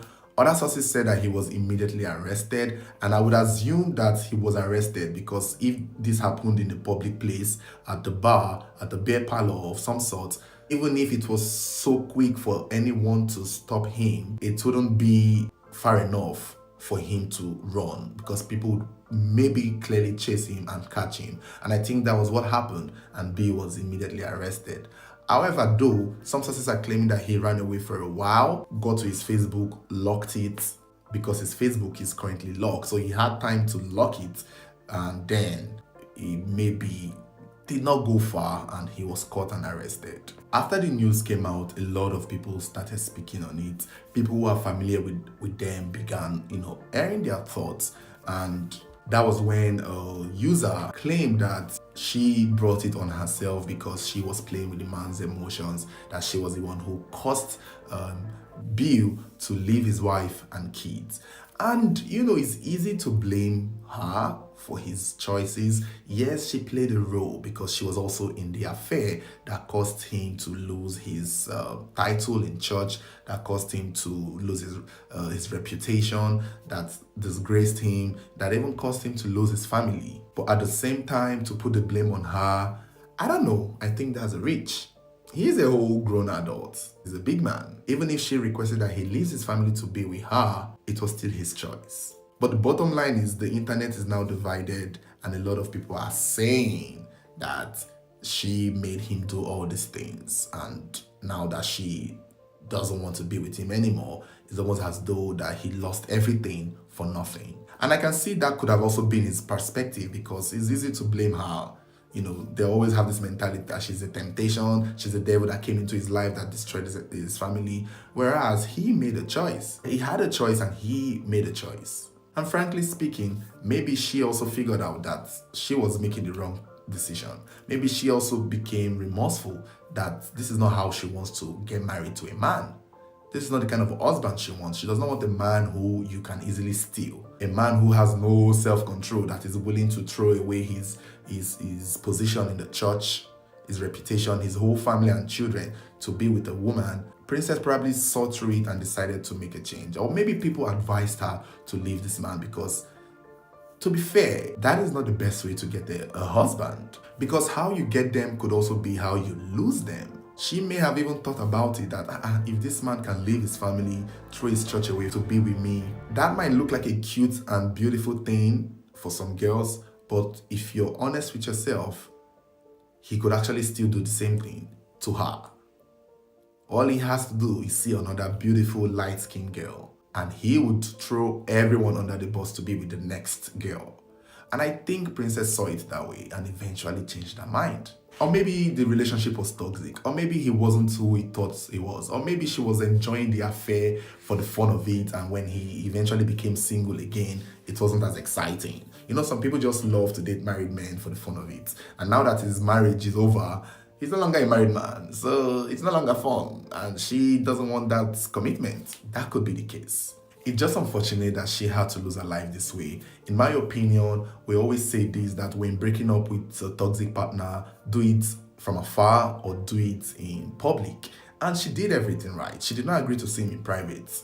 And even when she came to see him, he was with his younger sister. And she, let's assume he was a toxic person, she would believe that since his younger sister was there, he would behave himself. And since they were in public, she felt a lot more protected that if he tries to do anything, people would stop him and probably beat him or yank him off. But that did not happen. She did not see this coming. Who comes to a date with a kitchen knife? This man was sure what he was coming here to do, and it's unfortunate that Princess did not get the protection that she would have had seeing this man in public. She probably knew the kind of person he was, but she just miscalculated and did not expect that he would do this in the presence of people and his own younger sister. If he can do this in public, imagine what he can do in private. This man is a sick man, he's a psycho, he's dangerous. One thing we're not going to do in 2025 is date violent and toxic people, because it never ends well. On the 25th of December 2024, 22-year-old Chesney Patricia Kepler was brutally and senselessly murdered by her 42-year-old boyfriend, Sergeant Mandla Goodman Buthelezi, who was a police officer. This was said to have happened in Johannesburg in South Africa. And according to the story, he and Patricia worked in the same police station, where she worked as a crime prevention warden, while he as a police officer. It's not clear how long they were dating for, but sources said that the relationship was very toxic. He is nearly twice her age, so I can already imagine this age oppression sentiments in their relationship, given their age gap. Adding to the fact that he is a police officer, you can sense that he was most likely a very arrogant one whom they say had abused his position in the past relating to handling crimes and other criminals or issues. He is probably one of those police officers that gets a lot of reports all the time for misusing and abusing their powers. What I would not understand is how this pretty girl agreed to date this. Now, on the day of the incident, it was said that Officer Buthelezi drove an official vehicle to Patricia's house. Sources said that he was drunk, but he was in his uniform and was on duty. He even had somebody else with him in the patrol vehicle. When he got to Patricia's house, she was with her friend. And out of nowhere, it was said he ordered her to come into the vehicle and join him. It was said Patricia noticed he was crazy and off, and so she refused. The friend also encouraged her not to go into the vehicle with the man because the man was looking crazy. And so Buthelezi had to force this girl. He physically assaulted her. Her friend came in to join her to fight him off, but he beat up the friend too, and in the process of focusing on the friend, Patricia used that moment to run away from him back into her own house, locking the door from the inside. Her friend also made it in, and so the friend and her were inside the house while this man was throwing tantrums outside. Out of anger, Mr. Coconut went into his vehicle, brought out a gun, and began shooting at this girl's house. Going through the backyard, looking through the windows of all the bedrooms, and then he saw her hiding in her kitchen and fired through the kitchen window. And unfortunately for her, a bullet got to her. After he had realized the bullet had successfully touched her, he got into his vehicle and ran away. Baby girl was rushed to the hospital, but unfortunately, she was dead on arrival. The incident soon became public. Patricia's family were called, and everybody knew who had done it. Since he did not run back to the police station because he was with official vehicle, they knew he was on the run, and a wanted poster was, made on his behalf. Eventually, he was found, and when he was seen, he was in a bad state because he was trying to end himself. He was trying to unalive himself. And so because of that, they had to take him to the hospital instead of taking him to jail. The case was immediately taken to court. But unfortunately, in the first hearing, he didn't show up. His lawyer said that he was still in the hospital receiving treatment. However, he was on security watch. He was on escape watch. They are monitoring him to make sure he doesn't do anything to himself and that he doesn't escape. But this is my thoughts. I know he's most likely not going to get away with it because South African legal system is not like that. They don't play like that. They don't play with this kind of situation. However, he is a police officer and he knows his way around these kinds of things. He knows how to trick his way into probably avoiding certain things. Maybe not for long, but I'm sure by the time his second hearing gets close, he's going to come up with something else. There's going to be something new. At this point, this man is not willing to face the law and the consequences of what he has done because he knows what that entails. He locks people up for a living, so he knows he's done for. So his only option is to unalive himself or find a way to delay this process till maybe people forget, which we know they won't forget. Maybe he's just going to do it till he can find a way to escape. He's in the force. He probably knows people and knows people's secrets. So if one of these days he meets one of the fellow officers whose secret that they are keeping for each other, he might get a chance to escape again. But the thing I know is they will still find him again because it's hard not to. You don't even need to put a wanted picture. Just sketch his head and people will recognize him ASAP. This kind of person can't blend into society. Your looks is so obvious that they would easily and quickly spot you. And thank God it doesn't look like he can grow hairs anymore. So I'm sure they'll be quick to catch him. The hearing was adjourned till somewhere in 2025. So we would follow this case. I don't see him getting out of this. I don't know what he's going to argue. Most times they argue alcohol. They argue under the influence. I don't know if that still holds out in courts. Now, if they can find a way to show that there was an underlying issue that they were already having a problem or that he had suspected her of something, maybe that would help her case. But if for some reason at the time of this incident they were cool and this is just a man, or should I say a boyfriend who is drunk and acting up, he may not be facing first degree murder. This could be a second degree murder or something. But if the courts or her lawyers can prove that she was trying to break up with him, she was done with him, she was talking about ending the relationship, then they have a case. And I think that's what will happen, because remember, people already know that he had abused her in the past and he was very toxic. And I still wonder what she was doing with him, honestly. When you work in a crime prevention place like this and you end up being a victim of the things you're preventing, it's almost really sad to phantom for what it's worth. And she was such a young, pretty girl. I don't even know why or what she saw in that man. I feel like the man probably bullied her into dating him. Like, oh, sometimes girls just have their type. He looks angry. I don't think this man can ever smile and to fit him. The judge will look at him and just sentence him because he did it. Which is funny because he actually did it. It's unfortunate. Please, dear young girls out there, in 2025, just leave the toxic boyfriend. Just leave. We're not going to be dating toxic people this year. Don't make excuses for toxic and violent people. Don't, because it never ends well. So this man is currently trending after it was said he killed his girlfriend all because she dumped him. But that might not be the full story. Lawrence and his girlfriend were said to have been dating for a while, and somewhere along the line, she actually had a child for him. But he claimed that it turned out that the child wasn't his. And so he forgave her and they continued dating. Lawrence claimed that he spent so much on this girl, made a lot of sacrifices, invested in her. And then one day, it might have been that she had an accident, so she was now entitled to some funds, to some road accident funds for people who suffers some form of injury from a road accident in South Africa, in KwaZulu-Natal province.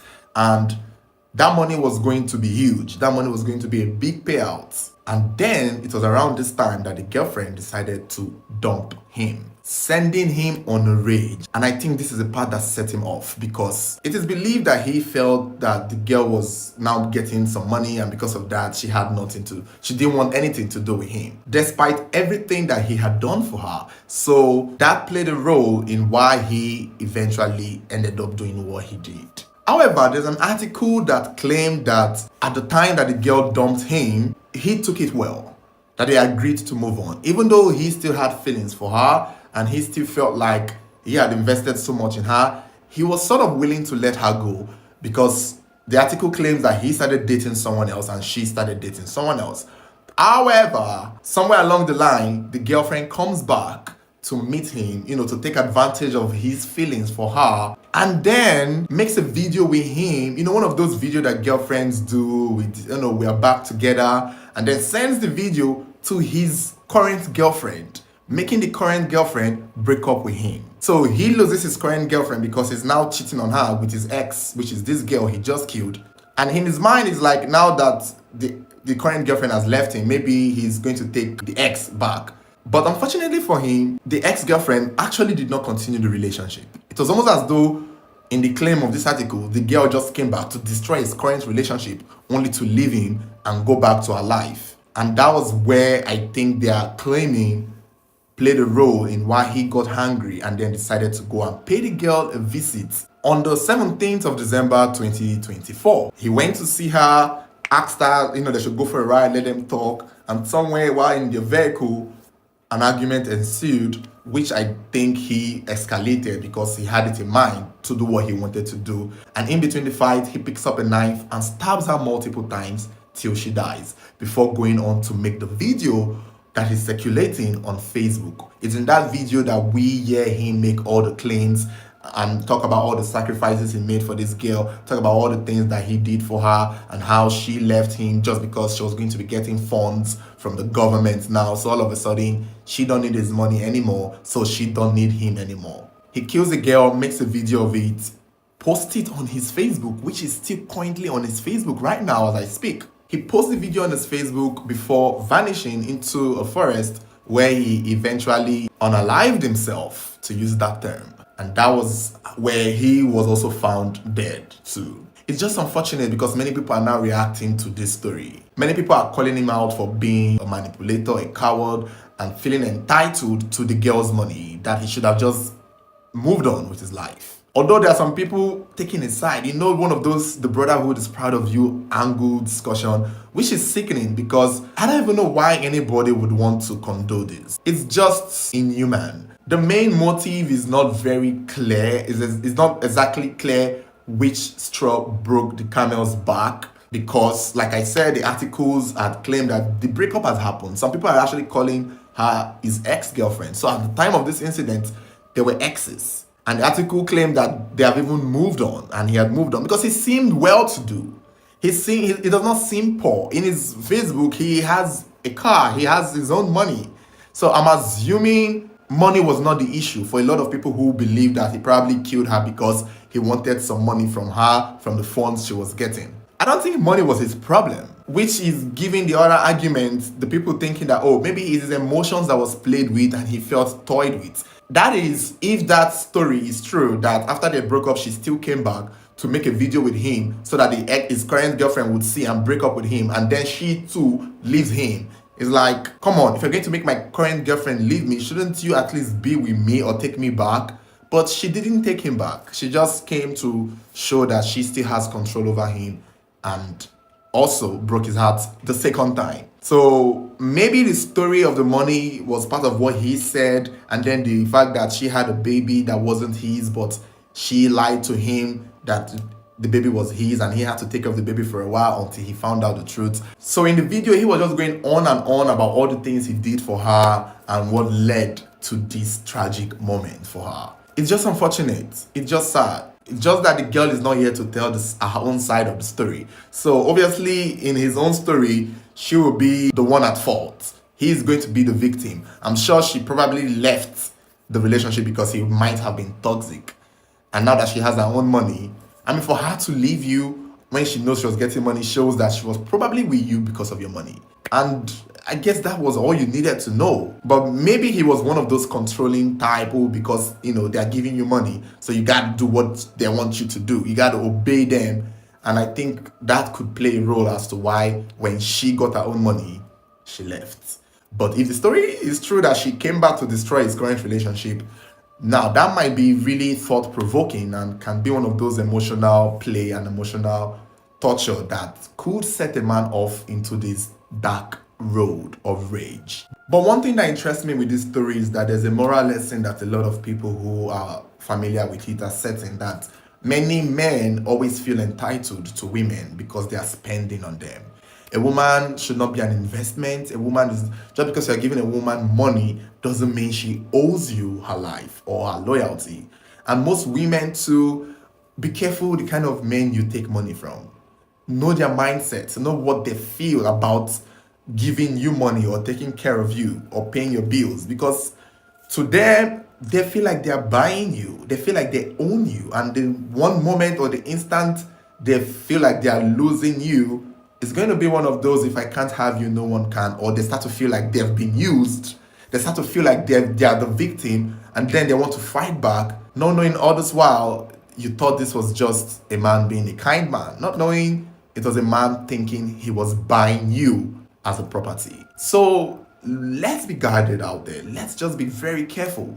At this point, I'm starting to feel like the house of God is the devil's playground. Tell me why this man murdered his ex-girlfriend and decided to go to church the next day as though nothing happened. Why did he feel so comfortable to go to the house of God the next day after committing such heinous crime? Tell me why. I will tell you why. So on the 6th of February 2025, a young woman named Ememe Efang was strangled to death by her ex-boyfriend, Ndifreke Isaiah, at her own house in Uyo, Akwa Ibom State. Ememe was said to be the sister of a popular guitarist, and she was also a businesswoman. She had a business, she had a shop, she was an entrepreneur, a beautician, and also a dedicated member of the church. She was in the choir, apparently. Now, Ndifreke Isaiah happened to also go to the same church.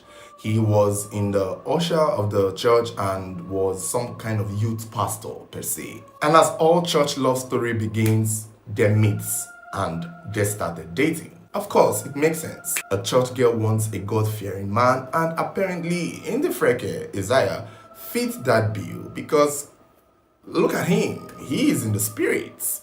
Pictures of him kabashing is everywhere on his profile. So this is the ideal man that a God-fearing woman would think would be her perfect fit. Little did she know, she was dating a psychotic, poverty-stricken broke demon who had his own ulterior motive. Because let's face it, anyone who is a devoted Christian that is capable of doing what this man did, all the while is faking and pretending to be who he's not. And there are so many of his type in church today. So many. We are just waiting for them to make the news. It's not clear how long they dated for, but I cannot presume that it was long enough, given the monster that is in him. Somewhere along the line, they broke up. It was even said that while they were dating, she gave him a spot in her shopping complex, to give him a business. She was pretty much empowering him. That's how you know that he came here with ulterior motive. He was jobless, so she gave him an opportunity. And when the relationship ended, she took it back. It turns out that he's also abusive, but I don't know if it was something that people knew because it was also stated that she kept it to herself for the most part. However, her neighbors and people around kind of have seen him being abusive towards her. They have seen him maltreat her. They have seen him talk rudely to her. Pretty much they've seen him being abusive. And it could also be that that was why she broke up with him. I could not imagine if there was any other reason. However, Ndifreke did not take the breakup very well. He kept begging her and he kept asking to come back. Like most abusers that we know, they are some of the best beggars. They are some of the best apologetic people. They will abuse the living daylight out of you and beg you in the best way possible, only to go back to do exactly what they've been doing. But Ememe pretty much picked up on the hint and she's like, nah, I'm done. No, it's over. But Ndifreke did not take it well. He kept stalking her. He would, chase her down after church to beg her for a meeting. But clearly he would behave himself there because he's a church. He would go to her apartment uninvited. Thankfully, she had a neighbor who spotted that this guy keeps doing too much. And whenever Ndifreke would come to her apartment building, Ememe's neighbor would confront him and ask him to leave. Unfortunately, on this day, the 6th of February, the said neighbor was not around. And there wasn't many people around. Only Ememe was pretty much in her apartment and every other person in the compound were minding their business. It is possible that Ememe confronted him and asked him, why are you here? However, there's a chance that he found a way inside the house, which I'm assuming would be she most likely had let him in, because if the killing happened outside, I'm sure somebody would have seen it. But it happened to be inside the house, which means he begged to enter, and she most likely thought he had something good to say. I mean, I can see that she probably had a soft spot for him, but again, that would have been a risky choice to make, given that he has been stalking you. So pretty much eventually when he got in, he most likely would have apologized, and again, she most likely would have turned him down. And unable to win her heart over, he decided to pounce on her, attack her, strangle her, and then proceeds to steal her mobile phone. That's how you know he's a broke-ass nigga. That's how you just know that this man it was material all along. Steal her mobile phone, steal her ATM, and also steal the keys to her shop. Lord have mercy. Somewhere in my mind, I'm thinking, maybe if he had just been the devil and killed her and then left, we would understand that this was a crime of passion. That is what I would understand. Okay, crime of passion. But for you to steal these properties, for you to steal the shop that you've been asked to leave, goes to show you that this is not a crime of passion. This is a thief. This is a thief. This is a criminal. This man did not love this girl. He just hated the fact that he could no longer use her head. Men like this try to get naive women who are desperate for marriage. That is why they go to the church, because they see so many of this type. Many women are there praying for husbands, and the devil keeps sneaking in these demons because they know that that is the place. They can't go to the streets to use a street girl's hair, because these girls on the street, their eyes have opened. Their eyes don't see. Now the church girls, the good ones, the naive ones, that they can deceive with their manipulative, looking holy, pretending to be in God's good side, because that is the thing these women are looking for, a God-fearing man. And these demons keep coming into this church to play the role very well. Unfortunately for Indifreke, MMA caught his stupidity. She most likely saw right through him, because most women would have fallen for the deceit, and the relationship would go on, and when he begs, she will let them in. But I assumed she knew who this nigga is. She probably did not know the extent to which he would go. And when she probably figured it out, it was most likely too late. Now, the stupid thing this man now decides to do is to remove her SIM and put his own SIM into her phone. I'm sure he was using an Android and she was using an iPhone. So this was a good opportunity for him to show off. Stupid. He's just as stupid as he looks. Then he decides to go to church the next day. I think the next day was probably a Friday, and maybe that was when he was doing his youth pastoring. Apparently, from sources we hear, he was pastoring the youth, and somehow, some way, that same day, apparently, when church members did not see her in church, they were worried for her. Remember, she's a dedicated church person, so her not showing up was something that could easily be spotted, and her not picking a call was something that would be alarming. If she was one of those girls who come to church this week and don't come to church the next week, she would have probably been in her house dead for pretty much that same 1 week, and nobody would notice. But the fact that people know she's consistent and constant in church was what drove her fellow church members to go check on her, only to find her dead. And instantly the police were involved. Instantly the conversation was had, and instantly they figured out who their first suspect would be, because people are saying these things. I'm sure somebody saw him enter the compound. And people have been seeing him come into that compound, stalking her. So even if nobody was there to fight him, even if nobody was there to rescue her, because it most likely happened inside her house, somebody saw you enter. I'm sure there's a security man who saw you. And once the security man gives the police the details, or somebody will say, oh, I saw somebody go into the house, they knew who they were looking for. And the police came to the church the very next day still.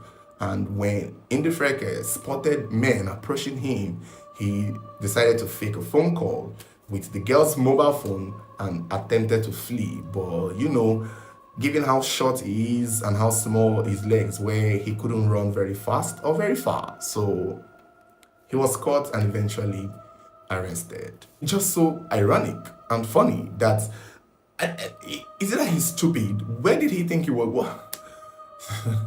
The thing with people is that they don't see that people like this, they always think that they are smart. They always think that nobody can see through them. They always assume that they are invincible, that they can do certain things and get away with it. The thing is, the only reason why he came to church was because the church was the one place that covered him up.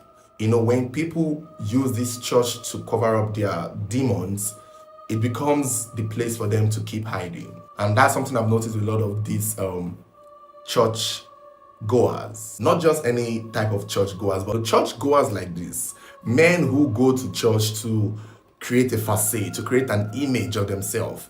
Look at it now. This is clearly him posing for the camera. I would not be surprised he asked the photographer, please, when I'm praying, come and snap me. I will not be surprised. I will not. I can bet that was the case here. Even though church people catch people in their moment, but this one, he asked the photographer to do it for him. Okay, maybe since he's a youth pastor, they most likely did it for free. However, that is the thing with these people. They assume the church is where they hide. It's like a green snake in the green grass. And to this particular green snake, the church is his green grass. That is why they will do the crime and still come back to church, because they feel like that is where nobody will see them. That's where nobody will see or see through them, because the MMA saw through him outside of church. And when his story even came outside, somebody made a comment a young lady made these comments, also accusing him of being a rapist.